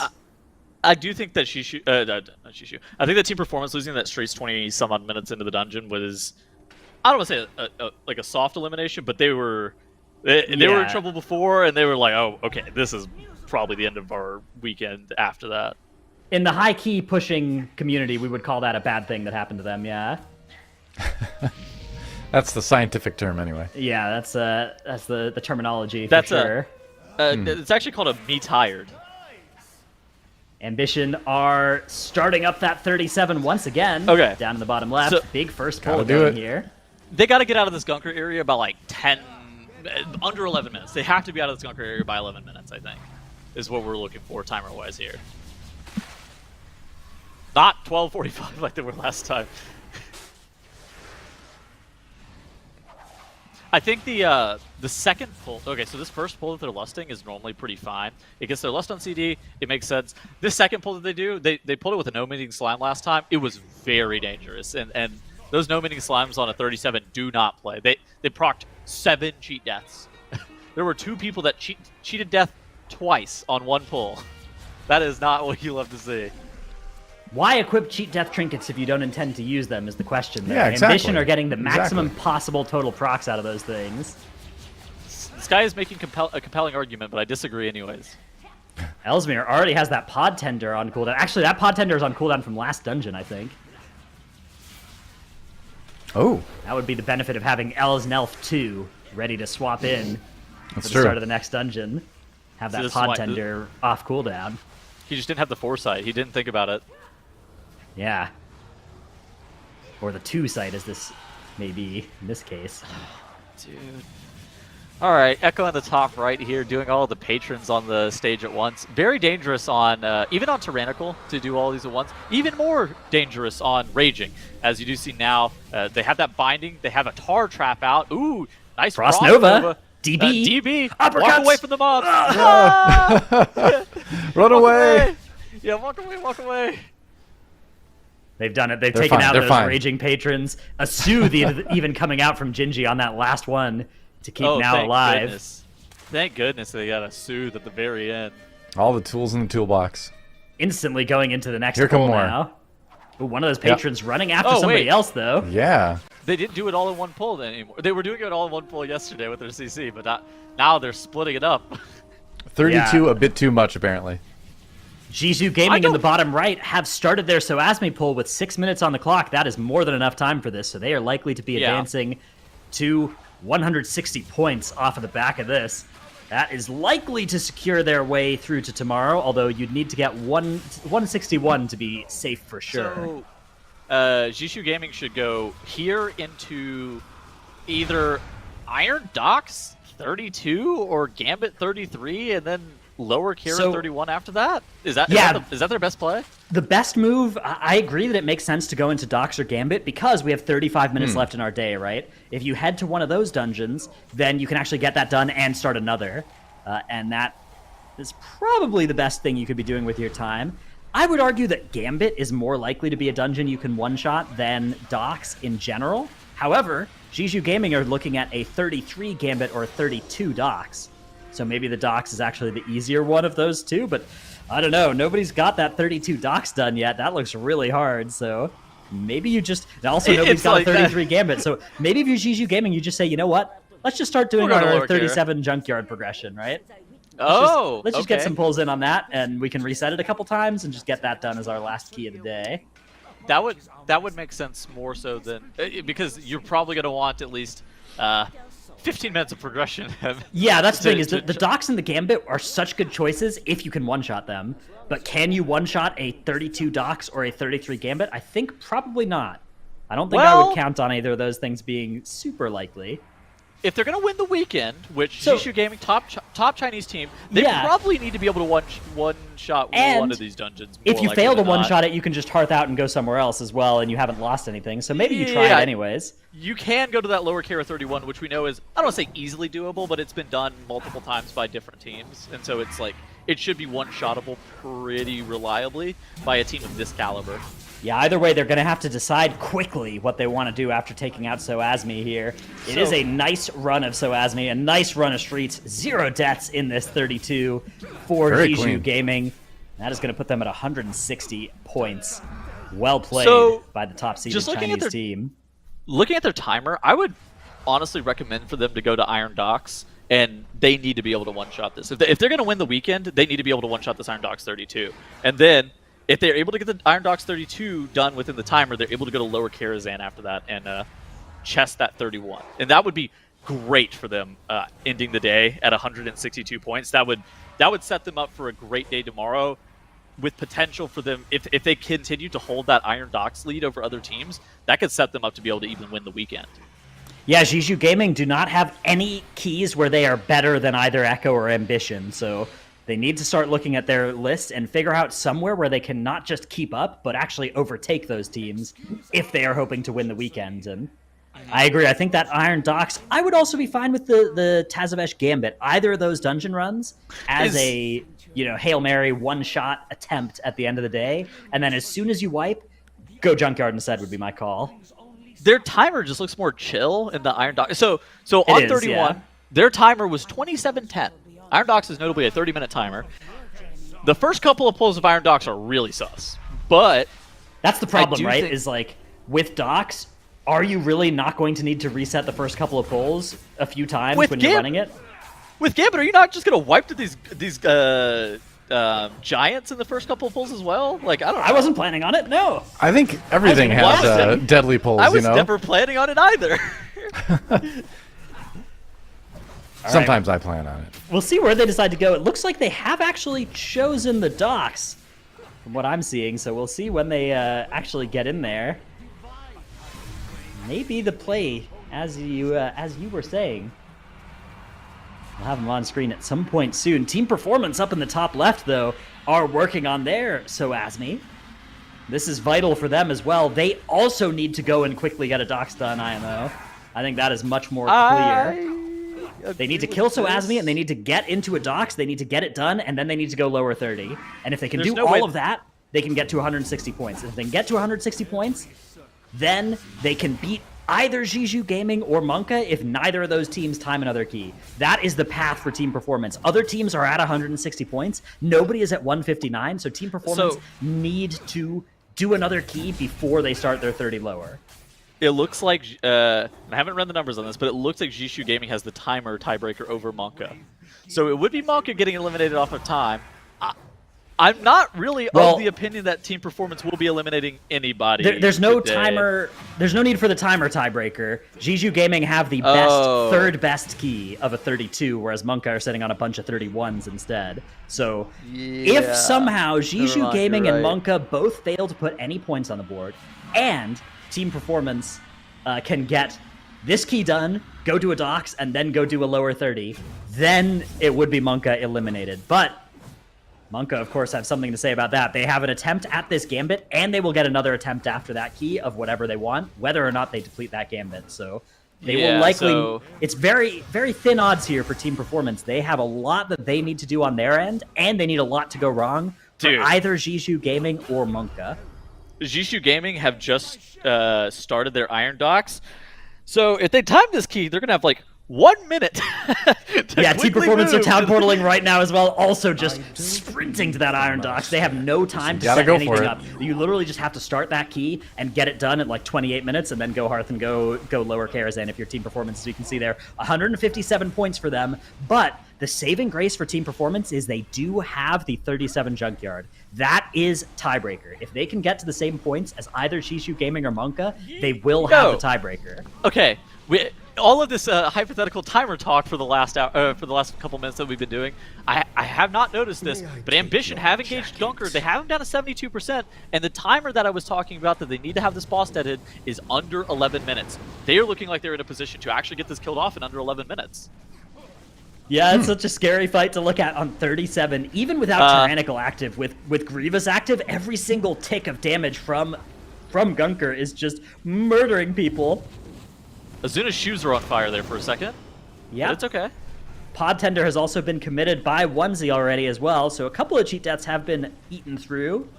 A few still available. Jishu Gaming's first pull of this Iron Docks is going to start out with an Angel Form activation. That is okay for them. That's not the end of the world. Although at this plus 32 Keystone level, there's not a whole lot of time to give. Jishu. It's fine, it's fine. Yeah. 5 seconds. No big deal. 15, but yeah. Yeah, a little teleport back to the start of the dungeon. That's fine. Here comes the Mind Soothe as they're going to set up their next pull.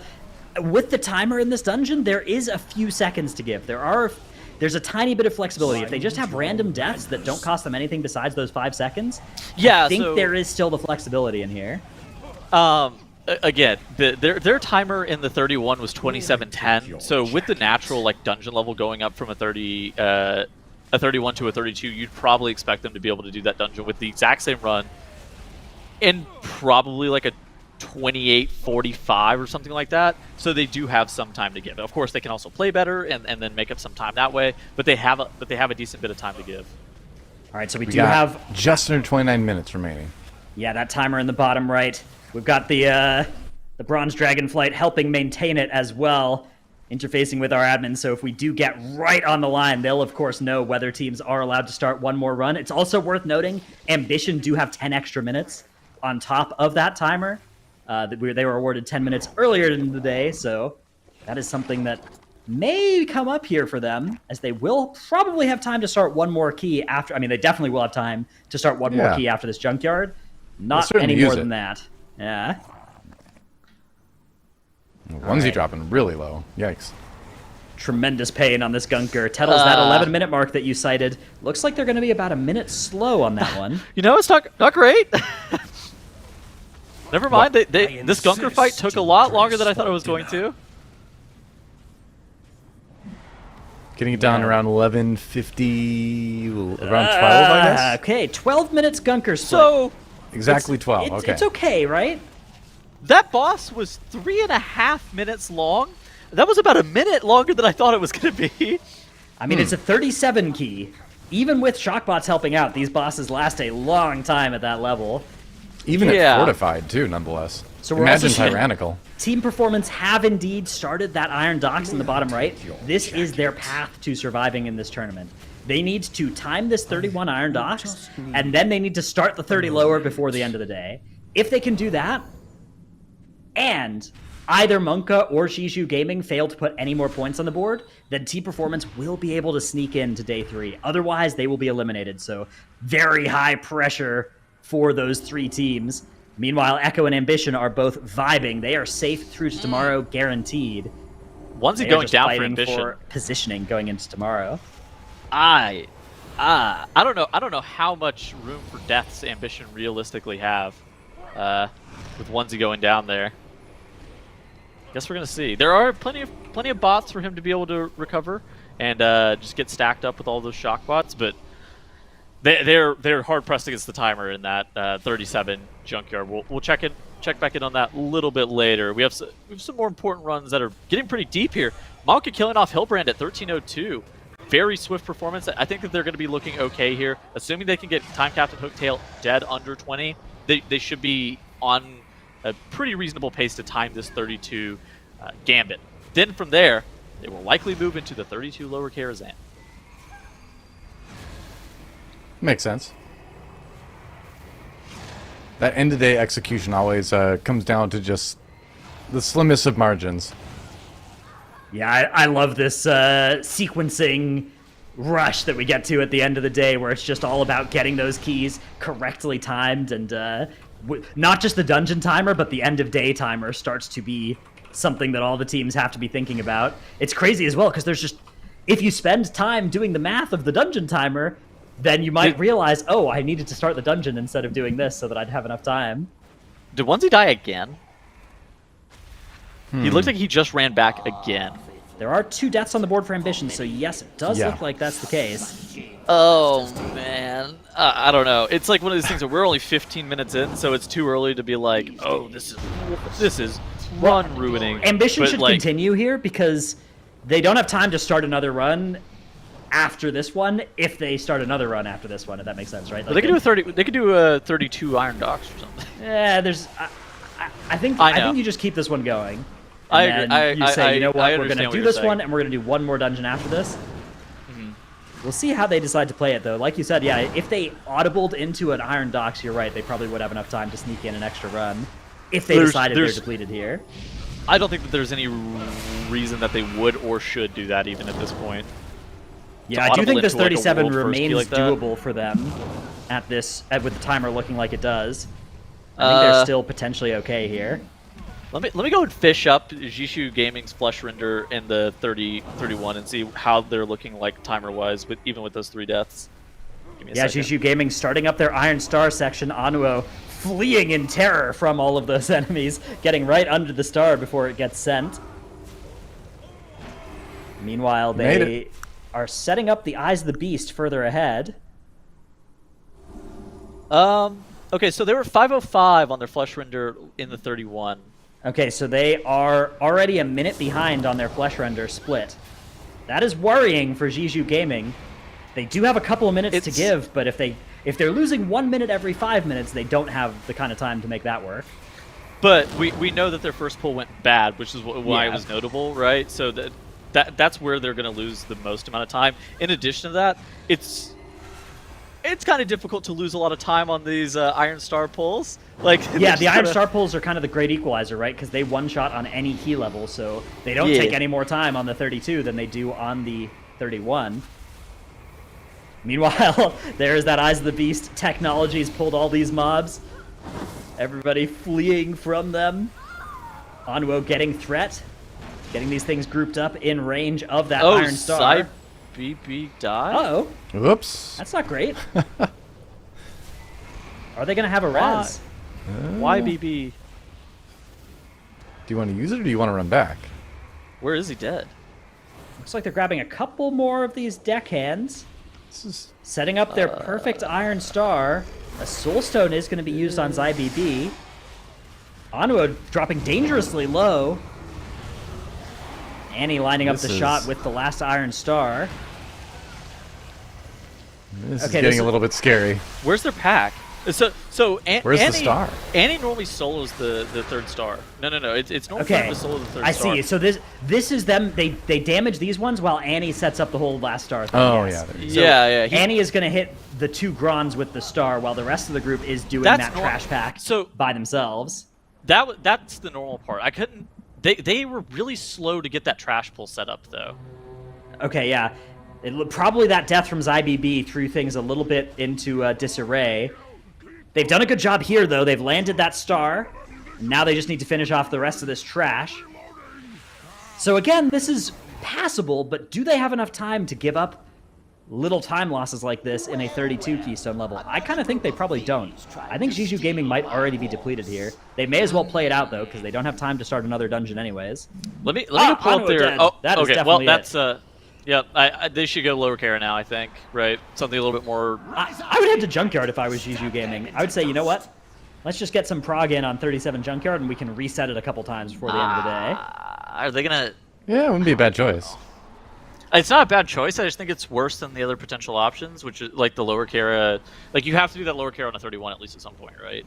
Teams need to practice. I think that the value of resetting the 37 Junkyard a couple times for free is good. So I guess the question is like, how much do you value? So Junkyard is longer, but you actually get a decent amount of value by being able to. Their battle res just came up. They used it on Anuo. Anuo instantly died again. Wow. They're keeping this pull alive, but there's just no way they have the time in this dungeon after this pull goes like this, right? I don't think that maybe they're just strategizing, you know? Yeah, maybe you want to give it a I mean, again, you kind of have a free 20 minutes to do whatever you want with as long as you start a dungeon by the end of that time, so maybe it's worth getting some practice on something like plus 32 Oshir or Skulllock, but I don't know, those were already practicable all through the week. So I'm not sure what their plan is here. We'll check back in with Jiju Gaming later. They do need to put a point on the board to ensure they won't be eliminated by Team Performance. Team Performance are on a 0-death Iron Docks as they are working on setting up their third Iron Star / rest of the group kills this pack strategy. Actually, it looks like the third Iron Star may have already been sent by them, and they are now doing this last pull as a group of 5.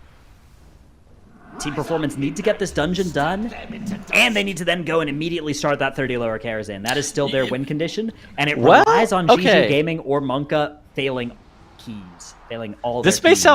This may sound super fried, but Jiju Gaming killed Grimrail and Forces on the 31 in 13 minutes and 42 seconds. So do you think they're still okay? I mean, they're gonna kill Grimrail and Forces around 15-20 best case here, I'd say. Do I think they're still okay? No, not really, but I don't know. So you're saying there's a chance. I mean, the question is it a better use of their time to go and do... Like, if you do the lower, are you really planning to reset it all that often anyways? Maybe you just have these free 20 minutes to, attempt the Iron Docks and see if you can make something amazing happen here, but I think they probably have lost too much time early on. I do think that it's a deplete, but it's not as much of a deplete as I initially thought with the Grimrail Enforcers split in their 31 being as close. I thought that they were like pulling Grimrail Enforcers whenever they had it killed off on the previous run. I thought that was the situation we were in, but it's actually a little bit closer than that. Echo, meanwhile, are murdering this 32 lower Karazhan. They have 11.5 minutes left, and they have 1 trash pull and half a boss to go. That is crazy damage being deployed. Jinji hasn't died yet, though, so... Yeah, 0 kind of a non-traditional, kind of a non-traditional Ottoman fight for Echo here. Trados, our co-commentator, is being really toxic. Yeah. No, I'm just using historical data to make an analytical point, that's all. Trados, our co-commentator, is bringing up data to be toxic. This is messed up. My fellow caster, Gingy, would not be happy to hear this. Fellow caster, yeah, good point. He didn't cast at the end of last race to world first due to being on the bench. Are Echo going 32 lower into 33 lower, you think? I endorse that. Yeah, I think that's a good plan. So you're looking for a nice high value last dungeon of the day to start after you finish this lower. I think another lower is a great choice. I think the other great choice could be a little dungeon known as Mechagon Junkyard. It's just so hard. Do you want to get a 37 on the board in there? I feel like it's so hard relative to the lower Karazhan, and I feel like you can learn a lot by watching performances run, like off after the day. Jiju Gaming have wiped. All right, so that 32 is certainly gone for Jiju Gaming. Okay, they are running out of there. What so the question is what they want their last thing of the day to be. They need to get a point to make sure they won't get eliminated by team performance surging back to 160, which is still a possibility here. Monka also working on Solia. If they can beat this boss, which they've gotten through the hard part mostly, then they will also be safe from elimination, and they will guarantee that it is a Chinese team going home at the end of the day. Well, it definitely seems that way. Yeah, Monka, again, Solia, not the easiest boss encounter we've ever seen, but their once timer's you're chill. through the trash, yeah, the timer is certainly fine. It is just a question of execution. They are sitting on 2 battle reses as well, so you would need some kind of horrific spark catastrophe to be the cause of a wipe here. Or like 3 people getting hit by a relic they didn't see when it does the energy fragmentation cast. Mm-hmm. Never seen that happen, of course, in any of my groups. Never. Me neither. No. Never would I Didn't ever even tank know the it could boss happen until directly on top of a relic and then have it surprise explode all the melee. Just that the melee? sounds hilarious, You would but never- shame on you the would melee never for not die- seeing that. You would never die to it as well? Of course not. Uh-huh. Monka sending the Bloodlust as well here. Skylark putting down an AMZ and he's saying, you know what? You guys can have this AMZ. I don't need it. My Codex does less damage if I stand in there. He doesn't need the AMZ. He's just he would just be taking it up. Yeah. True. It's actually in some situations it's pretty important to have your tank not in the anti-magic zone because of that exact example where they're taking up some of the DR that you want on the remaining members of your party because it's capped at a specific value relative to their HP. Ooh, Skylark getting a little bit low there. Does end up... Is that Lichborn death coiling himself? It looks like it was. He vamp blooded too. Very powerful. Powerful little gameplay there. Not a common play. I actually didn't. I saw the Lichborn icon. I don't know if he death coiled himself. He may have just vamp blood Lichborn for DR. He did vamp blood. I know he pressed that button at least. Yeah. I don't know if he's death coiling. Look, Lichborn death coiling yourself is a you gotta do. It's a big move. Sometimes you gotta heal and you're out of range of death striking. Makes sense. How much healing would that do? You think? Some. How? Can you give me a number? Approximately. 3. At least dozens. Like maybe Tens of hundreds. heals. Maybe hundreds at best case scenario. Perhaps. Yeah. Look, it's a no death strike, okay? But you don't have to be in melee of something to do it. Echo also working on their massive spider pull. Oh, big shining force coming out from Zalia, sending those monsters all the way into the corner.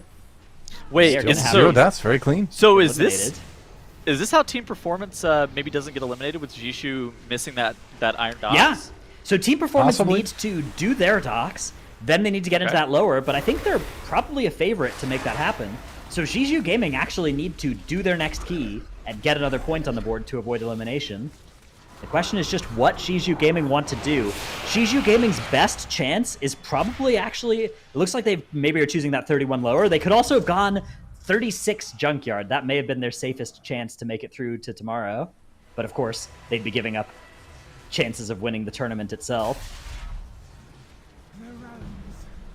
I think that Shishu Gaming should probably be able to do this 31 lower Karazhan. So they do have some time to start that, though. Let's look at Monka here on Solia. They are committing and avoiding that last collapsing star. Yeah. They are going to be okay. It's about to explode. But Solia is almost dead, so they're fine. That is just fine for them. And they are going to put up a 27-56 in their 32 Gambit. Actually somewhat in range of suggesting that the 33 might be possible. Not quite. They would need to find a little bit more damage, but very close to a 33 being doable at that pace. Well played by Monka. That is going to tie them up with Ambition, just 2 points behind Echo. Ambition, on the other hand, though, are looking to tie up with Echo and gain 2 points of their own in this 37 Junkyard in the bottom right. They are about to start King Gobamak here. 27 minutes on the clock, though. Once again, things are getting awfully sus on the timer. They do hit their Bloodlust at 27:15. So the good news for them is they can Bloodlust again at 37:15 and get another Bloodlust for the very end of the dungeon.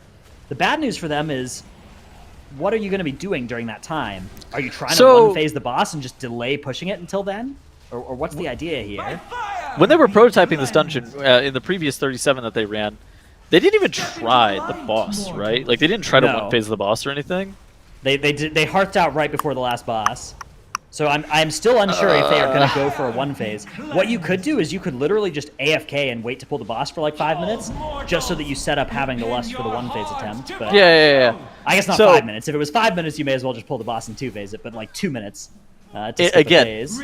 For performance, they had Gobamak killed off by 25-45. Like, yeah, Ambition are definitely well behind the performance bar. bar. Is it in a pod? Oh, no. Yeah, so he's going to keep that dot on himself as well. You can see that's going to be ticking for him. Oh, right into this rumble. Luckily, he quickly is able to deposit that. And now there's a little bit of a breather here as the third charge smash that's coming up doesn't have any mechanics around it. We got a symbols as well, so all of our defensives, not all of them. Yeah, this one you don't want to commit any defensives to. The main thing you want to do is use something like a Frost Nova or a Binding Shot to prevent the adds from hitting anybody as this is happening. Looks like they're just going to activate the defenses in time here. Now the problem is coming soon. So in about 20 seconds, King Gobamak is going to go Rumble straight into Charge Smash. That is going to be probably Turtle from JPC. No Ice Block. Actually, Ice Block may be available for Azuna. I don't see. Looks like we don't have that one tracked for him. So if Ice Block is available, you'd use that on this Rumble. Looks like it's not. JPC not even sending the Turtle. Says, you know what, Ellesmere? Heal me. Because here comes the Charge Smash. Everybody trying to get topped. Azuna very quickly drops off that debuff. Everybody is okay. Barely. This should be enough to get them over the finish line on this boss. However, they only have 8 minutes left to do the end of this dungeon. That is not a lot of room for error. Their Gobamak split's kind of questionable. They need 72 count from here, right? God, I don't. Let me pull up MDT real quick. let me figure out what exactly they have to pull. The 2 cavalry pulls and I think it's the big coil bearer pulls up on the side. So they're probably going to do this in roughly 3 pulls, but maybe they can bring that patrol into some of the coil bearer stuff. We'll see how they decide to do that. They are certainly feeling the pressure on time here. That is exactly 72 count. Those the 2 chicken pulls and then the packs on the right with the coil bearers is exactly 72 count. Yeah, so that is exactly what they are going to be looking for. Okay, they've got a skull marker on one mob. Maybe it's a double cavalry pull? Okay, no, it is just the patrol here. Nothing else. 7.5 minutes left for Ambition to finish this dungeon. I think that they are probably committing to a one-phase at this point. I don't know how they'll have anywhere close to enough time to two-phase the last boss. That is the major concern, is that they will have Bloodlust, though. So they will have enough time to one-phase it. But two-phasing it, probably off the table. Echo putting this 32-0 death lower Karazhan on the board here. Oh my God. Only 2 minutes to spare on their timer, though. Their timer's a lot slower than I thought it was going to be. Yeah, does this mean 33 is off the table? I think it might. Looking at this, I'm not sure I'd want to come back here if I was Echo. I mean, they may have to just because they run out of things to do tomorrow, but we'll see. They could go into a 37 junkyard and one-shot it like Echo always does. Yeah, that's what I would do. If I was Echo, I would head into that 37 junkyard for sure. They are in the lead by so many points now at 164. Even if Ambition timed this, Echo will still have an advantage. I would rerun the lower because it seems like the yard is like a couple of attempt to run. The lower was you only had like 3% to spare on the dungeon timer. That's true. And you're gonna have 8% more health on the mobs, and you had a 0 death run. So you need to actually have a plan to go faster. And I don't know if Echo has one of those in that dungeon. Maybe they do.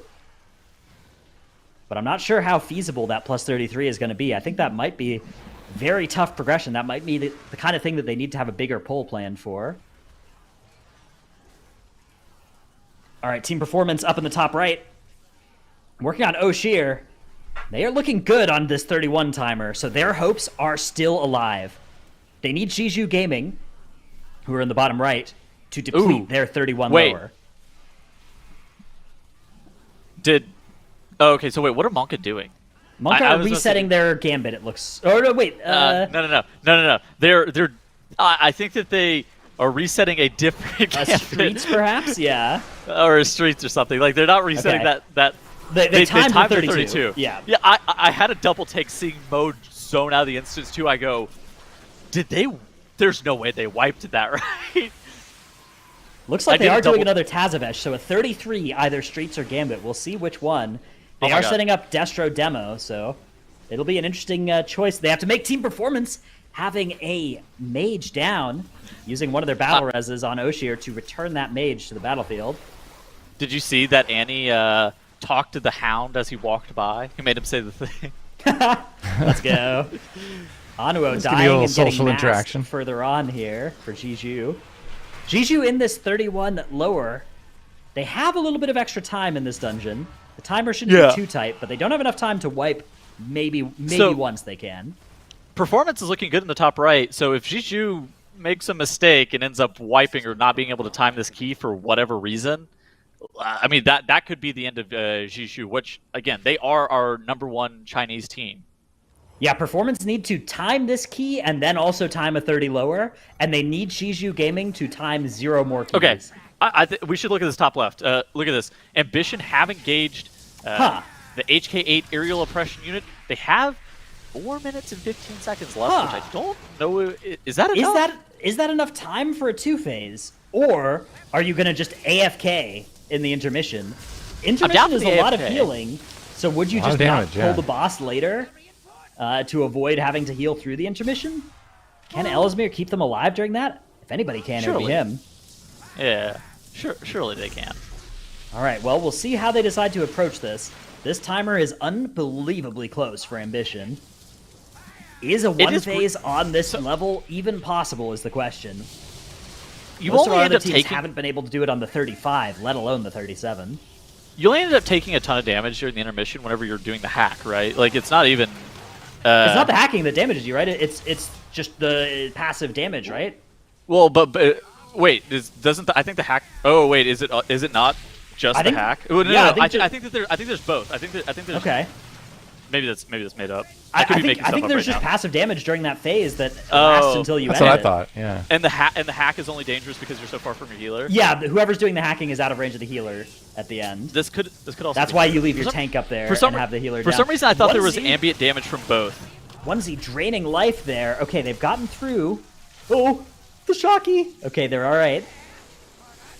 So let's see how they decide to approach this. Only 2.5 minutes on the clock. Nowhere near enough time to 2-phase this. But Bloodlust is not going to be up for another 1.5 minutes. So I think they have to stall until Bloodlust is ready. I don't think they have another option for this. Unless somehow they believe that they can 2-phase There's just no way. But look at the health bars here. Look what's happening to everybody on the team. I don't think you can wait this one out. Ellesmere. Yeah. Oh. Okay, is he going to be able to join everybody else here? He does have a little bit of mana, but not that much. Players are starting to get sent back down now. Onesie deploying the gateway. JPC needs to come down as well and start getting healed. Ellesmere with Desperate Prayer active. Nerf has Vamp Blood. Probably has Cheat Death Trinket as well. There's that Cheat Death Trinket. He was letting that proc first. They have a Renormalizer here as well. Oh, they're just going to push for it. They have no Lust, though. How are they going to... what's the plan here? Are they going to lust the Tank Buster? But there's just no time. I think this is a Depleto for Ambition. There's just no way that you can kill this aerial oppression unit in another phase in less than 90 seconds from now. And they have good damage without damage bloodlust. But... Yeah, I mean, no bloodlust. Yeah. It's not bad, but it's just not a play that has a chance of winning. And Ambition are certainly depleted here. Yeah, I mean, they have 1 minute, their no lust way. back up here in a second. I don't know, yeah. Their Gobamac split was just too slow. They needed like a minute and a half more on Gobamac. Yeah, they have 1 minute from here to end this, and there is just no way. That Tank Buster has way too much health. They are going to have a Bloodlust to press here, but it is just not going to be enough. Ambition do have another 10 minutes or so to start an extra key, so they will be able to pick one more attempt at whatever they like. Every other team running out of time to start a last key. If teams are not happy with their current runs, they're going to have to hearth out very shortly and start their new one. Team Performance up in the top right, finishing killing off Skulllock, will have enough time to get another dungeon going. Keep the dream alive of getting to 160 points and eliminating Shishu Gaming instead. Okay, how bad is it that Ambition didn't time that key? So they have enough time to run back the junkyard again because they have 10 minutes at the end of the day, right? Over the timer because of some stuff that happened in the gambit earlier. Well, it's not great. I think it's okay. I mean, obviously it's okay for them surviving to the end of the day. Look at where Echo are. Echo are in that 37 junkyard. Yes, this is good. Why This is not? where I was hoping Yeah. to see them. This is going to put them in a really good spot of 165 points with the tiebreaker if they can get the 37 junkyard done. That is a big if, though. A lot of teams... We haven't seen any team succeed in Junkyard 37 on their first try. It took Team Performance 1 attempt. It's taken Team Ambition at least 2 attempts, which... But, I mean if anyone can do it. Even if... So say Echo doesn't do this key and Ambition are able to actually get this 37 done, I mean, this still is going to put Echo ahead going into the end of the day because Echo have done the 32 lower over Ambition, and they also have that 33 streets. Yeah, Echo at 164 points are in a commanding lead right now. The best that Ambition can get to is 163, but Echo may even get to 165. We'll see where Ambition decide to go at the end of the day here. Monka are also working on a 33 Streets of Wonder. That would put them at 162 points. And their 37 Junkyard is still available in the future as well for that extra 2-chest bonus point, so... They are pretty much... The way I see it right now is Echo are maybe a dungeon and a half ahead of Monka and Ambition, who are roughly tied with each other. Dude, now almost died at this point, purged already. This is the scary part.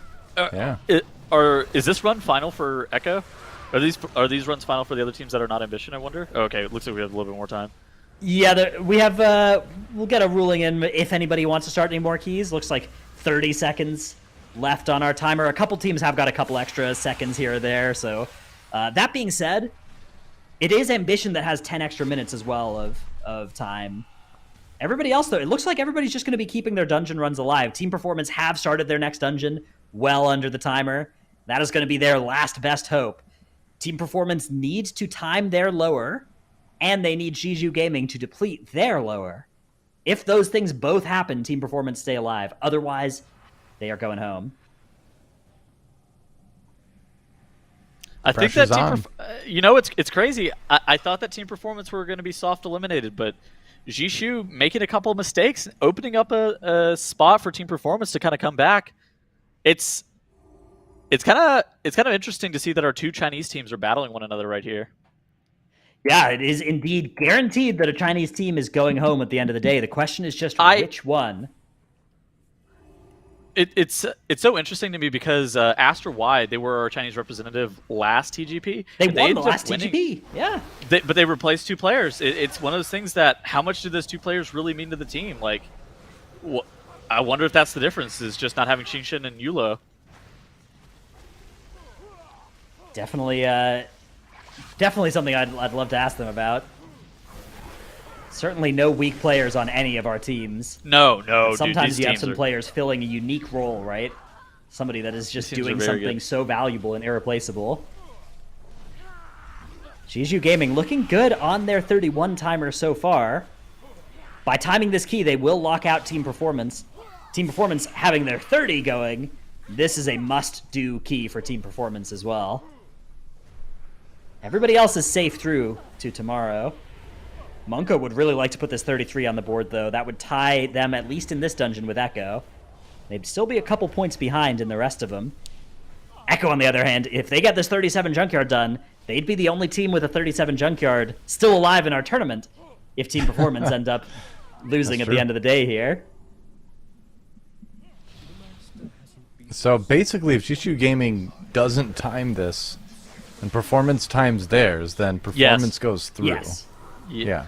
Any other combination of events, Shishu Gaming goes through and Performance is eliminated. And I don't want to count them out yet. It would be a really long shot if either of these teams were going to be able to come in tomorrow and win, right? It would be like a crazy day 3. Yeah, they're going to be coming in 4 or potentially 5 points behind Echo. 3 at best. If Shishu Gaming time their key and Echo deplete, they will be 3 points behind Echo. Oh. Maybe you make an argument that it's 2 points because they're sitting on a 2 chest. So maybe an hour behind Echo under very best case situation for Shishu Gaming. Dude, I just noticed something.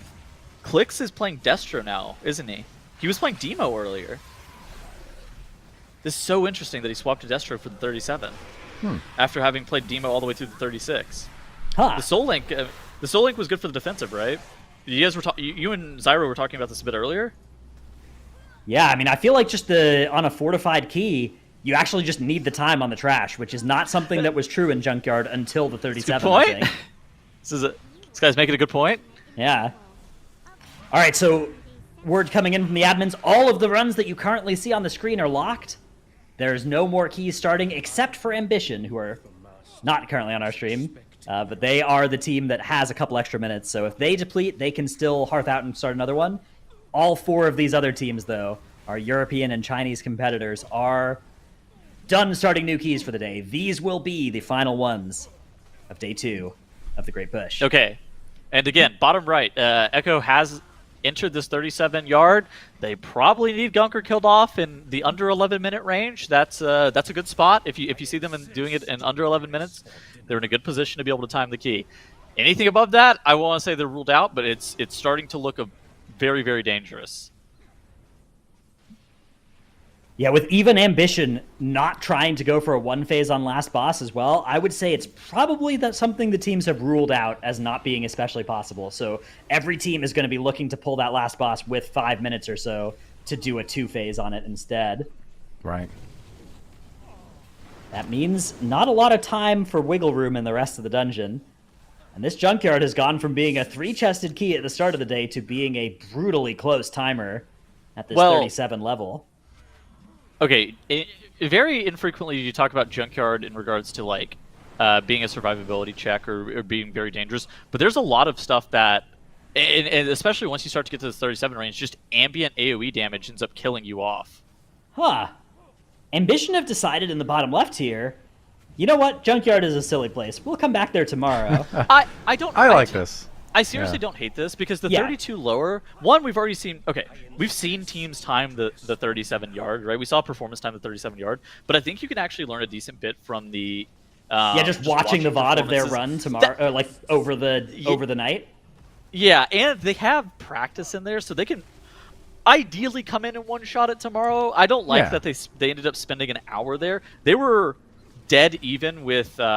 Echo at some point, just in regards to... So Echo had a 36 1 chest in the yard, Ambition had a 35 2 chest in the yard, and so beyond that, they were about the same points. Now Echo has had some time to be able to time some more keys, and they've kind of taken a bit of a lead. So Ambition, I don't want to say they threw away all that time, but it's time that they're not going to get back. That I didn't love that they kind of feel like they wasted a bit. Yeah, they've lost something like an hour at the end of the day here. It's not going to be the end of the tournament for them by any stretch, but...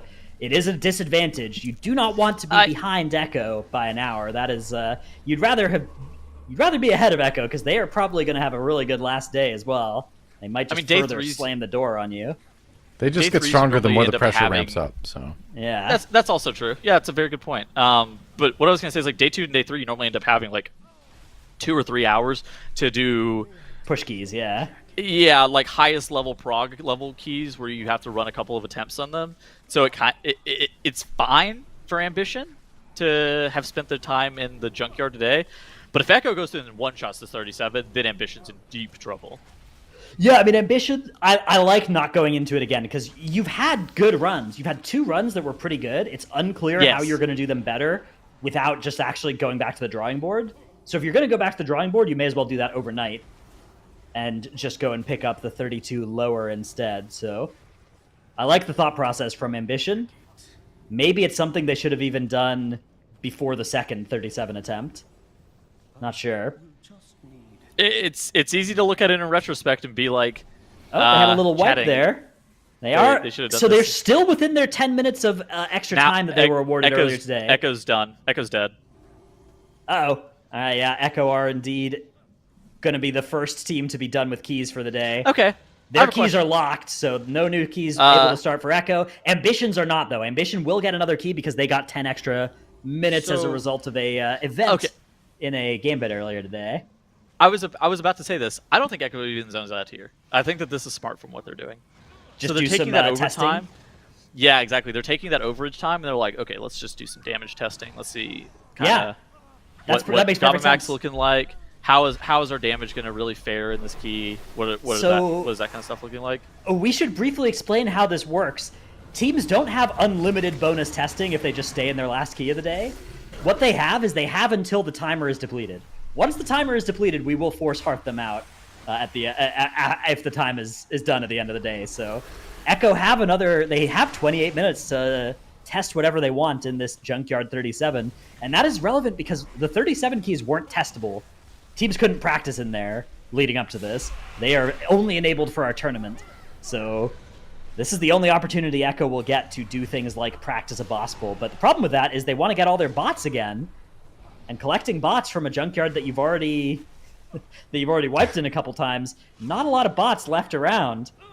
So even collecting those bots might be a tough sell for Echo to let them then do their testing polls. This is a good point. There's not that many bots left. All right, Ambition are starting their 32 lower once again. They have another minute or two before their dungeons will be locked and they won't be able to start any new keys. If Ambition can time this is really good for them, right? Yes. I don't want it puts them in a good position coming into tomorrow. They got to figure out how to do this 37 yards somehow, but it's going to put them in a behind Echo, right? But those 2 points can be made up with the 37 yards. So exactly. That is going to be maybe a 30-minute disadvantage compared to Echo if Ambition can figure out a good way to guarantee that they'll get that 37 junkyard, which I imagine that will be several hours of strategy work overnight that they'll be doing. This is the most that we've talked about. Like, okay, so more often than not, the teams will end up sending in Discord with one another, like spitballing routes, maybe some things like bolstering or whatnot, end up changing your route a lot. This TGP, like the globals in particular, I suspect yesterday you didn't have to sit around and like spitball infinite routes or infinite changes that you had coming into the day tomorrow. This junkyard, I think you're going to have to reroute a lot of that key. You are very thankful that Performance was able to show what a 37 looks like too, which is crazy. I mean, the question I have is there any way that a team can try and get a 38 in there? Because the 38 junkyard would be the Omega tiebreaker, right? If the coup de grace tiebreaker. Right. Exactly. You will win any tiebreak you get into. So it's kind of worth 2 points to do that. So maybe it's something. I mean, again, Team Performance, they beat that 37 on their second attempt with a couple of minutes to spare. The proof of concept might be there, but we do have the ruling coming in. These keys are now all locked, including Ambitions. Their bonus time has expired. Every single dungeon that you see is the last of the day. Echo are still testing in their junkyard, but their key is certainly depleted. Everybody else is still alive to time their key. Monka and Ambition hoping to advance to 162. That'll put them 2 points behind Echo.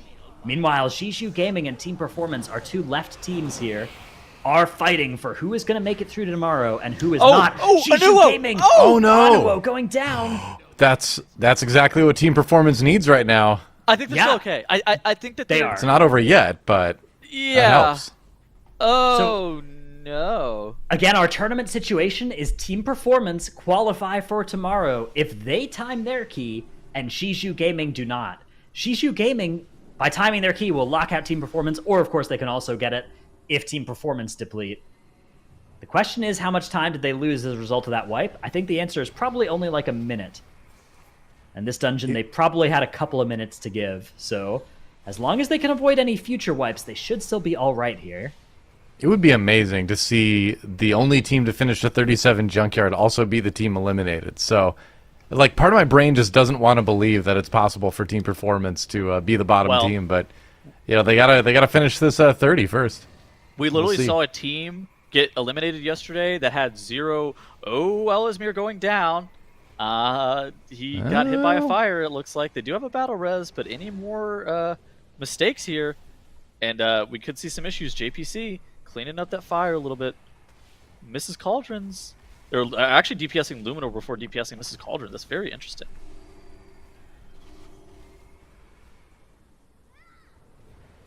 Monka finishing off Acolyte and Venza Goldfuse here in the Grand Menagerie. Their 33 timer is looking rather good, I will say.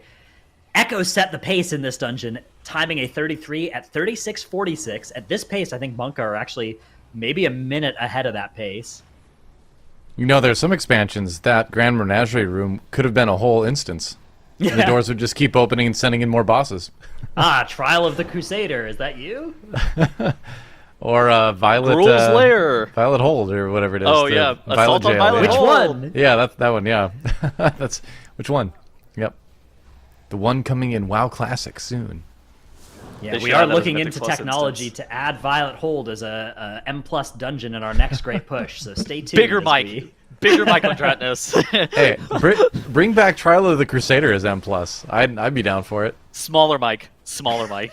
I'm one of the few people that really enjoyed Trial of the Crusader. I know that's not a popular opinion, but I liked that raid. It was fun. I think it was fun trying to get through it without dying. I think many things Wrath of the Lich King flavored are popular opinions if you just say that you like them. Yeah, it's possible. It was a good time. How's your Death Knight leveling been going, Doa?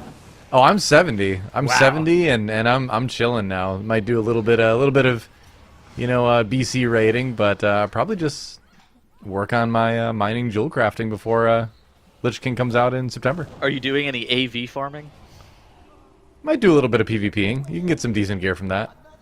All right, Shishu Gaming sending their Bloodlust and getting back into Ataman here.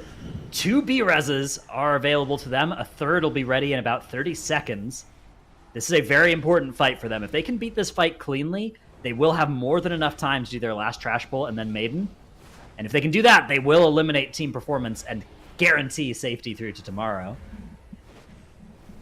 This is a scary boss fight, though. I would say this is the scariest fight that is left for them in the dungeon. All right, can we get a timer? Can we get a timer approximation? How okay do you think they are on Ataman here? I think they probably have about 2 minutes to give on the overall dungeon timer.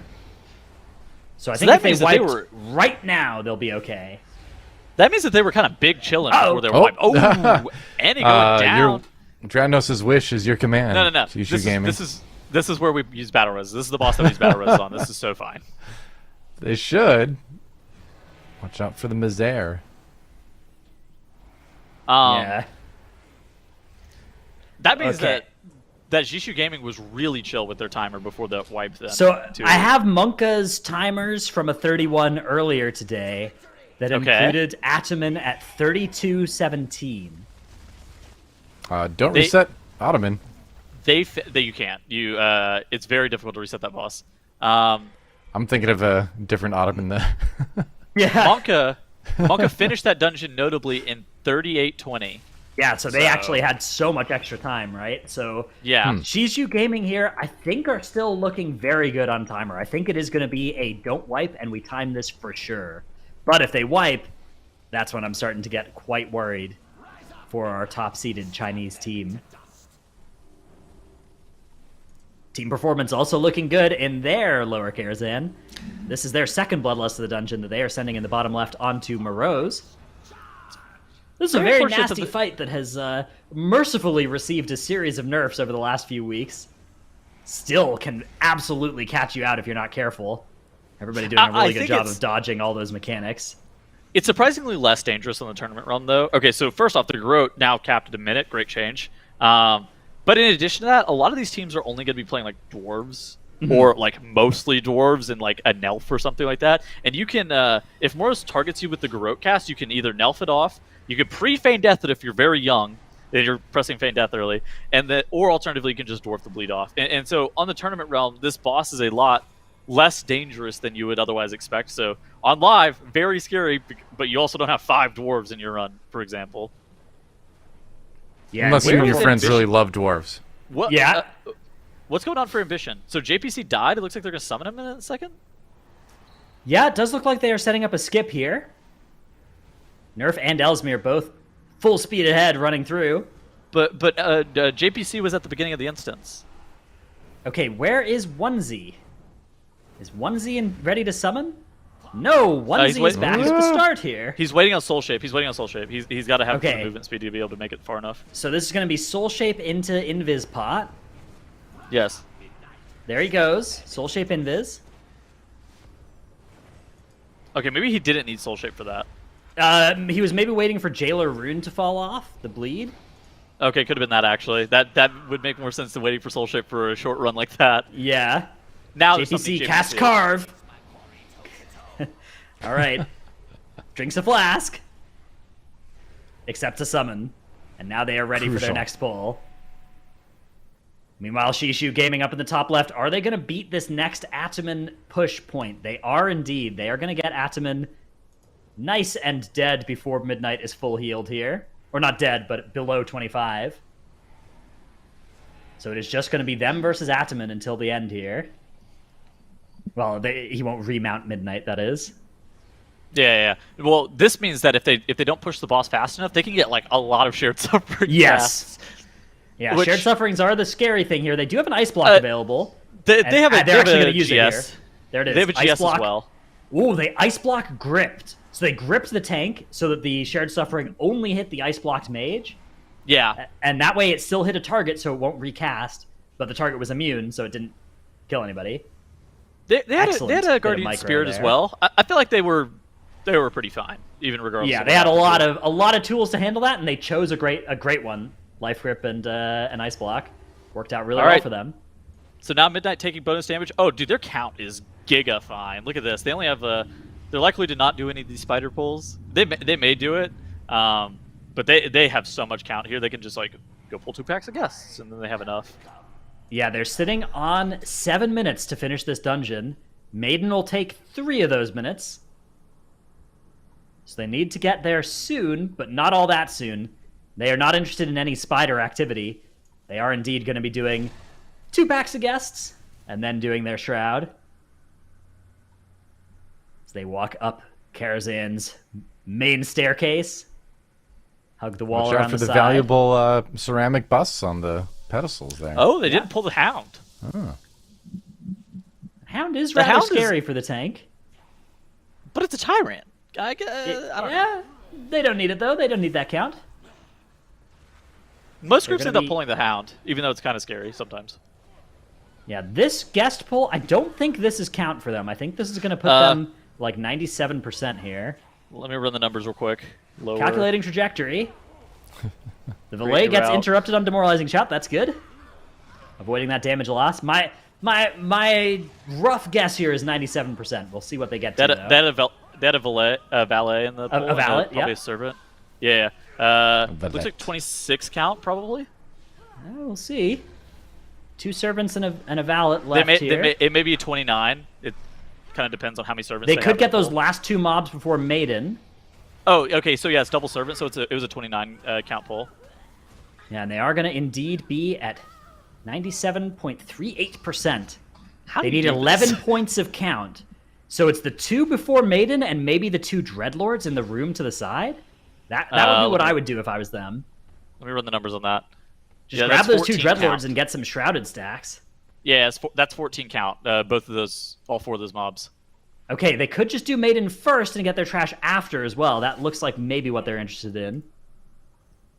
Because just the Guardsman Sentry mobs are. Oh look! 3 Okay, Ano he's grabbing the 2 Dreadlords from inside the room. Excellent. All right, there we go. Is this Stratnus approved? This is big approved. Look at this. These are some great mobs to pull. Their timer. Their timer. The timer's fine. It's fine. 5 minutes? Oh wait, 5 minutes. Never mind. They're fine. I mean, you just wanted to show us that the timer was fine. That's fine. Yeah, exactly. The timer, fine.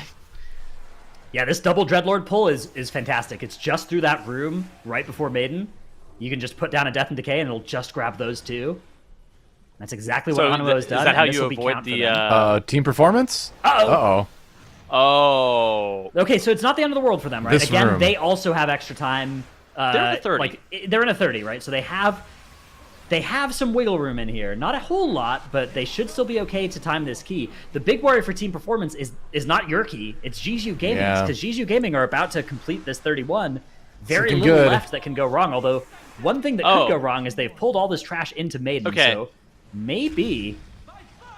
How do you feel about this? So that with pulling all of this trash into Maiden, they're allowed to use things like they can drop the Infernal immediately and have it back up for the second cast because of the Wilfrids and CDR that they're getting on the Infernal. Yeah, I mean, these mobs aren't that scary. I do still think that somebody randomly getting slept is probably your lose condition here, but they have avoided that, so... That would be terrible. Well done by Shishu Gaming. Well, they have their count. They could probably have Imp out here, assuming that they have kicks coordinated enough to where the lock doesn't have to kick anything. All right, here comes that first Mass Repentance. Jailer Trinket stacking up on most of the gamers. ZyBB does not. Did he not have it? Yeah, I'm not sure how he broke out there, actually. He got out. Maybe a Soul Igniter. I didn't see... I don't know if we would even see the animation for Soul Igniter. I'm not Yeah, I think we might not. I've no clue how he got broken out. It was probably Soul Igniter since he doesn't have the stacks of that rune, though. Yeah, they are going to be everybody safely getting through that. The kick landing nicely. 3 minutes left on the timer. The timer is certainly fine. It is just a case of the rest of the boss. And look at this. For their next shield, they have the Infernal back up. And so he was able to drop it on pull on top of all of his ads, and now he has it back available for this next shield. Yeah, we have Infernal, Combustion, and Lust. Honestly, don't use all of those. Save something for the third shield, because if you use all of those, you will overkill that shield. Probably need one for a third one, too. How is he getting broken out? Maybe we're just not seeing the debuff if he is running the Jailer Trinket, or maybe it is... Well, it couldn't be Soul Igniter for both of them, right? That's what I'm saying. Yeah, Wait, that's how right. did he just get broken out? The cooldown's longer than that, that's for sure. Monka losing mode here on the Oasis fight. Is this boss doable without a healer? Yeah, I mean, they have 4 B reses, so they land the res on mode and everything is just fine. It is doable without a healer, though. There's no raid damage on it, right? The band needs their drummer. That's true. Well, do they? Unless. Yeah. Unless you're like a old-timey bluegrass band or something that doesn't use drums.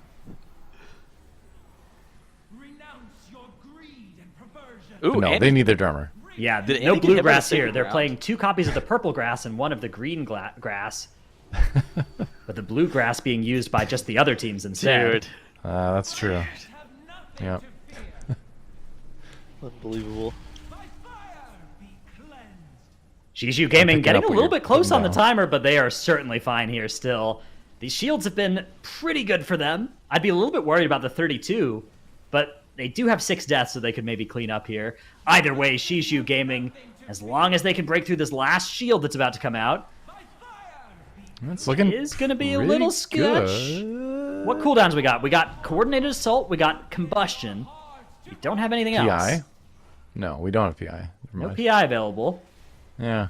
Soul Rot. They have Arrow soon. They have Arrow soon as well. Oh, Yeah. we got a Blasphemy proc even. Easy. Oh, let's go.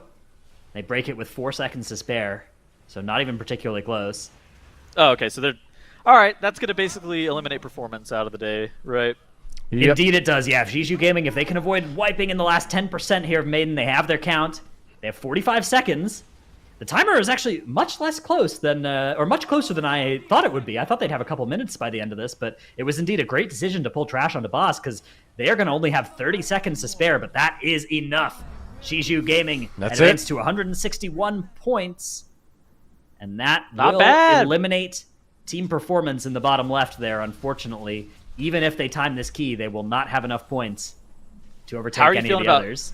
How are you feeling about Jishu coming in tomorrow with being at 161 points? I think it would be a monumentous task for them to be able to win this whole entire TGP, right? I mean, we'll see how these other dungeon runs go, right? Because there's a chance they'll be tied in points with maybe one or two of the other teams coming into tomorrow yet. That's assuming that there's some pretty big wipes on some of the other teams, but it's not impossible. Mm-hmm. So the most, as you see in the bottom left here, Jishu, Ambition, and Monka both safe for today. Echo was turbo safe even coming into the last hour. Monka and Ambition are both finishing up runs right here. I think that Monka's looking pretty good in the streets. Their timer's looking a bit tight, but Zogron should be dying soon. Soasmi, not exactly a long fight, somewhere in the order of probably like 3 minutes, even on this level. And then they do have that one Commander, I think is the name of that mob, that they have to kill off as well to be able to get their final little bit of count. So Monka's looking on pace here, assuming that they don't have a catastrophe. That's right. Yeah, everybody still looking reasonable in all the dungeons I'm seeing. Ambition also very solid in this 32. Yeah, Well, team that is a performance. lot of that's a lot of guests with Moreau's. Goodness gracious. They are landing the grip, mass grip to stop those will breakers from Ference. You can see that as a fast cast time, but they've gotten through it there. It's a lot of trust from Elismir there to trust the interrupt is coming through. Here's I'd the be deal. concerned. You have to have a lot of trust in your tank anyways to be able to zone in, to be willing to zone into a 32 lower Karazhan with them. Absolutely. Echo, meanwhile, in the bottom left, we can see what they are up to. They have no bosses killed in their 37. They have literally just been gathering shrouded buffs and bots. They have another 7 minutes of practice in this 37 before we will kick them out of the dungeon. Are they just prototyping Gunker? What exactly are they doing? I think not Gunker, I think you just Gabamak? practice Gabamak. Yeah, maybe you practice the one phase on the last boss. Those are the two things you could be doing with your time. They have to kill all the bosses before practicing. Oh yeah, that's the true. last So boss. you I don't can't think do the they're last getting boss. That's a good point. Yeah, Tunnels. if they were practicing the one phase of the last boss, they would probably be timing the key. Good point. Maybe they just do it without an account, right? Just boss rush. Problem with that is then you don't have any shrouded stacks. You can see they only are sitting on 10 shrouded stacks here. Often we see teams at 13 or 14. Maybe they haven't done Zolga Mux. Oh, that's a good point. Monka finishing off their mini boss. Monka. Ambition. Wait, Elismir dead for Ambition. Yeah, they do have 2 battle reses, so they'll land one of those on Elismir and keep things roughly okay. Just the Whirling Edge guys left. Oh, that's not good. Casting the res, though, ends up going into his pod. You get it And off? he's actually podded in the okay. Whirling Edge. When he comes out of this pod, is it going to insta-tick him? Ooh. He lands like the they're quick okay for the Dark moment. Pact. Well done. Yeah. The next Whirling Edge that was- immediately targeting both the Glothies again. You want to be like 30 yards away from that guy. So his cast, it's not the fastest thing, and especially since you do have like the ground effect to be able to see when that's coming at you. But as a ranged player, you want to be as far within reason from this guy so you can dodge it pretty easily. All right, so after this, we also have Monka starting Soasmi in their plus 33. How long do you think Soasmi is going to take on a plus 33? Monka only had 3.5 minutes for it. Is that enough time? I think it's only... Yeah. I think that's enough time. I think it's like a 3-minute boss. They do have Bloodlust available. If they save this for a good double technique, I'm starting to be... I think there is enough time, but this is going to be rather close. Their comp is super There it sick is. at doing this boss, too. Like, they're running a demo lock. With 18 stacks of Shrouded as well. Yeah, like his Tyrant just came up. Okay, the Divide... Oh, Tyrant! Oh, That's annoying. oh, No, the what- Tyrant's running around! Tyrant! Tyrant, oh, no, please! where are you? Where's our Tyrant? How could this happen? Oh, the power Wait. infusion. Look at it. Oh, Oh, he's there he is. And he started He found the casting boss. it. All right. Good job. He got 3 demon fires off before he disappeared. Crims Crims is still top damage by a unbelievably Fired. sad about this. That tyrant is This fired. is just the most tragic thing I've ever seen. But they're getting another Demonology one. warlocks worldwide cried out in pain. rough. It's unfortunate because it's the one with... That looked like the big Tyrant. That Yeah, is it the was. unfortunate reality, is that is the big Tyrant. They will probably get another Grimoire large Tyrant before the timer's even over. So, you know, Crim's... Belgard? Crim's It's looking okay, chill. but it is so sad. Their Shuri is on top of them. Huh? Oh, God. Yeah. Surely they will find a way to dodge it, though. And they've decided to go through and back through the square portal to do that. Yeah, Well they've done. come so far. Smart little move. 1 minute left for them here. Once again, another Shuri here that's actually going to cause them some problems. They are getting very kind low of rolling. Griefed by where these Shuris are. They are low rolling their Shuris, but the boss is basically dead anyway. Yeah, so can they it's commit to okay. it? No, they hard can't. mode here. So the problem is the next Shuri actually is in a really rough spot for them again, where they have to go through this. They have to like go through triangle and then back through. No, they are just gonna dodge this my with God. soul shapes and AMZ. Oh, okay, there you RX gets the dot. The commit. RX is taking so much that's right on damage, but Hunters. Mode knew it was coming and was able to keep him alive. This time it will be the hard commit call. Oh, double technique! Oh, no. It's a double technique! Oh, no! Please time Not it. like You gotta this. time the key. Not like you this. gotta time the key. Please God 38, time the key. 52, 50. There's a death. No. Five, Oh, no. 4, Please. No! Please, 2, God. 1. Stop moving around! 2, Ah, no! No! Oh my God, Oh. no, man! There's Shuri RNG! Oh. Please! and Ambition Ambition's as well. wiping! Ah. All right, so Jishu Gaming still in it coming into tomorrow is Well, what we're seeing here. I mean, Ambition Ambition could still get a have point, time. but Ambition Team still have Performance. time in their run. I think They're it's going not for over pride. for them yet. Dude, I oh my hate heart. to see teams deplete a key by 1 second. I hate it. It makes me so sad. One of the things, like, for some reason, chat always claims that we have a bias, but I'm pretty sure we're just all rooting for every single team to time every single key. Yeah, we're I'm living so vicariously sad they through them. depleted That's like that our key. keys. Yeah. Yeah, it's true. I just want to see them to time everything, man. I'm rooting for Wow. the teams. Sometimes I'm rooting for certain bosses to get nice kill streaks going, though. I will admit. You wanted those Shuris to happen. The way I they didn't did. want those Shuris to happen, Wait. no. That was heartbreaking. What's up with Ambition? So they didn't wipe to the boss, did they? No, they didn't. They got Moreau's down. Meanwhile, Team Performance, as you can see here, this run doesn't matter for them. They are coming out in 5th place no matter what happens here. But they are at least going to be able to put this 30 on the board, which is certainly impressive. They have At had least a I can great exit run the in this tournament with, you know, 37 minimum of as well. 30. The only Yeah. team with a 37 junkyard on the board. Tragic that they are being eliminated nonetheless. Yeah. Can Ambition time their key with a full wipe like that? There's no way, right? They just Yeah, they did can. zone out? Maybe, maybe not. No, okay, they've hearthed out, it looks like. So, all right. Oh, did they... Team Performance are our final run of the day. Oh. Ambition have conceded that 32 lower, which means Man, that's bad. all 3 of our non-Echo teams are sitting at 161 points coming out of the day. We'll check in with the scoreboard more at the end, but first, we get to watch Team Performance. You know, their last hurrah here in the Great Push. from the drama was side the- of things, it's great that we're getting to go into a final day with 3 teams tied at the same point levels. It Yeah, was It's going to that. be exciting. It's the Doomguard diff. He did. You might be right, actually. The tyrant. The The tyrant. tyrant, did yeah, get on the demonic wall. tyrant. Yeah. Tragic. Oh, they're so brutal. from Tale of the Wonka. lost Dude. tyrant. They're Shuri RNG. Man, it was so bad. All right, here goes Team Performance versus Maiden of Virtue for all the glory. For 2 points that will not keep them alive in our tournament. They've got some extra mobs coming in for a little bit of cleave as well. But this is also to prove a point. Prove that they can do it. Indeed. Getting to end the tournament with a minimum of 30 for all their keys.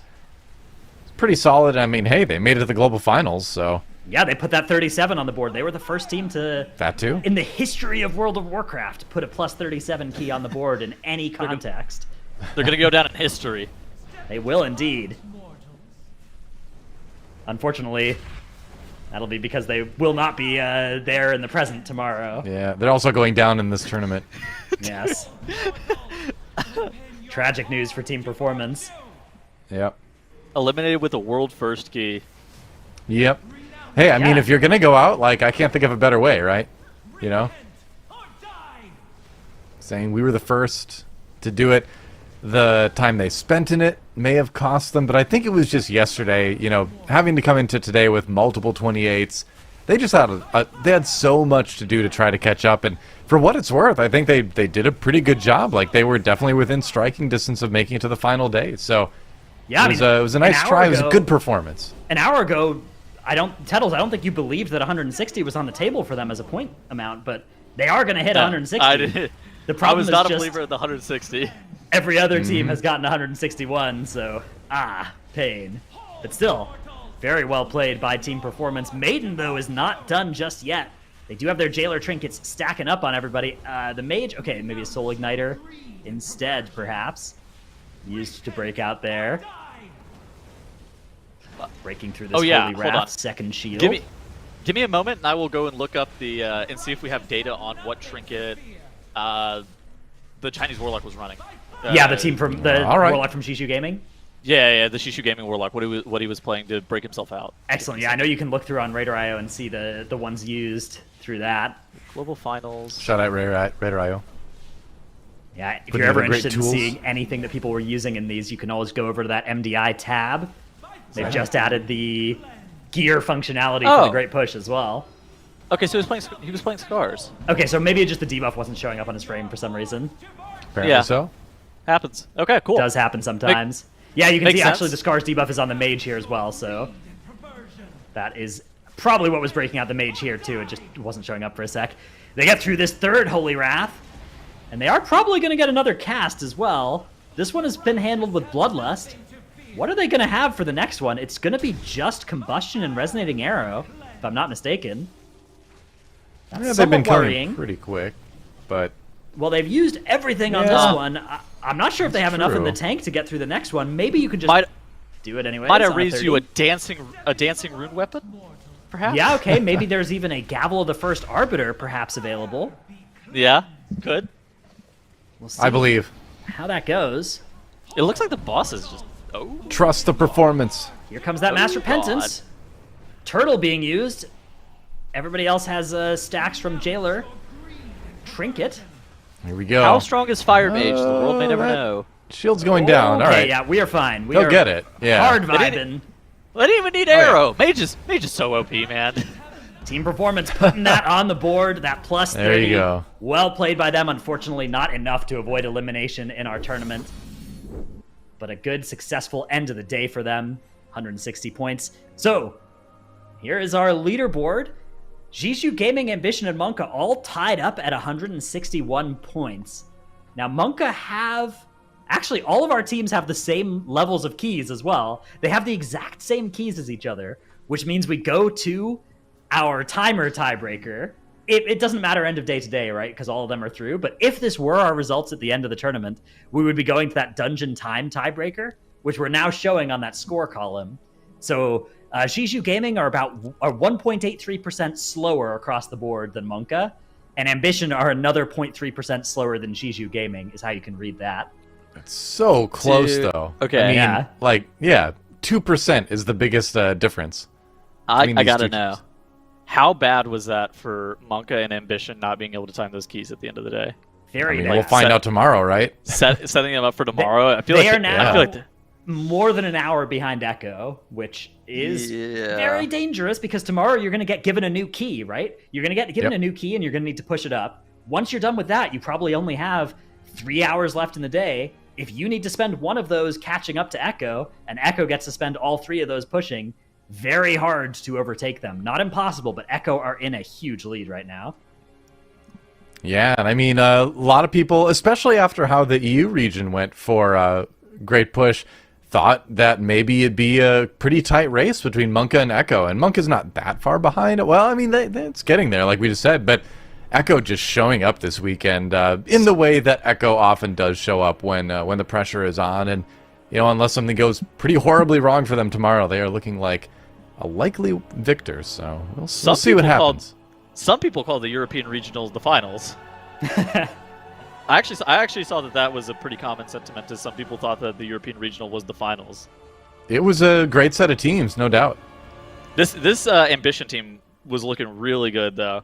Up until they got sandpitted in that junkyard 37, they were keeping up with Echo. Yeah, they looked very good.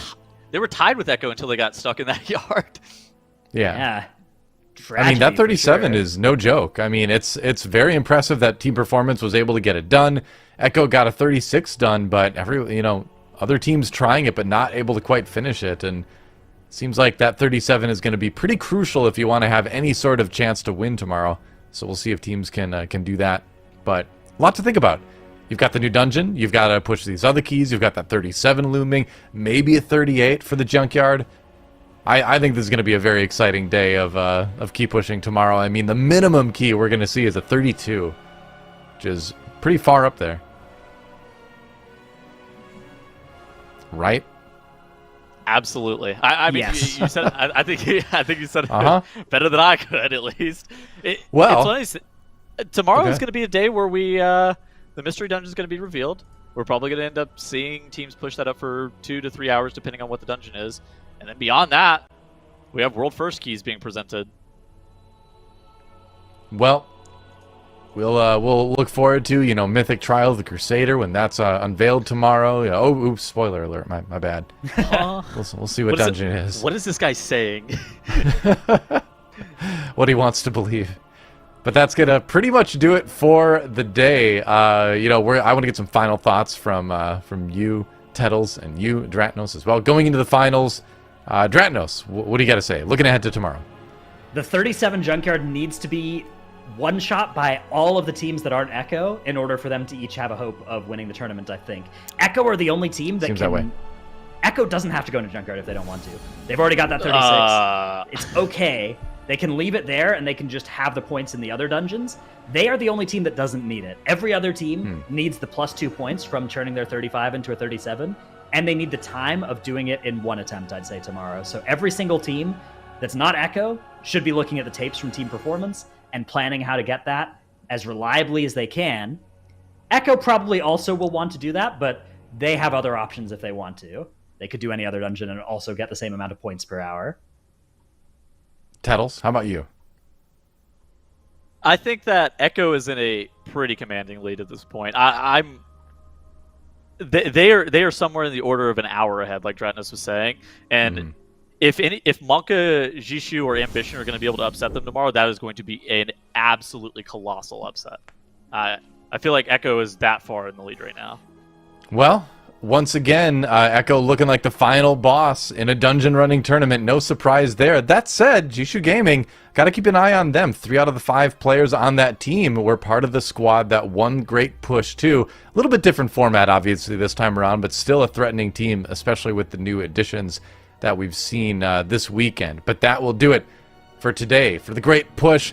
That means tomorrow at 10 a.m., the final day of not just the Great Push, but of Shadowlands MDI in general. So you don't want to miss that. It's going to be amazing. We're going to see some extremely high keys push. We're going to see if Echo can come out on top, come out as a champion, or if Monka, Jishu Gaming, or Ambition will contest them. It's going to be a great day. Until then, play some WoW, be good to each other, and we will see you tomorrow.